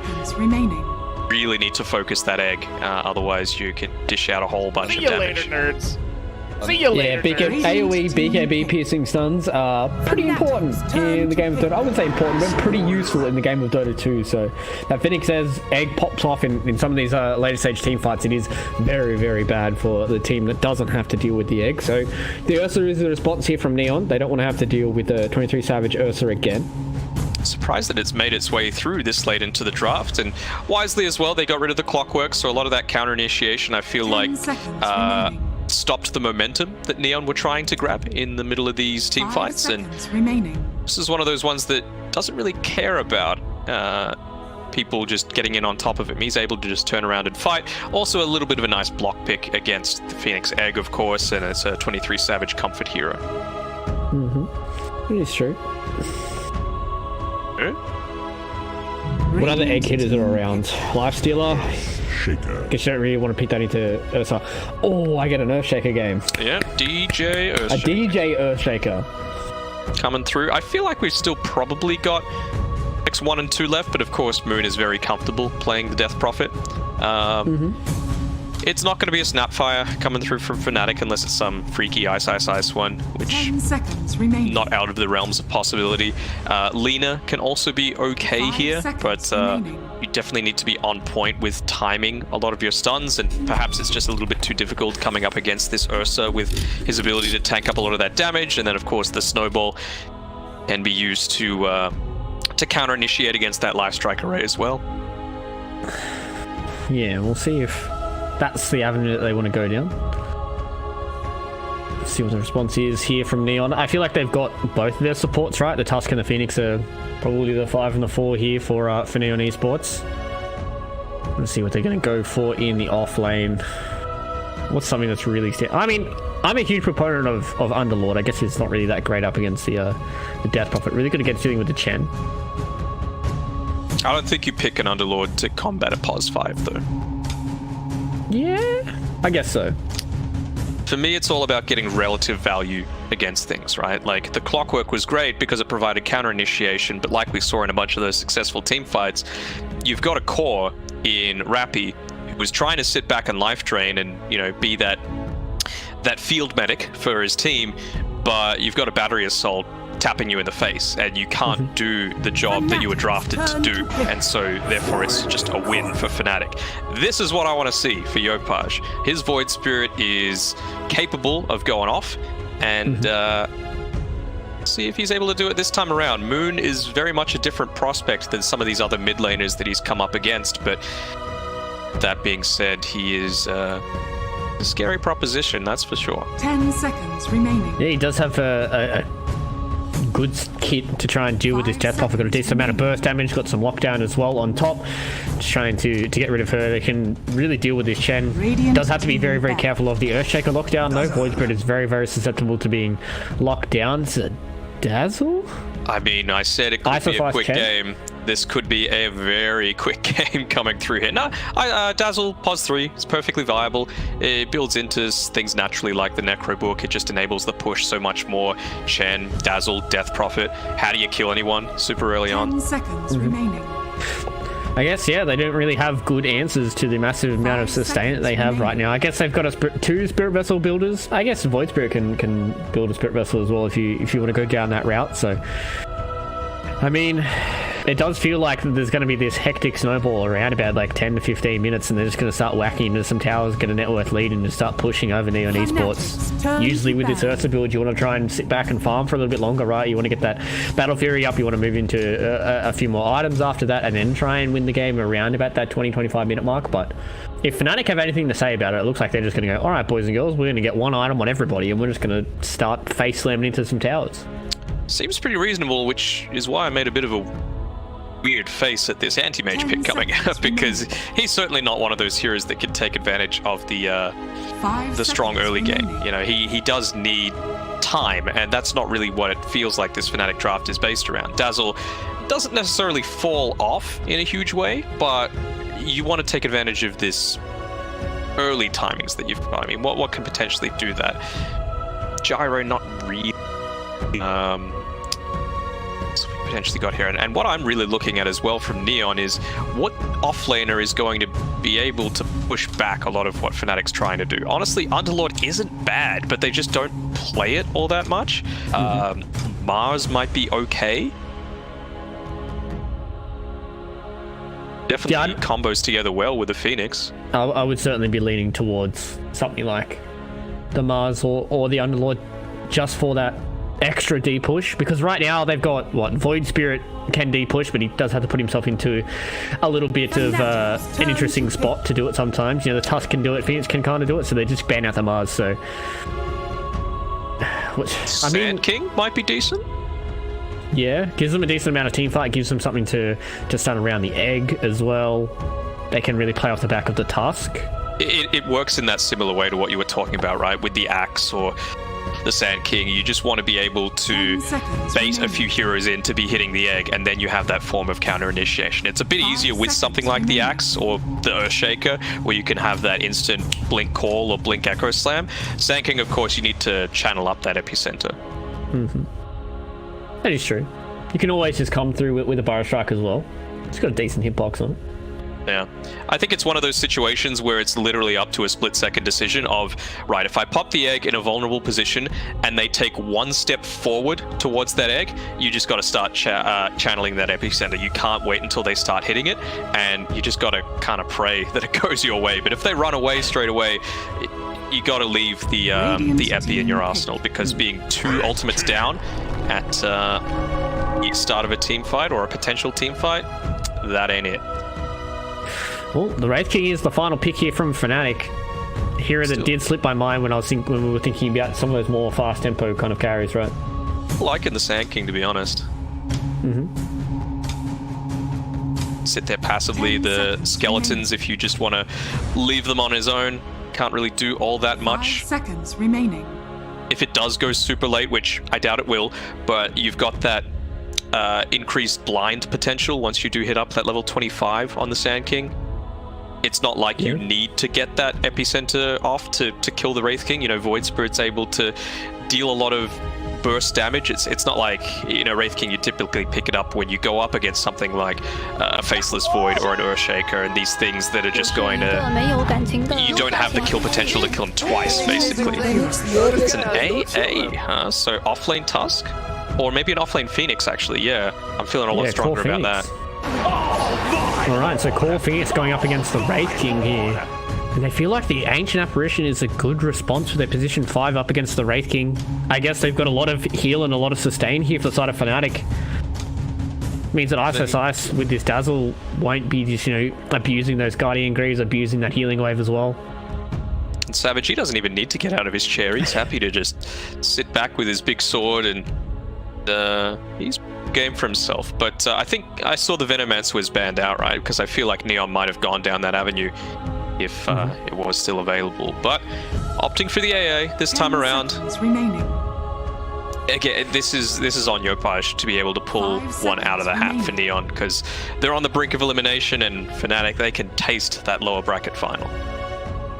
Yeah, they also are lacking a little bit of stuns here for Neon. So I'm feeling a little bit dubious coming into this next game, Matt. I'm a little bit scared of how this is going to go here for Neon, but I mean, every single time I see a Wraith King, he's got the Arcana on, dude. You can't lose when you've got an Arcana on. It's the rules. Gaben's made this true. That's why people buy Battle Pass levels. You can't lose if you have an Arcana equipped. And they've got 2. That's what Ice Frog, it's coded into the game. Shaker as well. 1. Exactly. And I'm sure Ice's Dazzle is probably worth like $2,000 or something right now. That head alone is a couple $100.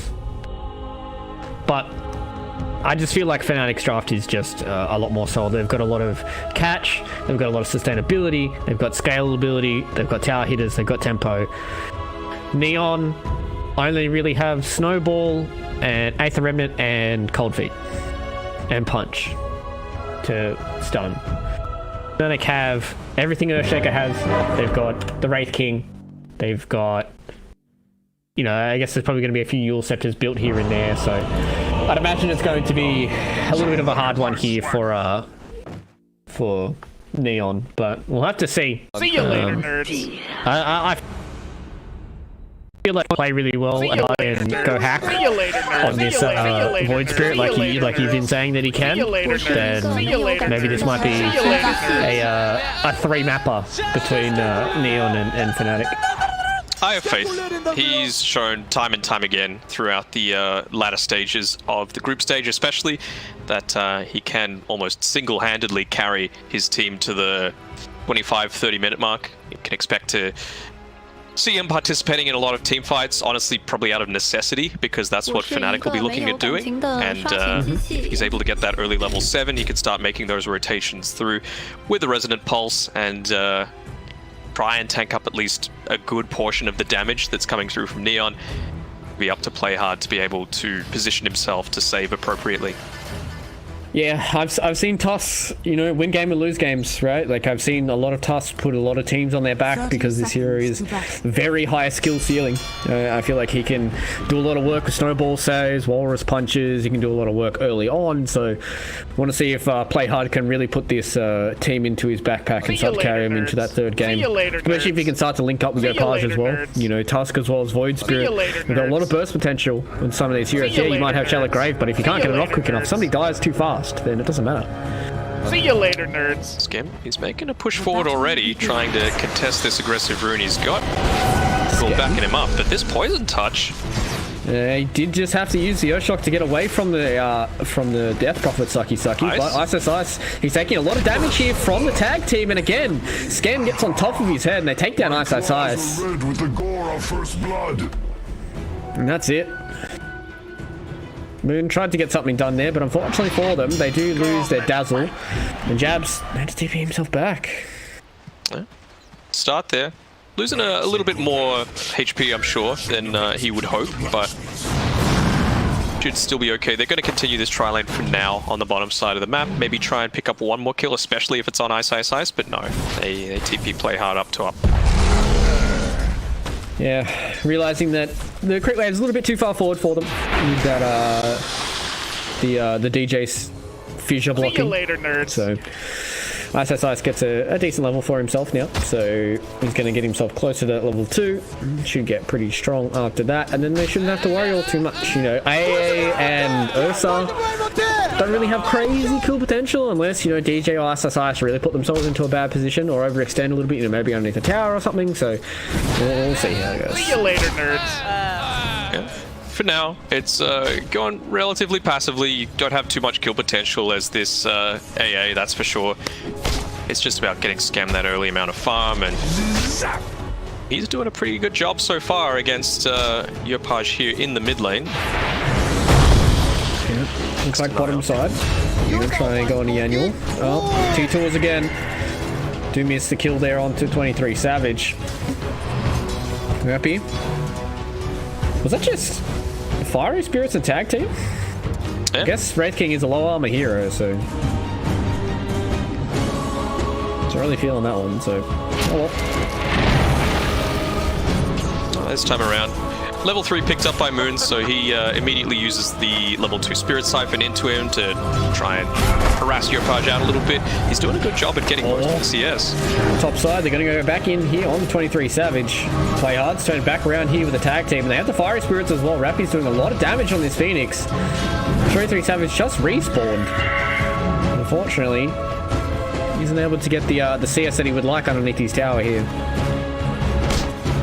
The instant aggression on him, a little bit of an odd decision to pop the Fiery Spirits, considering he was only half a level away from level 2, much more effective. He is able to grab that one up, but predicting that he will probably reach level 3 around that time of the next usage. Well, have a look towards the mid lane. Yopaj as well as Moon. They're fairly even here. Only one deny between the two. Moon's level 4 here onto the Death Prophet. Void Spirit going to try and turn back around and try and trade here with the Death Prophet. I feel like once Yopaj hits level 6, that's when his kill potential kind of goes through the roof. Whereas Death Prophet can kind of outplay Yopaj a little bit to try and get a kill at almost all stages. Yeah, I think so. I think to a point. He really needs that level 7 though. He's probably going to put a couple of extra points into the Aether Remnant just to be able to secure that range creep in the mid lane. Radiant Quite difficult to do against a Death Prophet, and we can see with DJ's positioning here, they're trying to get a kill before he gets to that E maneuverability. A little unfortunately for DJ, he was trying to go for a fissure block. He does get a perfect block here, so Yopaj doesn't have a way to get himself over that fissure. A nice little block there from DJ as well means that the Aether Remnant didn't come in onto Moon. A few more auto attacks, they should be able to get it. He does. See you later. Oh, and they get the career kill as well. See you later, nerds. See you Bit of a later. yikes, and See you later, nerds. to mid lane, going away of the TP too. Lots of nerds apparently in this game. Seems like Yopaj is a bit of a sweaty soldier, a bit of a nerd there in that mid lane. So taking him down is a little bit of a boost to the morale here for FNATIC. And on the top side, Jabs loses his life once again. Well, for the first time. Immediately taking advantage of that level 3 Fiery Spirits. Pops the last charge onto Savage. Be a little bit careful here. 1 point in the Wraithfire Blast, and he's going to be taking a lot of damage. Yep, they just come in. The Skelly Bros come in doing a lot of damage there. Oh, he even gets bones. That's a pog right there.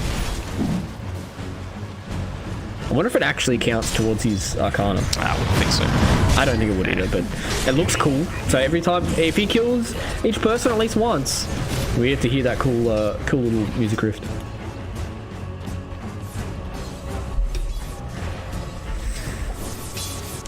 How's Ice doing in the bottom lane? 19-3 up against a 25-2. Yeah, it's okay. He's in pretty much a dedicated 1v1 now. He looks like Mr. Januel is not doing all too much in this bottom side because DJ has made his own rotations across the map. Paj, as well as Scam picking up that bottle, so realizing that you're going to be taking a lot of harass down on this bottom side of the map, and really kept AA with him constantly to try and pressurize Ice back. Maybe a little more needed to make sure that he needs to buy up a few more of those mangoes, a few more of those clarities. They could try and block him off. Oh. Yeah, trying to get a kill here onto the Ursa. He does get the Earthshock out, but Ice isn't able to keep up the damage there. So Scam copped a lot of damage there from the Poison Touch. Does have a bottle as well, so... Yeah. Can keep himself back to healthy. Moon's made a rotation all the way bottom. Early pickup of the Exorcism as well, so they want to put a lot of pressure on this tier 1 tower. Have the catapult. It's one of those annoying situations where Yopaj, he's stuck in the mid lane and he's like, right, maybe I can make something happen. I can grab a top rune, make a rotation towards top, stop with Wraith King before he hits level 5, but of course, the rune spot. It always seems to be the way here if you're trying to catch up in the mid lane. Moon putting a lot of pressure here with this Exorcism, but Yopaj has made a rotation. He's invis. He can get something done. They do get the Cold Feet and the Aether Remnant. There certainly will be a death here from Moon. No, they do get an early level in the Shallow Grave. So Moon is going to be a little bit healthier for now. He's going to try and get a few more kills here with the Soul Siphon. No, turns back around here. Moon gets a second one off here on the Play Hard. So he's getting a little bit more HP, but the second Cold Feet comes down. Scam has to be careful. Got to put himself in harm's way. Moon is going to walk himself back out, but it doesn't get far enough away from Yopaj. It's a 4th hero rotation from Neon to get themselves a DP kill. Yeah, at the end of the Exorcism as well, so it's not like they lost the maximum value out of it. He's going underneath the tower here. He uses enraged at a little bit of a weird time there, but they're going to get up the kill onto Ice nonetheless. And that's another one down for FNATIC. I think just respecting the turnaround potential coming through there and not wanting to tank up too much damage that's coming from the tier 1 tower. Some creeps, hopefully for Neon's sake, to get denied up to this tower. Experience going begging right now. Instantly TP's back, but he's already lost out on 3 or 4 creeps here. He gets the range creeps. Decent amount of experience there for ISSS.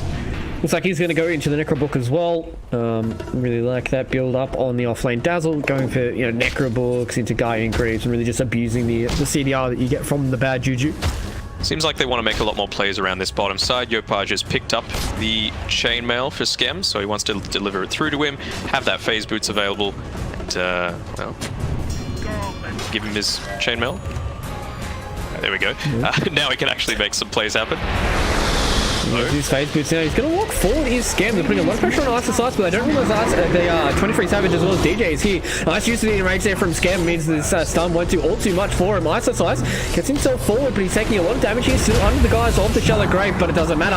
Rappy's here as well. 23 Savage, he's trying to get away. DJ, does he have enough? Yes, he does. But it doesn't matter because 23 Savage goes down. They don't get the egg stun, but it doesn't matter. They've surrounded 23 Savage here. There's 4 heroes here for the side of Neon, and they're going to be able to take down 23 Savage at the same time. Double kill there for Rappy on the Phoenix. FNATIC, they're just not getting the rotations that they need. Not getting the rotations that they need, but in the meantime, they take out the top tower. Very important to take that Roshan potential away from Neon, especially if they need to expend a buyback to rejoin the fight. So, some value for both teams, it has to be said. Dire's bottom tower is under attack. He's coming in. Exorcism's only got a couple of seconds left on it though, so Moon will have to be careful. He does get the Earthshock. Skem's pretty fast there with the phase boots, so they're going to get on top of Januel though. Looks like the Fire Spirits is enough to deter them. Looks like also Playhard's presence was a little bit hard for them to deal with, so Ice. Under attack. Gonna try and be a Chad in this bottom side, but it's enough heroes for Neon to get him away. Here we go, so Yopaj, he's level 8, he's got the maximum resonant pulse, he's got the points in the Aether Remnant, he needs to be the big damage dealer early on. He's trying to bait a few heroes up towards this top side, having taken the outpost, and he's just going to position himself around here, give him the body, and make sure that this Wraith King commit yourself this heavily because you've just died. Oh, they're coming back in. Yeah, as you said, there's no reincarnate, and they certainly know this. They get one stun. They're looking for a second. God. Oh, Yopaj dodges it with an illusion room. 23 Savage, you're the next one on the list for Yopaj. Doesn't have any cooldowns just yet. No earn charges either. The Aether Remnant, they snipe him in the trees. Yopaj with the style plays. Getting on top of FNATIC, and they're making this game look easy. Skem turns around. He's looking for DJ in the trees here. Cops himself a little bit of an awkward set of pathing there with the auto attack on the ground. DJ walking back in, but he walks back into the bear. Doesn't matter, Yopaj is there with the resonant pulse, cleans that one up, and see you later. Man, I'm sweaty after watching that. Yopaj is a nerd, dude. What did I tell you about my man? Did you see that? Hot damn. There's a reason why I'm like, Yopaj could carry this game for them, or at least the beginning, and allow the Ursa to have a bit stronger of an influence. Yeah, dude, Yopaj, he's got a fanboy. I'm a fanboy right now. He's if he can keep this up for the rest of the game, then this is certainly going to be a 3-mapper. To that Spirit Vessel build as well, so I'm surprised at the fact that they haven't been able to take more than just this top tower right now on FNATIC's side. They've got the Exorcism back available, so I think maybe Moon just wants to push this wave out, join his teammates on the bottom side. It's Dire's top tower is a little slower, I'm sure, than they would like. And it's true, they would like to certainly have a little bit more pressure. But as of right now, FNATIC's not really getting it done. Yopaj is the man that can get it done. Ice Shards come in, they trap in jabs. He's stuck in here with his Zoo as well. Does get the Centaur Stomp though, so the Shards do wear out 4 now. So they're going to be able to take down jabs. Does have that Hand of God at the ready if he wants to use it, but in comes DJ. The Echo Flame on top, they've taken down 2. Yopaj cleans up another on the backside. So they're going to get rid of the Chen, but I don't think it really matters, especially if they get a 3rd kill here for Moon. Does have enough mana once he uses this one to use that Exorcism. They could get the buyout here from Rampi. They've used the Exorcism as well. Yopaj coming in, misses his Aether Remnant. He's looking for another one. The silence comes down as well. Can they get rid of Yopaj here? Be a big pick up here for Moon if they can get it done. They're doing a lot of damage. Yes, they can. Can they turn back onto the egg? Ice is trying to get it done. Moon with the last auto attack. They do have it.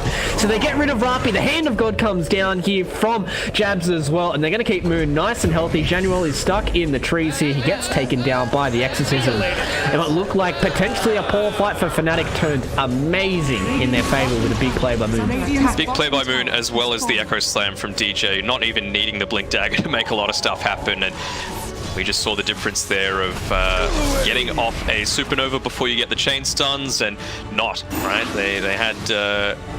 you never want to be in a situation, right, where your mid laner dies and then you pop the Supernova, because you're never going to get that favorable trade. Dire's middle tower. It's true, especially because they didn't really have good ways of locking down around the egg, right? It was, you know, he did get the fire spirits out. It was only onto Moon, so Ice as well as DJ were able to come in, fight a few auto attacks. It's only level 1 egg as well. It's, what, 5 hits? Come on. Yeah. Pretty easy. But Rapi tried his best.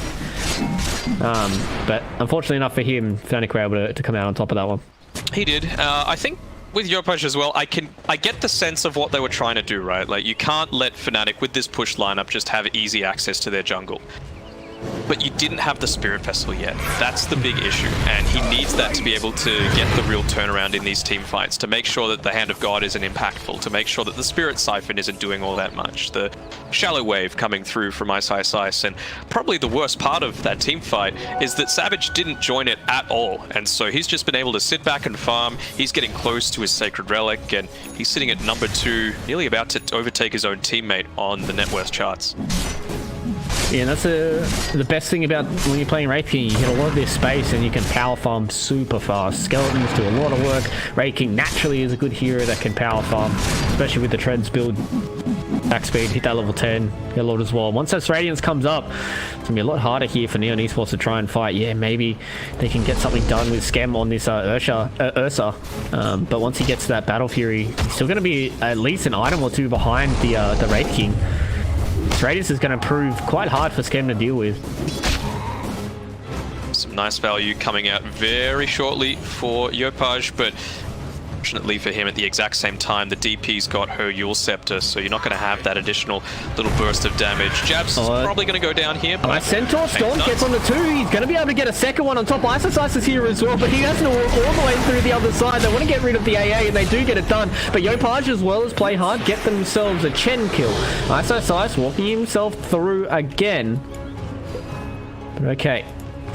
I think Ice had his camera in a completely different position and didn't realize that Jabs called him in, so he just walked through Yopaj as well as play hard and was just like, I'm going to go kill the AA. And he's like, oh wait. Radiant structures are fortified. With that team fight earlier going in the favor of FNATIC, you've got Moon sitting at level 12, so that level 2 Exorcism doing a ton of damage to this tower, twice what it would do at level 1, and Yopaj just not in a position to be able to contest. As well, the scary part, DJ, he's picked up that the Blink Dagger at the 15-minute mark, so Bounty Runes, regroup with your team. Don't even need the Exorcism to start making some big plays here. Yeah, exactly. If they start getting a few of these good Echo Slams, he's only level 1, so it doesn't do crazy amounts of damage, but the lockdown is good enough to try and chain stun. Especially coming in with Jabs using these Centaurs. Bottom tower is he's getting a little lucky with the camps that he's able to find, that's for sure. It is true. If you're always able to recoup 3 Centaurs and a Saddle, like you're feeling pretty good with how your creep RNG is going. Right now, FNATIC are just walking around as this 4-man ball, just trying to put a lot of pressure on the creep waves here, up against Neon, so they can't sit back and farm. They really want to get Scam up towards that Battle Fury. He's getting closer and closer to it. About 1,300 gold until he has his own, but by that time, I'm pretty sure 23 Savage will have fully completed Radiance. A couple hundred gold in his back pocket as well. Good presence of mind from Scam as well to be able to rotate away from that Smoke of Deceit that DJ and Moon were taking up towards the top of the map. You really just want to either delay or minimize the effect of this first Echo Slam, and DJ, probably one of the best shakers in the world. It's a rare occurrence if you can get something like that to happen. Yeah, it's true. These farm/teamfight items are going to come up at around the same sort of time for both our Wraith King and the Ursa Warrior. Oh, that's an Echo Slam out onto Rappy. Oh, they don't get the chain stun. Oh, that's unfortunate. They caught him in the crit wave, took about half of his HP down, but they did not get the chain stun for it. So FNATIC, they've got a lot of heroes in this bottom side. They want to try and take some more objectives out of this, but they don't have an Echo Slam now. There's a reason why I said it was rare, but not impossible for him to miss those Echo Slam combinations. Scam, he did the right thing and stacked up this Ancient Camp, wants to give his team the highest probability of getting some neutral items here. Tier 2s just became available, and he's getting close to grabbing that Battle Fury as well. John, yours probably going to go down here. Yeah, well, losing his life there to Moon in the combination with DJ. It's not a favorite when you're playing Ancient Apparition. Usually you cop a stun and you're like, all right, boys, it's my time. Time has come. My time has come. Dire's middle tower is under attack. So Radiance now completed here for 23 Savage. DJ comes in, getting the chain stun down. They don't have the silence. Ice. Fortunately getting hit by the Aether Remnant. They do get it there with Moon, so they're going to see if they can catch out Yopaj here. Gets a dash up as well. He has another Astral Step. Moon in a position to try anything additional onto him. He always had the illusion rune bottled as well, so he could have gotten away from any sort of silence if he really needed to. They're looking for a fight here on a 23 Savage, but it looks like, oh no, play hard! Oh, he tried to get the Walrus Punch, but he got the miss, and then he got chain stunned.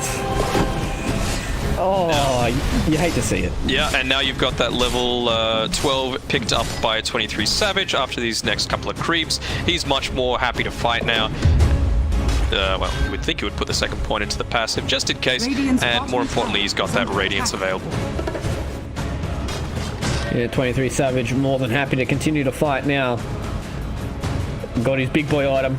He's going to go into a Halberd. I really like this build up from the Wraith King, realizing the only other real scary hero for him is the Ursa, and if they can stop the Ursa from utilizing all this farm, then Neon really don't have much for them. They've basically just got Yopaj left to conceal the damage for them.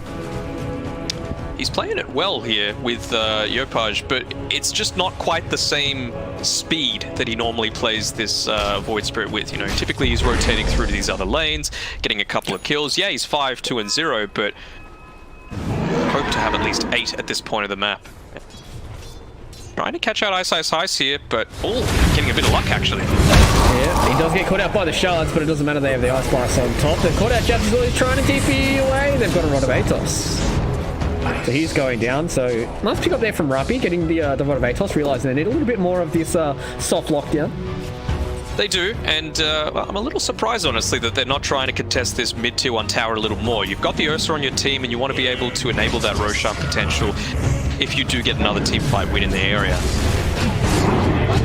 Well, 23 Savage. There's that 2 levels in the ultimate now. Oh no, they've caught out Yopaj. The Chainstorm's coming in as well. They do get the Echo Slam down. They take down the Void Spirit. 3 heroes are stuck inside here. Everybody's stuck by walls. They get done with the egg as well. They're going to be able to take down the Wraith King for his first life. He does have a second one, so he starts to respawn here. Out comes the Guitar Rift. He's trying to turn back around, but it doesn't matter. Skems here. He's starting to chunk down the Wraith King.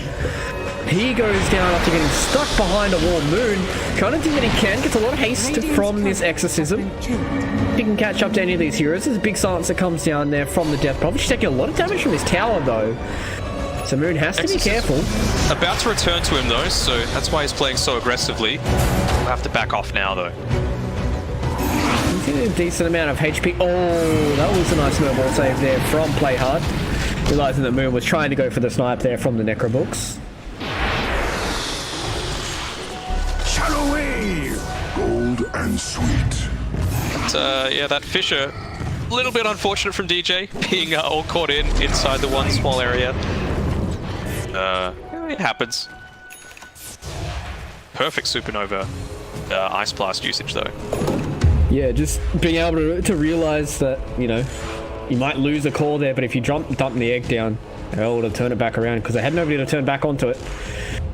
So they clean up 23 Savage, they clean up the Earthshaker.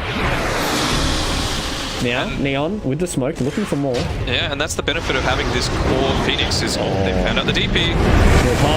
Getting hit with the Yules, Spirit Vessel and AA Blast on top. You might have some healing, but it doesn't matter now.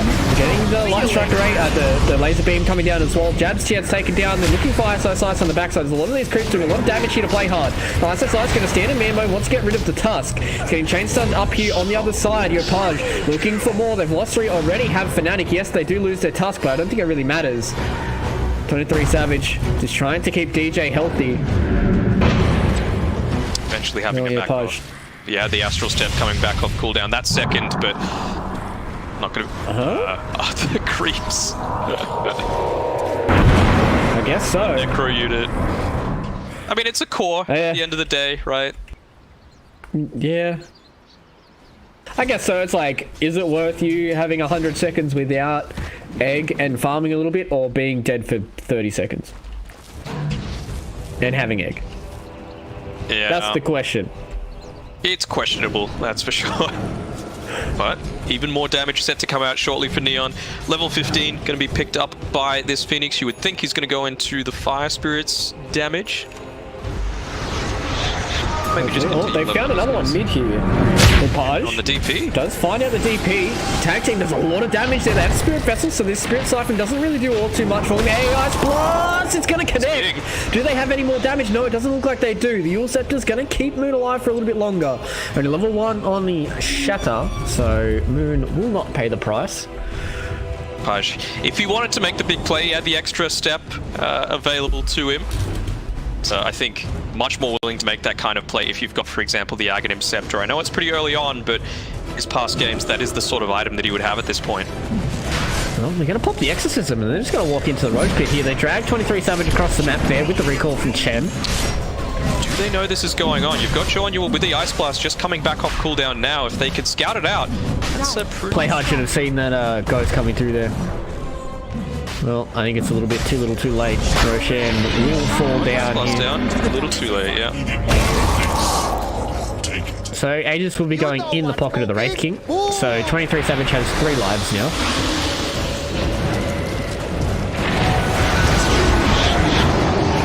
Well, Yules comes up here as well onto DJ. So the 8th Remnant pulls in one way or another. But yeah. Looks like FNATIC putting themselves in the driver's seat. They're really starting to accrue that net worth. Skem is starting to pull a little bit further ahead than what is the Wraith King. He has pretty much just been hitting creeps for like, what, 15 minutes now? He's 6-0-5, so this Ursa is quite healthy when it comes to net worth. He's going to go for a Basher as well next. Thought maybe the MKB might be the next on the list. They've got Moon in their sights. Neon trying to look for something. DJ's already spotted them out. That's a big feature that comes forward here. They do catch out the Tusk. They found Skem as well. Does not have a way to get out of this silence. They're going to be able to take down the Tusk. Play hard. Just got outplayed. They're looking for another one. They do get rid of the Courier Skem. Has to use the Enrage to purge off the slow. Still end up losing this 2-2 tower. Luckily for Neon, you've got your Page pressuring on this top side of the map, but a tower taker he is not. Yeah, he can take down those crit waves fairly fast, but so can 23 Savage. He is now doing about half HP. They're going to try and return onto Yopage. See if they can get anything done. DJ, can you follow him up? He does get a clumsy net, so he is stunned for a little bit longer. Oh, the Yule Scepter up though. The silence comes down from Moon, so they know that there's no way of him getting out of this. In comes the Fisher as well. They have the setup. Oh, there's a bit of a weird use of the Yule Scepter, but it doesn't matter. They eventually clean up the kill. It did not take them to see that coming. It pushes them back to the other side of the map, and they don't actually end up losing the tier 2 tower at both sides, so I don't think Yopage will be all too sad about that. Sure, it delays out his Ag Scepter a little bit, but now you don't have the threat of the Echo Slam for the next minute and a half. And, you can see that Neon realizing that. They're on the top side of the map, they're even committing the lockdown, the Rod of Atos, onto the Necro units. Bottom tower is under attack. Yeah, 23 Savage is trying to get a mirrored response here. Going to put a lot of damage into this tier 2 tower of his own. He's got his Skelly Bros there. Skem already takes down their tier 2 tower, so they go for a trade across the map. Yopage still in the fountain for now. 23 Savage picking up a blink as well. Tower is under attack. Yasha available on Skem. That his priority is building up a lot of that status resist for himself. Come forward, they do know where Moon is. Rod of Atos comes down, the 4-star comes in. That's a big kick and a punch. I don't know what happened just there. They throw out the Death Prophet on the backside. A bit more of a disengage here. This team fight is split on multiple fronts. So with some punches, with some ice blasts going every which way, both teams just come to a gentleman's agreement to say, alright, let's restart, let's go again a different time. Punch in the 4-star happening at the same time, just a little bit of a goofy interaction there, but real value rune to be able to pick up for this Wraith King. You can keep the waves pushed out and still have this big presence in team fights. We'll see what his next item choice will be. Does seem like AC is on the way here for 23 Savage. Oh, some real value items coming through here. You would expect that Titan Sliver going over the wave Skem and Telescope. Pretty handy for Ice to be able to grab up for himself as well. Some big boy range coming out there. A lot of these spells. Skem. DJ blinks himself into the trees. Still see a Yule Scepter up there onto the Earth, so they're catching out the AA on the backside. 23 Savage does not have this Aegis anymore, so he actually does still have the edge. I thought it did time out a little bit earlier. Well, that's 2 bones going the way here for 23 Savage. and catch out the Ancient Apparition. They wanted Scam on top, but unfortunately didn't get the lockdown for that. He's happy to commit his body as well, realizes Aegis only has about 45 seconds left on it, and Neon aren't in a position to pop the glyph for themselves right now. It's just about pressuring out that side of the map. And you can see the value of that illusion rune, just keeping the top side pressured in as much as he can, but still not going to be able to impact this tier 2 on the top side. Yeah, they are trying to cut the crit wave here is FNATIC, but there are still crit waves pushing in towards their base. They have to deal with that before they get in this tier 2 tower. It seems like Neon are starting to prolong this game, but prolong this game to what? Are they, like, should they be aiming for a team fight? Are they waiting for an extra set of items maybe on Scam? Maybe another item for Yopaj? Because it really hasn't gotten much. Axe is the priority, or are they TPing? Okay. Got TP'd into where the Chen was in the mid lane. He was actually standing right next to the rest of the team, and his Aegis expires as he starts to go in, so it's turned around in a bad way for FNATIC.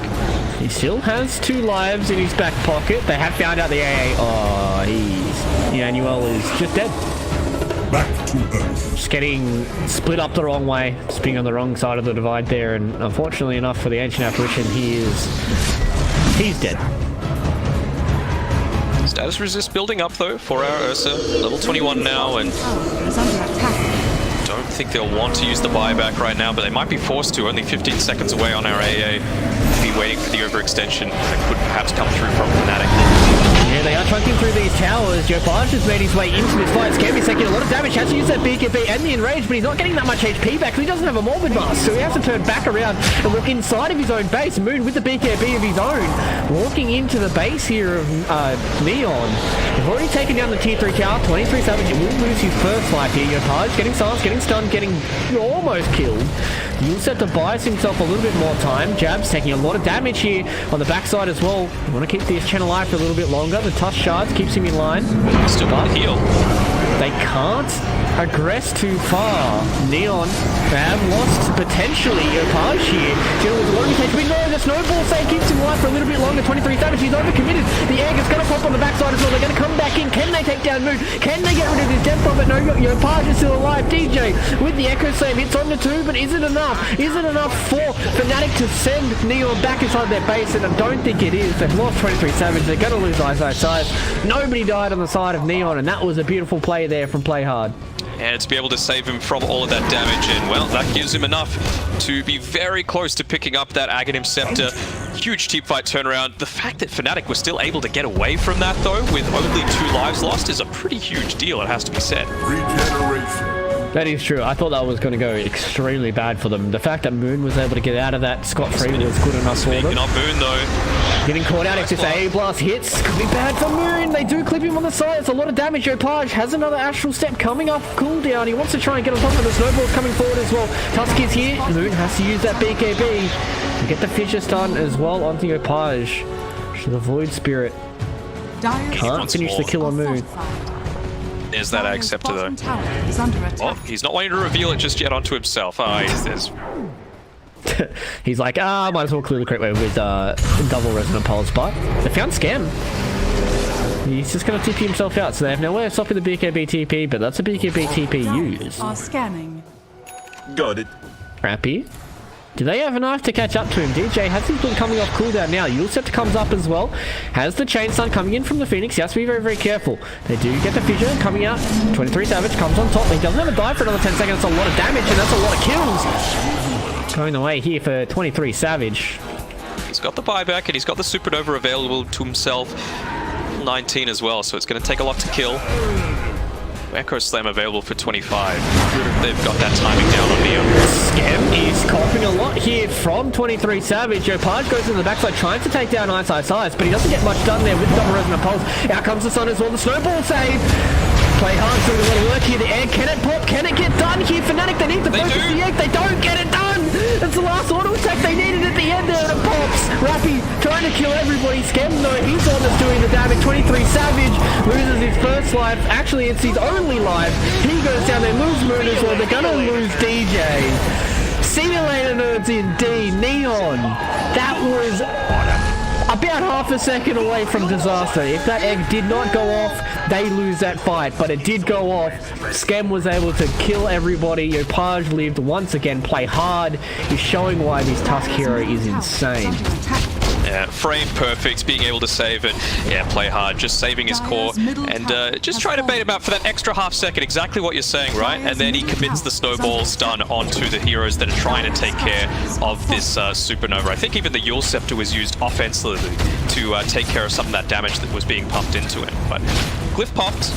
Take out this tier 2 tower. Unlucky it's a slow Roshan respawn, which I'm sure that they would have hoped to try and pick up, but that is now a Satanic that's going to be available for Skem, so real handy pickup starting to come through from Neon. And, well, have a quick look at the net worth probability. Big spike coming up for net worth, sorry, for Neon, and it's about a 50-50 game.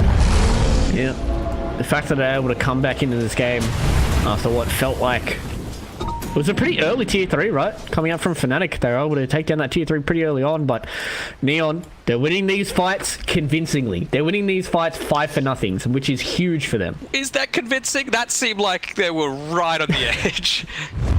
Well, winning it 5-0 is convincingly enough for me. You know, whether or not the RNG went in their way or somebody else's way, that's not for me to decide. I'm not Lord Gaben. They both know Roche is up. Jabs, he's going to get found out, though. Oh, he just gets punched into the air. They're looking for more. Realize that the Chen was an easy kill for them.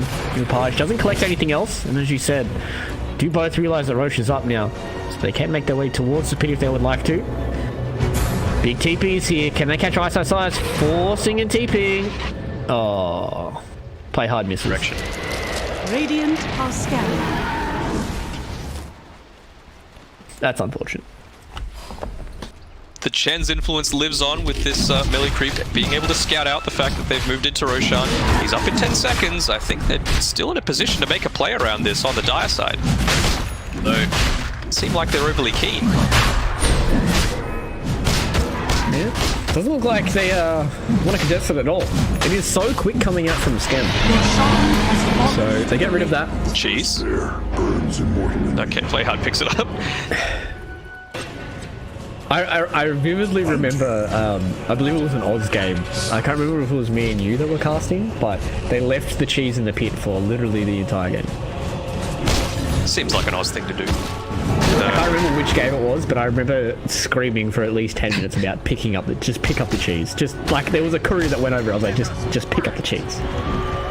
Not something you want to do in an elimination game, that's for sure, especially in a tournament like this. Skem, he's getting close to that level 25 as well, and as we were talking about before, Satanic now available, so much status resist available on this Ursa. It's going to be hard to try and lock him down and prevent that enrage from coming off in these team fights. And of course, he's still got the BKB available and the Aegis, so he can afford to play a little bit more aggressively, and we've seen what that does for Neon. They can get these great supernovas off with Rafi, who's playing out of his mind this game, it has to be said. There's the benefits of being able to be a little more greedy with that Phoenix number 3. Yeah, that is true. Once he starts getting, to that level 25, picks up an Ags as well. It's a lot more hits to try and take down that egg, and we saw how powerful that egg was in the last team fight. And if Rapi's able to get a lot of good eggs like that, then Neon can start pulling this back to a 1-1. Then reset for the third game. So we'll see how this does work out in Skem. He's got over 50% Saturn as his passive. Is that additively? I believe so. Well, okay, he has 103% then. It's under attack. Yeah, well, we'll see if he does have 100% status resist, if he ever gets stunned, but he's got a lot of status resist here on the Ursa, so he's going to walk up to the high ground and not really have to worry about a lot of this coming out. Just have to be careful though. 23 Savage doing a little work. Okay, so he has the Enrage enabled. No, it only goes to 76%, so it's a multiple Kadoof. Radiant's top tower is under attack. They don't have Moon here either. He's on the top side of the map, so Moon, he has a Scythe of Ice as well. So probably just trying to cause the rotation coming out from Moon, so he's going to be able to stay on that top side of the map. Skem finally picking up a Basher, so he's going to move into that Abyssal Blade, so having a bit of lockdown for himself is this Ursa. Oh, Spell Prison. New tier 4 items. Probably a good time to start farming some creeps. Even Rapi, honestly, he's been doing a ton of damage in these team fights, and they're a little split up right now on Neon, it has to be said. Yeah, you got Podge as well as Play Harder on the other side, but Moon's still on this top side, so it doesn't look like FNATIC want to fight this at all. Scam doing a lot of work here on the front side. He took a lot of damage from that, taking a lot of damage as well when he comes in to fight 23 Savage. He's popped his Satanic, so he's going to need to back off for a little bit, at least until that enraged Satanic is available one more time. He's got his Basher just sitting in his backpack.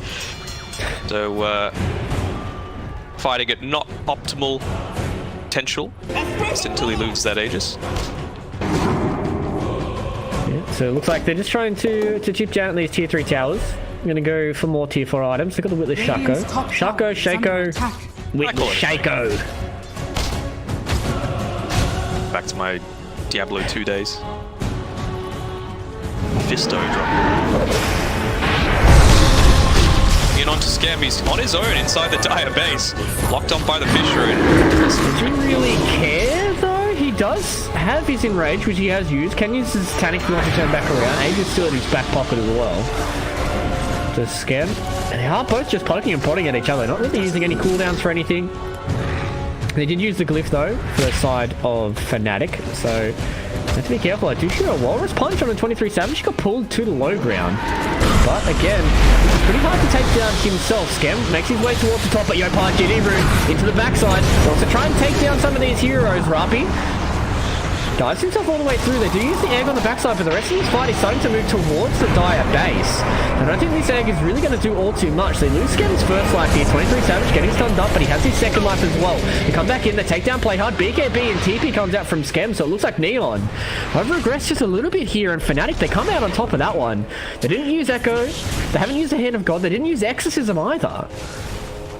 About over-aggression, but necessarily some misuse of abilities. He popped the Satanic right before he was about to go down, despite the fact that much left on his Aegis timer anyway. He was about 2 experience, I think, away from hitting his level 25, which of course would have been massive in that team fight. And then of course you called it the Supernova, just being used in a really defensive position. And FNATIC were fighting in their base. They don't need to run forward. They can just run back into the safety. The objectives are Neon's to take. So misplays coming through, and it's going to cost them the experience that comes from the 40-minute outposts. Bounty. It is true. They get themselves double here for FNATIC. Neon kind of shot themselves in the foot there with that last little play. Doing quite a good job of just poking and prodding. They're going to try and go here out onto Jabs. Get themselves a fresh little kill there for Yopaj. That's not too bad. Heavy camera. A pretty good pickup there for Rapi. A little bit of strength, a little bit of damage. A little bit of strength and damage at the same time. Prince's Knife though, that's a big pickup there for FNATIC.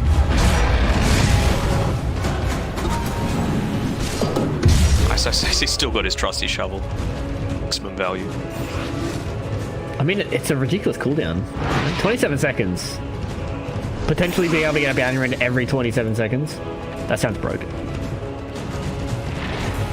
Aggressive movement coming here from Neon. Moving into the Dire Tricamp area. They don't have the Aegis to play around this time though. And Scam, is this an all or nothing play here? Because it looks like he's going for his Bissell. Yeah, you can't buy them both at the same time, buddy. There you go. He's still going to be 1,600 gold short of that buyback though. So if he goes down, it's a real opening for FNATIC. Yeah, this feels like Neon is starting to get a little desperate. Well, I don't really want to say desperate, but I feel like they're starting to, they can taste the victory, right, and they just want to close it out. But this could potentially shoot them in the foot. As we saw in that last fight, they just dove. They went for a fight. It didn't really work out for them. They lost quite a few heroes. FNATIC didn't really use all too much for it, and now they're using a lot of their gold. Oh, Scam. He's the one that's up there. He's got a Minotaur Horn and a BKB. So there's 2 ways of getting that. Has the Enrage as well, so Moon. Actually, now there's a lot of heroes here. They're just going to get rid of the AA. So, Scam on the other side. They do get the instant drum. Out comes the Hex as well. They're trying to catch out this Earth side. Don't use the Minotaur Horn. The buyout comes from the AA. He doesn't BKB. Yeah, he still has that BKB in his back pocket. He's really going to try and use this. He's baiting this out. Neil on the other side. They're coming back in as well. The A blast is on the other side. 23 Savage going to kind of try and come on the front side. Satanic and BKB is here from Scam. He's getting a lot of HP back. They've lost Chen on the backside as well. A lot of the BKB is being popped here. Everyone's trying to fight in this back corner. He's going to pop on the other side as well. They do use the Shallow Grade, so they keep Ice alive for a little bit longer. The Supernova on the other side does eventually pop. They've lost their Tusk as well. 23 Savage. He's looking for Yopage on the top side. Another Shallow Grave comes out here for Ice. He has to be very, very careful because he doesn't have the heals coming out. The TP coming all the way through. They don't get it done. So they both lose support. So there's a buyback there on the Ancient Apparition. And that's not really much else. Or Jonual and Chen both sitting still at level 14 and 15 respectively. It just feels like they're not quite as present in these team fights. DJ as well. Good with his fishes and being able to create some extra space to cut out that BKB timing and everything else that Scam has at his disposal, but seen that big game-ending Echo Slam just yet. Yeah, it feels like maybe Neon is giving DJ a lot of respect here on this Earthshaker. Clumping themselves up. There is a lot of BKBs to play around too, so if DJ can get a big Echo Slam, it's going to have to be a really big play for him. 23 Savage going to try and clean this out. Yopage gets the Yule Scepter up as well as the 8th Remnant, so doing a decent amount of damage here to the Wraith King. He has almost Skims there. 3.2k HP. That is true. So it looks like there's games a little bit back and forth. So not quite sure who's really going to come out on top. It really does feel like Skem's starting to fall off a little bit. Like I saw him jump on the Dazzle, but didn't really do all too much to Ice. I don't know about that. We'll see how this team fight goes. He has the Arcane, and he comes up the top. He does get hexed there by Moon as well. They're turning back around. 23 Savage. A little bit of damage, but Scam pretty strong here on the Earth. The Minotaur Horde getting popped to plenty, so they can get rid of a lot of these stuns. They do come down. They take down Jabs. So they've lost the Chen here. Atos comes down on 23 Savage. He's getting disengaged from the rest of his team. FNATIC. They're trying to run themselves back inside of the base. 23 Savage gets on top of Scam. He does use his own BKB now. They're going to be able to get rid of the Wraith King's first life. DJ on the top side here does not be able to come in with that Echo Slam. BKB had to be used by 23 Savage. Had to come down as well. A lot of status with this coming in from the Ursa, so he doesn't even have to worry about these stuns all too much. The Minotaur Horde comes back off cooldown again. Yopage goes to the backside, trying to get rid of Ice here. The egg on the high ground. This is what we wanted from the last fight. Trying to get really aggressive in their faces. Moon is just going to have to stand in the front side and try and tank this egg. Neon outside of their base. Aggressive TPs coming from Wraith King here onto the outpost. Everybody's trying to get away here. Neon on the backside. They do get the hex down here. Yopage, 23 Savage walks in, but no, the Aeon Diaz keeps himself alive for a little bit longer. Scam on the backside caught out DJ. Handleguy keeps him alive for a little bit longer. Does he have the wipe? He does. Ice side keeps him alive. The A blast is going to come in. They're going to be able to get rid of everybody here. Scam on the front side doing a lot of work on this Earth, so they finally do take down the Earthshaker. This fight has gone on for so long that 23 Savage has a second life again. And this fight has taken forever.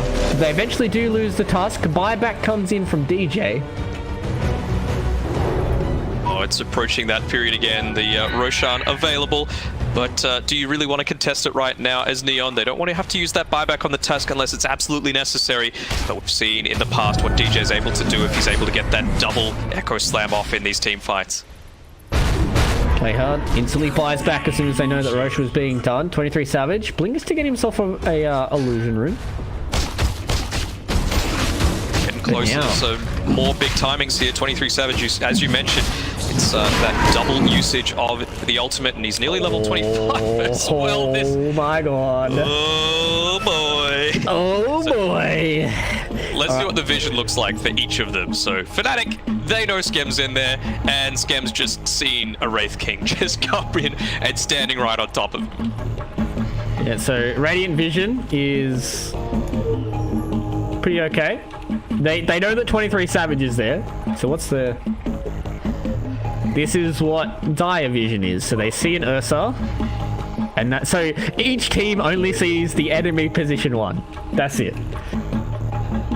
So... But the fact that that's true means that they technically know where the rest of the team is, right? Because, like, if you can't see them behind you, they're probably here.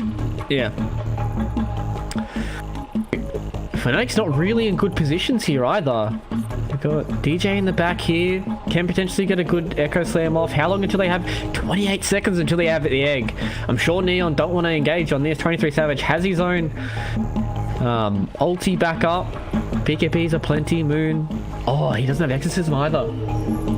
I'm sure this is going to be a situation of both teams just being like, let's not fight this. And look at bot lane as well. Bot lane is pushing it hard for Fnatic.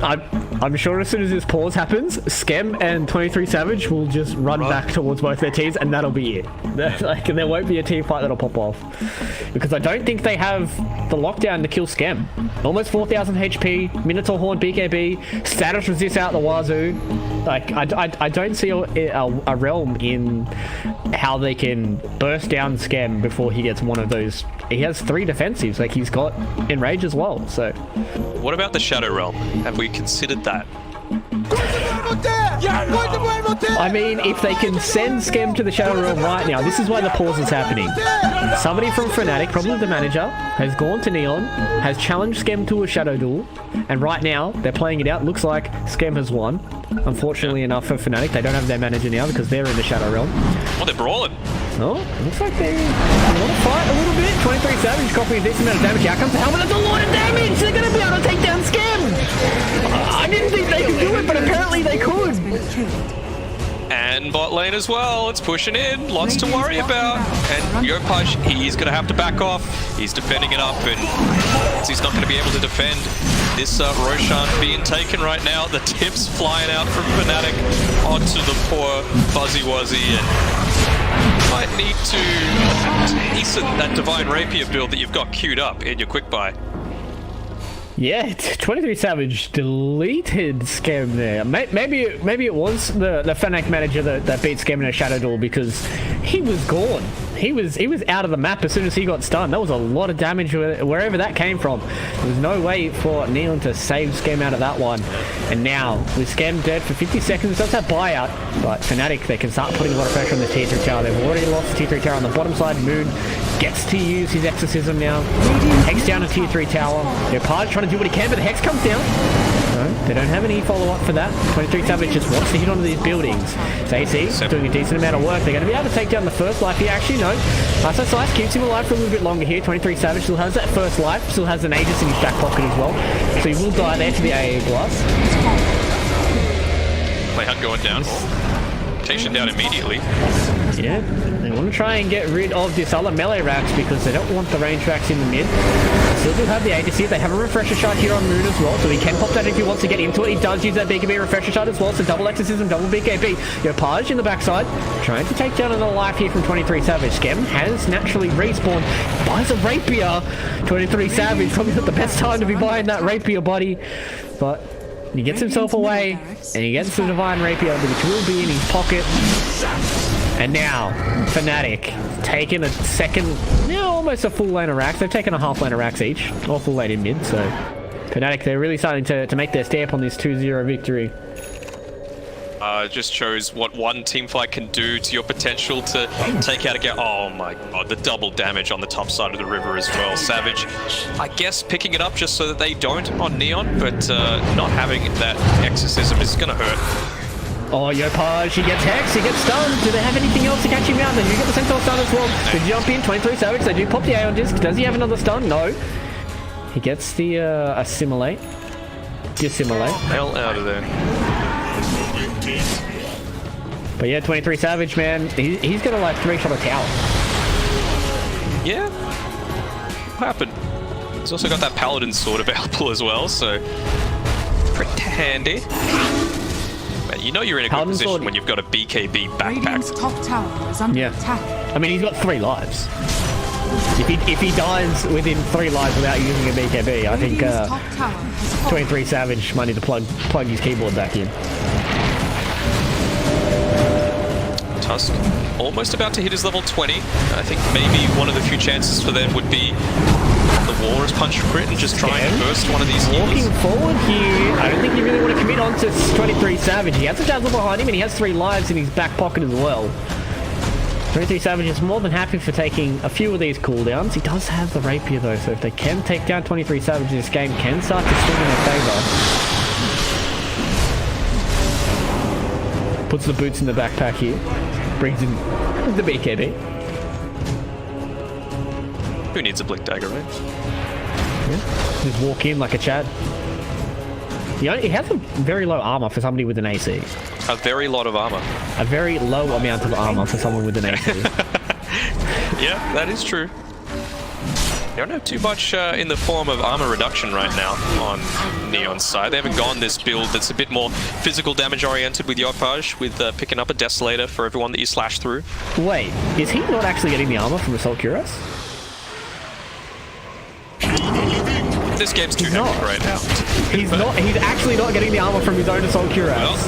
Well, that seems like a bug in the game, but either way, 23 Savage is walking forward, still has a decent amount of HP. That Paladin Sword of the Divine Rapier doing a lot of work here. Scam is going to try and take down Moon. The Egg on the front side as well, trying to keep these heroes at bay. They want to get 23 Savage to take down his first one. He loses his first side, potentially going to lose his second as well. There's a Divine Rapier potentially on the deck, and 23 Savage dies again. You're going to come forward, Moon, doing a lot of work here with these Spirit Siphons. The Snowball keeps him alive for a little bit longer. 23 Savage has respawned for the second time in this fight. They want to try and get down onto 23 Savage. No, the Halberd keeps Scam at bay for now. Jabs on the front side, taking down Jabs. Yopaj for a little bit longer here. You're going to try and get forward, and Scam looking for another kill, but they haven't found anybody just yet. Yopaj on the backside. He get caught by 23 Savage, and the Divine Rapier takes him down. And they do have another Reincarnate coming up. Cooldown here. The Echo Slam for DJ. They hit two in the backside. They're going to get rid of the Ancient Apparition. He's dead for 80 seconds, but Scam on the front side doing a lot more work than what he should be. Yopaj trying to get something done here. Does that BKB coming off a few seconds. So another Astral Step. Simulates to get away from a few of these stuns. Gets himself inside of his base, and Scam lives again. A lot of static resist here from the Ursa. Have to use the Enrage, so that's Satanic as well. We want to try and get rid of 23 Savage. He has another life though. Have to be careful not to commit too much onto this Raid King. But Slaven taking the tier 3 tower. Scam staying alive for a little bit longer as well. BKB has to be popped here from Yopaj. Has come back off cooldown. 23 Savage is going to lose his first life again. They lose the Chen. They've lost the DJ Earthshaker as well. So FNATIC probably going to try and hit that eject button now. They don't really have the cooldowns for this. They're going to lose 23 Savage. He has to respawn here. Does he have anything else to play around? He has the BKB coming up cooldown for a little bit longer. Scam going to try and get rid of Ice Ice here, and he does. He's going to try and get rid of the Dazzle Ice Ice, doing a lot of kiting. He has enough cooldown reduction for the Shallow Grave to be constantly off cooldown. Thick. Potentially could have ended the game there, but they don't get it done. Neon only using buyouts on Yopaj. Okay, so Yopaj using his buyout there. Not really that good. Had about a 20-second window where Aegis was down. He'd used his ultimate already on the Wraith King. You could have killed him and snagged that rapier, but you saw what happens when you forget about DJ for a split second. He comes in, Echo Slam onto 3, catching the back line, and still you'd have to say you're fairly happy with the outcome of that if you're on the side of FNATIC. I thought for the smallest region there that 23 Savage was going to drop the Rapier, but he did not. He lived. Ice creating enough space for him to get away. So now Neon only have one lane of racks between them and Mega Creeps. This game is hitting the 53-minute mark. This could potentially be the first tier 5 item cast that I get. Got a rapier. So let's see. The True Strike will help him a lot in these team fights. You won't have to worry about the Wraith King, especially because the fact that Wraith King's actually not getting his Assault Cuirass armor, so... Feels bad. I've never seen that before. I'm honestly confused. If anybody would like to post this to Reddit, here you go. He's supposed to get 10 armor, and he has 9 armor, and he gets 5 from the aura. So he's supposed to be getting 15, but... Well... You got Bubkiss. Bot lane pushing in does reveal a little bit of the fact that they're not sitting here in the base, just trying to defend it passively, and you can see FNATIC gripped up around this top of the stairs. Vulnerable position, man. Ice. He's opted to go for the Poison Touch slow, realizing that, look, you can have a lot of status resist, but at the end of the day, it's still going to be pretty damn impactful in the middle of these team fights to just constantly have it refreshing. 32%, that is quite a lot. 52% slow. Yeah, especially if he keeps it on these heroes that can't really purge it all too quickly, you know. The Void Spirit, if he's already used his BKB, his Aeon Mist is already popped. easy to keep on top of these heroes, and that's the thing with 23 Savage. He doesn't have boots. Yeah, he's got a blink dagger, but you know, if these heroes start to run away from him, then 23 Savage is gonna have a hard time keeping up with them. He did replace his Radiance with the Abyssal Blade, so 23 Savage has a little bit more mobility in that. Oh, this is going to be a clash. Neon, they're standing up here. 23 Savage, you got to be careful. That's a mind. Did they have any vision? I don't think they did, right? I don't think they did, no. It might have been a Chen creep, actually. An aura? Or an aura. Maybe. Yeah. Maybe he would have... I'm just trying to see like what aura he would have seen. Chen creep maybe like a Shiva's debuff or something. But yeah. Phoenix was on the front lines though. Insane reactions. Inhuman reactions.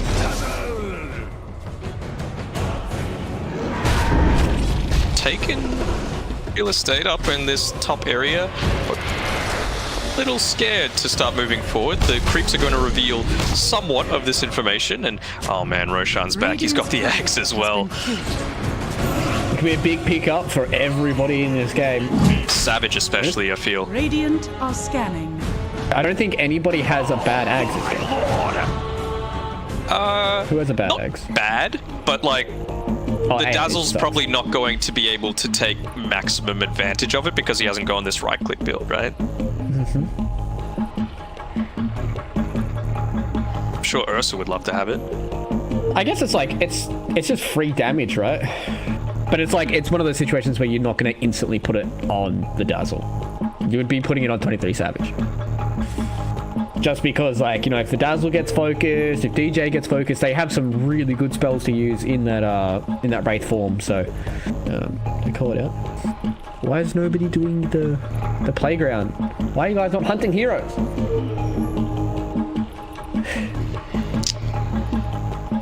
Oh, it's a shame that we can't play it. Found Luna though. I feel like that would be broken, wouldn't it? Give us something, you know? Earth Spirit. Found Earth Spirit. Earth Spirit, Luna next to each other. Pog. What's DJ drawing on the map? Just big circles, a cross right in the center of things. Take control of this entire area. Map. Bot lane is pushing in. This is happening. Pudge, he's having to deal with this top side. You've got double siege creeps, which I guess the tower can deal with them as well as the next wave that's about to spawn in a couple of seconds, but you definitely need to expend one Resonant Pulse and probably a Dissimulate just to be able to deal with all these. Yeah. Back and ready to go. 56 minutes in. Could this be the team fight that ends the game? Well, I mean, both teams have rapiers, so if either of those... I guess there's nobody who can really, like, utilize it. It's not like a Medusa that has a rapier and you take the rapier away and you put it on a PA type deal. It's like both have... Both the heroes that want to have a rapier have a rapier. No buyback right now on Savage or Yopaj. Those are the big deals in this game. But you would feel like Savage is going to at least get a kill in this that's probably going to give him his buyback. Yeah, I'd imagine, hopefully so. 400 gold until he has his. Januel has 67 gold until he gets his, so a few more seconds. So Scam's just going to walk into the Roche Pit. He takes this extremely fast. FNATIC on the other side. There are creeps pushing into the Neon base. They have to be very, very careful not to overstay their work here on the backside move. They've got onto the task. They're going to get play hard as well here. Scam wants to get on the other side of this fissure, but he can't get it done. They're taking down the task. Buyback comes out here from the task. Going to try and get rid of the Chen, but Scam, he did get helmeted up as well, so he's going to have a massive team fight. This Egg is on the high ground. It's doing a lot of work here up. He's going to be able to take them all down. They've got rid of Ice. He's dead, but buys back into this fight. First light goes down there from 23 Savage. Scam on the front side has a lot of cooldowns to play with here as well. With that enraged, does just get away from that Hex. Rapi gets a big beat the DJ. It didn't really matter. Another 23 Savage. He's standing here, trying to fight with his Paladin sword. He gets the Shallow Grave coming out from Ice side. Forced up onto the high ground. Scam, Manmo trying to fight. No, he doesn't get it done. He eventually does. The Rapier's on the ground. Scam, he's the man. He's the man with the scary old Rapier. And he gets another kill as well. Ice trying to clean up the Rapier, but no, your Page is the one that picks it up. So much damage is going to be pumped into Ice. So they're going to be able to get rid of him. That's a dieback on the Dazzle as well. 23 Savage buys out. Same with the Moon, but it doesn't matter. The throne? The throne! Oh, it looks like it's getting taken down. No, Janual has to go back into the base. It looked like FNATIC with these turnaround. They could potentially have taken the throne, but no. The response comes in from Neon. They want to get 23 Savage. He did buy out. He's going to go down again. 23 Savage. He loses another life. He loses his rapier, and they're probably going to lose this game as well. Moon, he bought back as well. They have to be very, very careful. The blink away there. The 23 Savage. Paj is not losing the time. You're Paj. He's the one with the other rapier. You have to be careful, my friend. You don't want to give this rapier back. No, the Aeon just keeps him alive for a little bit longer. He gets away down the other side. DJ. He wants the kill. Can he get the kill? The rapier turned back around. The auto attack. Yes! They take down the rapier. He gets turned back around, and as you said, 23 Savage dies. Scam. He finds his counterpart, and he finds the dieback as well. Yo, Paj gets a dieback on top. Scam. He's looking for another one. DJ has a rapier. DJ has the rapier. Oh no, he wouldn't go for that, would he? He wouldn't go for the enchant totem with the rapier into the base and just hit onto the ancient. 5k HP. If he does that and wins it, my neighbors are going to know about it, that's for sure. We're going into the Roach Pit here. Neon. There's only one buyback each on both teams. Only Scam and only DJ. I'd imagine Scams is a little bit more useful than what DJ's is, but either way, this Roche will be extremely useful for him. We're going to try and find moves on the backside to get the Abyssal Blade down and the stun and the punch, and he's dead! 2 minutes with no death profit. It looks like FNATIC probably just going to lose this one. They won't tap out for it because 70 seconds until they have their Wraith King back. I think even DJ can't pull this one out for his team. Yeah, DJ's trying to look for something. He has Echo Slam and a Rapier. Doesn't have that much mana, so he can't really play all too much on the sidelines here. Gonna try and get this Roshan. Aegis, Cheese, Ags, Refresher Shard. Everything under the sun here for Neon. Who gets the Ags? Pushing in. I feel like FNATIC can go for this sort of play, like an all-in play with the creeps passively pushing. Maybe someone picks up a Desolator and just goes for the Ancient instead. They don't have Glyph right now. Still 2 minutes, 20 seconds. Yep, this game, it's on a knife edge. Matt, we've got 7 seconds. Or is it 65 and I just made a weird noise for nothing? Pretty sure it's 60. Yep, tier 5 items are unlocked, baby. Alright, let's go. Oh, that's the item you want for an Ancient taking. Stygian Desolator. 23 Savage. Oh, that hat. The attack speed hat as well. I mean, if these boys want to rat, these boys can rat. DJ, he's found out the AA. He's going to get the 4-star TP away. Can Scam get it in time? No. So DJ, cleaning up the AA, 90 seconds without him. This looks like it could have been bad for FNATIC. But now, they're pulling it back. And as you said, Stygian Desolator, it's the item. Seer Stone here for Ursa. What even does the Seer Stone do? Did he not pick it up? Tusco. Maybe. Oh, okay. No. Maybe he, like, ported it back. Oh, okay, it's on the Phoenix. Cast range. Mana regen. Yeah, okay. Vision, that's what you want it for. Ex Machina picked up as well. That's pretty handy. Reset the cooldown on all items. Extra blink in team fights. Abyssal Blade, perhaps, on our Wraith King. Double BKB. Moon can double BKB. Hex item. Yeah, that's a Moon item. Ex Machina. Gives him 20 armor. At least he's getting armor from this item. So a little bit more of an increase to the effective HP of the Death's Prophet. What's another one? This is what we need. This is what we need to wait for. All the tier 5 items to come out. So FNATIC, they have all theirs. They got a Ballista. Is it any good though? Dazzle? I don't feel like it's good. 20% CDR is way better than a Ballista. 40 pure damage with every attack. Alright, so... And knocks heroes back. It feels pretty good, man. I mean, I guess Arthasize doesn't really have the... If it was the days of old, Stygian Desolator, Pirate Hat, and a Ballista on your Dazzle right now. Okay. Down. That would be game winning. You would just end the game. That would be it. Alright, so Ursa as well has gone Aghanim's Blessing, and he's probably about 1 creep wave away from picking up his level 30. So, Extra Fury Swipes damage, always handy, but I think it's the Earth Shock. AoE Earth Shock, that's the big difference maker. It disrupts so much of what you're trying to do. It wouldn't surprise me, even someone of DJ's caliber, to miss out on a Blink Echo Slam because of something like that damage that's unexpected from a long range. Well, there's a smoke up here from Neon. They're going to try and look for somebody. Jabs, he's in the tree. He's going to force stuff himself to a weird position, but he just gets sent back to the same. So they're going to lose their Chen. That's okay. It's a Chen at 62 minutes in. The base is still getting pushed. Ursa gets a Stygian Desolator though. 75 damage. And he's level 30, as you said, Matt. This man's hits hard. Hits real hard. Alright, he's got the TP scrolls. I was worried that he would be caught out of the base and FNATIC went for some sort of smoke rat play. Now they can't though. They've got the Glyph of Fortification. They don't have the time to go for it. Yeah. Could you have just imagined though, like a Chen creep under a smoke manages to work his way into the base and through the backdoor protection with the Stygian Desolator and the AC, they cut through the Ancient. That would be the thing of dreams. 23 Savage has picked up his own Aghanim Scepter now. Hasn't turned it into a blessing. He's going to go for a Deso, which I kind of like. But right now, Scam starting to hit the base. This is a tier 3 tower to Hex. They do force him inside of the base. Quite tanky though. Does have a little life to play with. Scam has to be careful. He's getting... Oh. What? Full HP with one hit. Okay. Alright, well, so Scam gets himself back to full HP. They lose the tier 3 tower. They're going to try and get something else done. They know where 23 Savages. He's walked under a ward. He's trying to TP away your Page. No.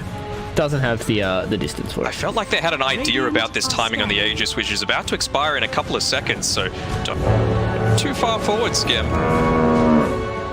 No, he's backing off. Oh, dude. Boots of Travel, picked up by Jabs. Alright, let's go. I can feel it. Oh, nice use of the Necro Book as well to deny that DD rune sitting in the top area. Feeling it. It's gonna happen. Mirror Shield. Oh. Mirror Shield. Is it? Oh, it's good. It's good for the Wraith King. Red Fire Blast, I guess. Poison Touch. Poison Touch. Yeah. Not bad, not bad, not bad. We'll see how this goes. But this is where this game is a 50-50. It's 65 minutes into the game. There's tier 5 items. Everybody's got buyouts. There's glyphs. One team doesn't have mega creeps just yet. This game could go either way. Page. He's on the top side. He does have an A on disco, so he can pop out of this. Gets himself away for a little bit longer. DJ trying to find something else. Though, they do find the TP away. 23 Savage. Close. I mean, close is only good enough in Horseshoes, not in Dota. You have no Echo Slam for 100 seconds. She'll be right. It's alright, mate. It's DJ. He's got a Rapier, dude. Who needs an Echo Slam when you blink one tap the Ancient Apparition? We're about ready to blink one tap the Ancient right now on Neon with farmed up Scabbers. Yeah, just 2 hits to clean up that last tower. Oh, they used the glyph already. Look at this. They're getting aggressive with Savage. Putting him on a clock. And the Skellies.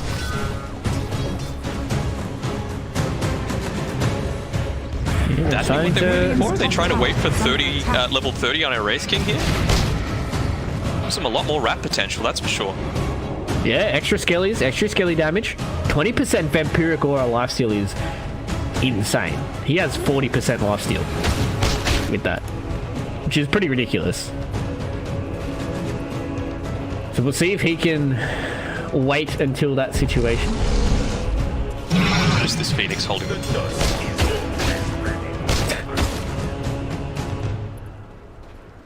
The auto attack's gonna do a lot, dude. Did Phoenix buy a Rapier? Don't think so. He wouldn't have. Well, whose is it? 7.2k gold. Oh, it's your Page's one that he picked up. Look. See you later, Rain Traps. Alright. Don't have Glyph anymore. Scam. Gets hexed out. Can he pull back. The laser beam's doing a decent amount of work here. As we said, Scam can melt these buildings, and he does melt that one.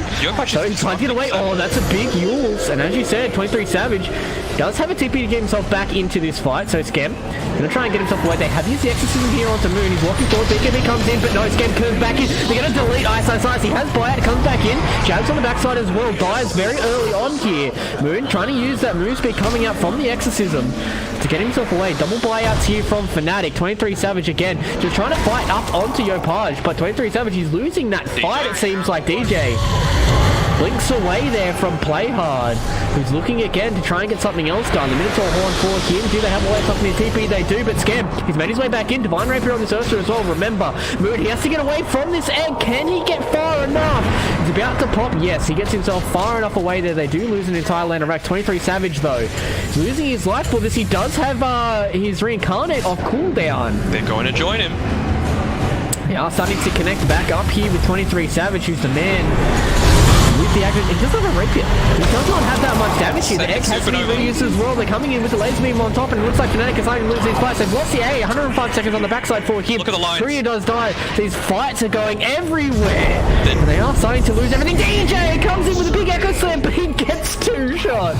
Down mid though. That could have been it there. They are starting to walk down mid. 23 Savage says, alright, if you can stop Neon from getting inside their base, I can destroy their base. No, they're starting to get the TP away here. 23 Savage, he's going to focus the building. They don't have to. Do you have a clip? 23 Savage is getting choked down. Moon running with the Reincarnate. The rest of Neon can't get back inside of the base. 23 Savage, he wants to start getting onto the Ancient. It's about half HP now. Do they have enough? FNATIC, they want to get it done finally with the Reincarnate. Yags! FNATIC, can they get this done? The Ancient is under attack. On 23 Savage said, I don't want to fight you, Scam. Get out of here. I want to get this done. And they do. FNATIC with a 2-0. A game they shouldn't have won, but they won. I mean, that's what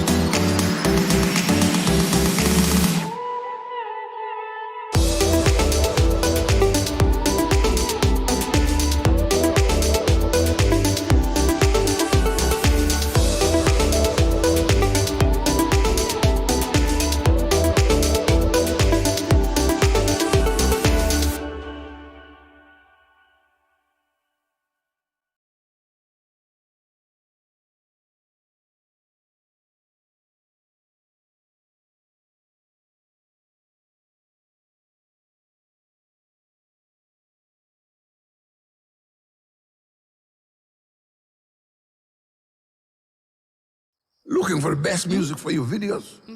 Then you should check out Artlist. Ladies and gentlemen, I give you freedom. Freedom! So fresh, so new. Freedom! It's all for you. All for you. Freedom! Well, well, well, well. Freedom!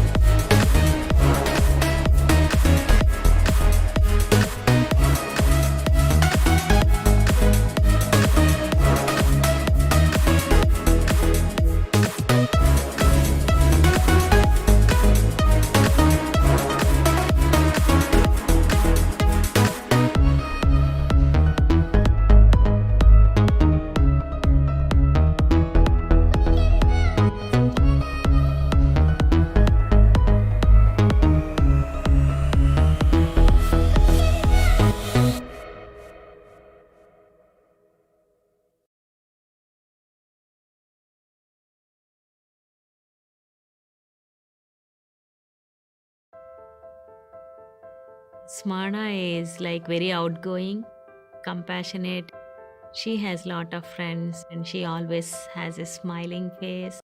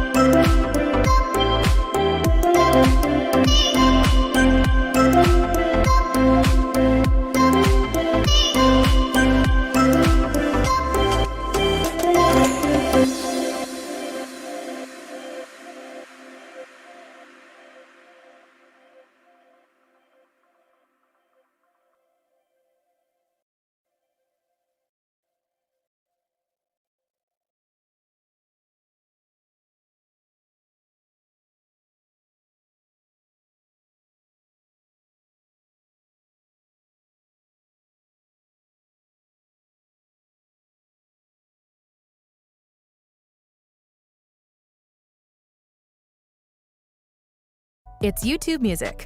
Download the app today and get a trial of Music Premium on us. Restrictions apply.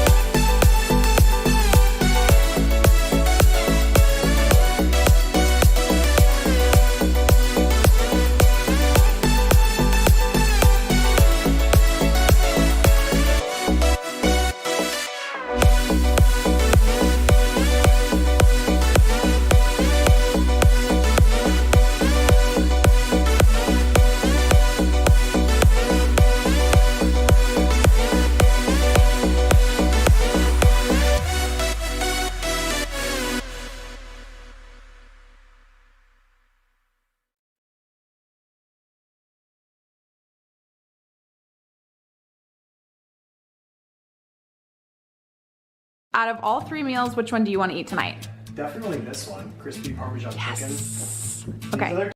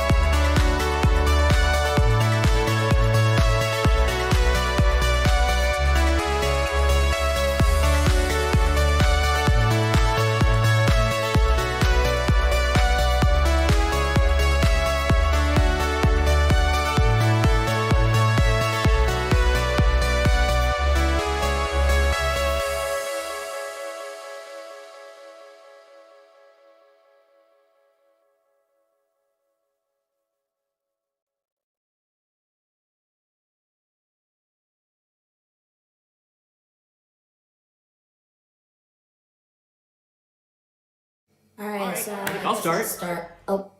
Oh, do you want to go?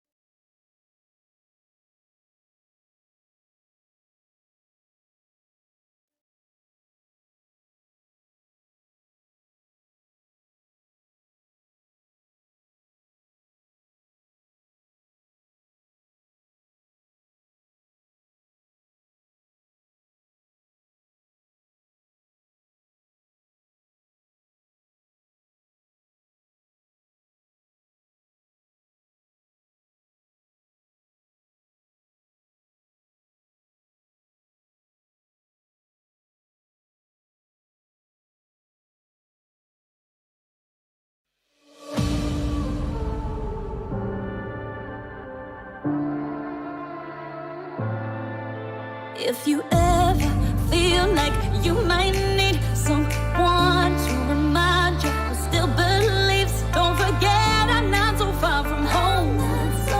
Don't forget I'm not so far from home. 'Cause when it's you, my heart feels it too. Hold on, I'm coming through.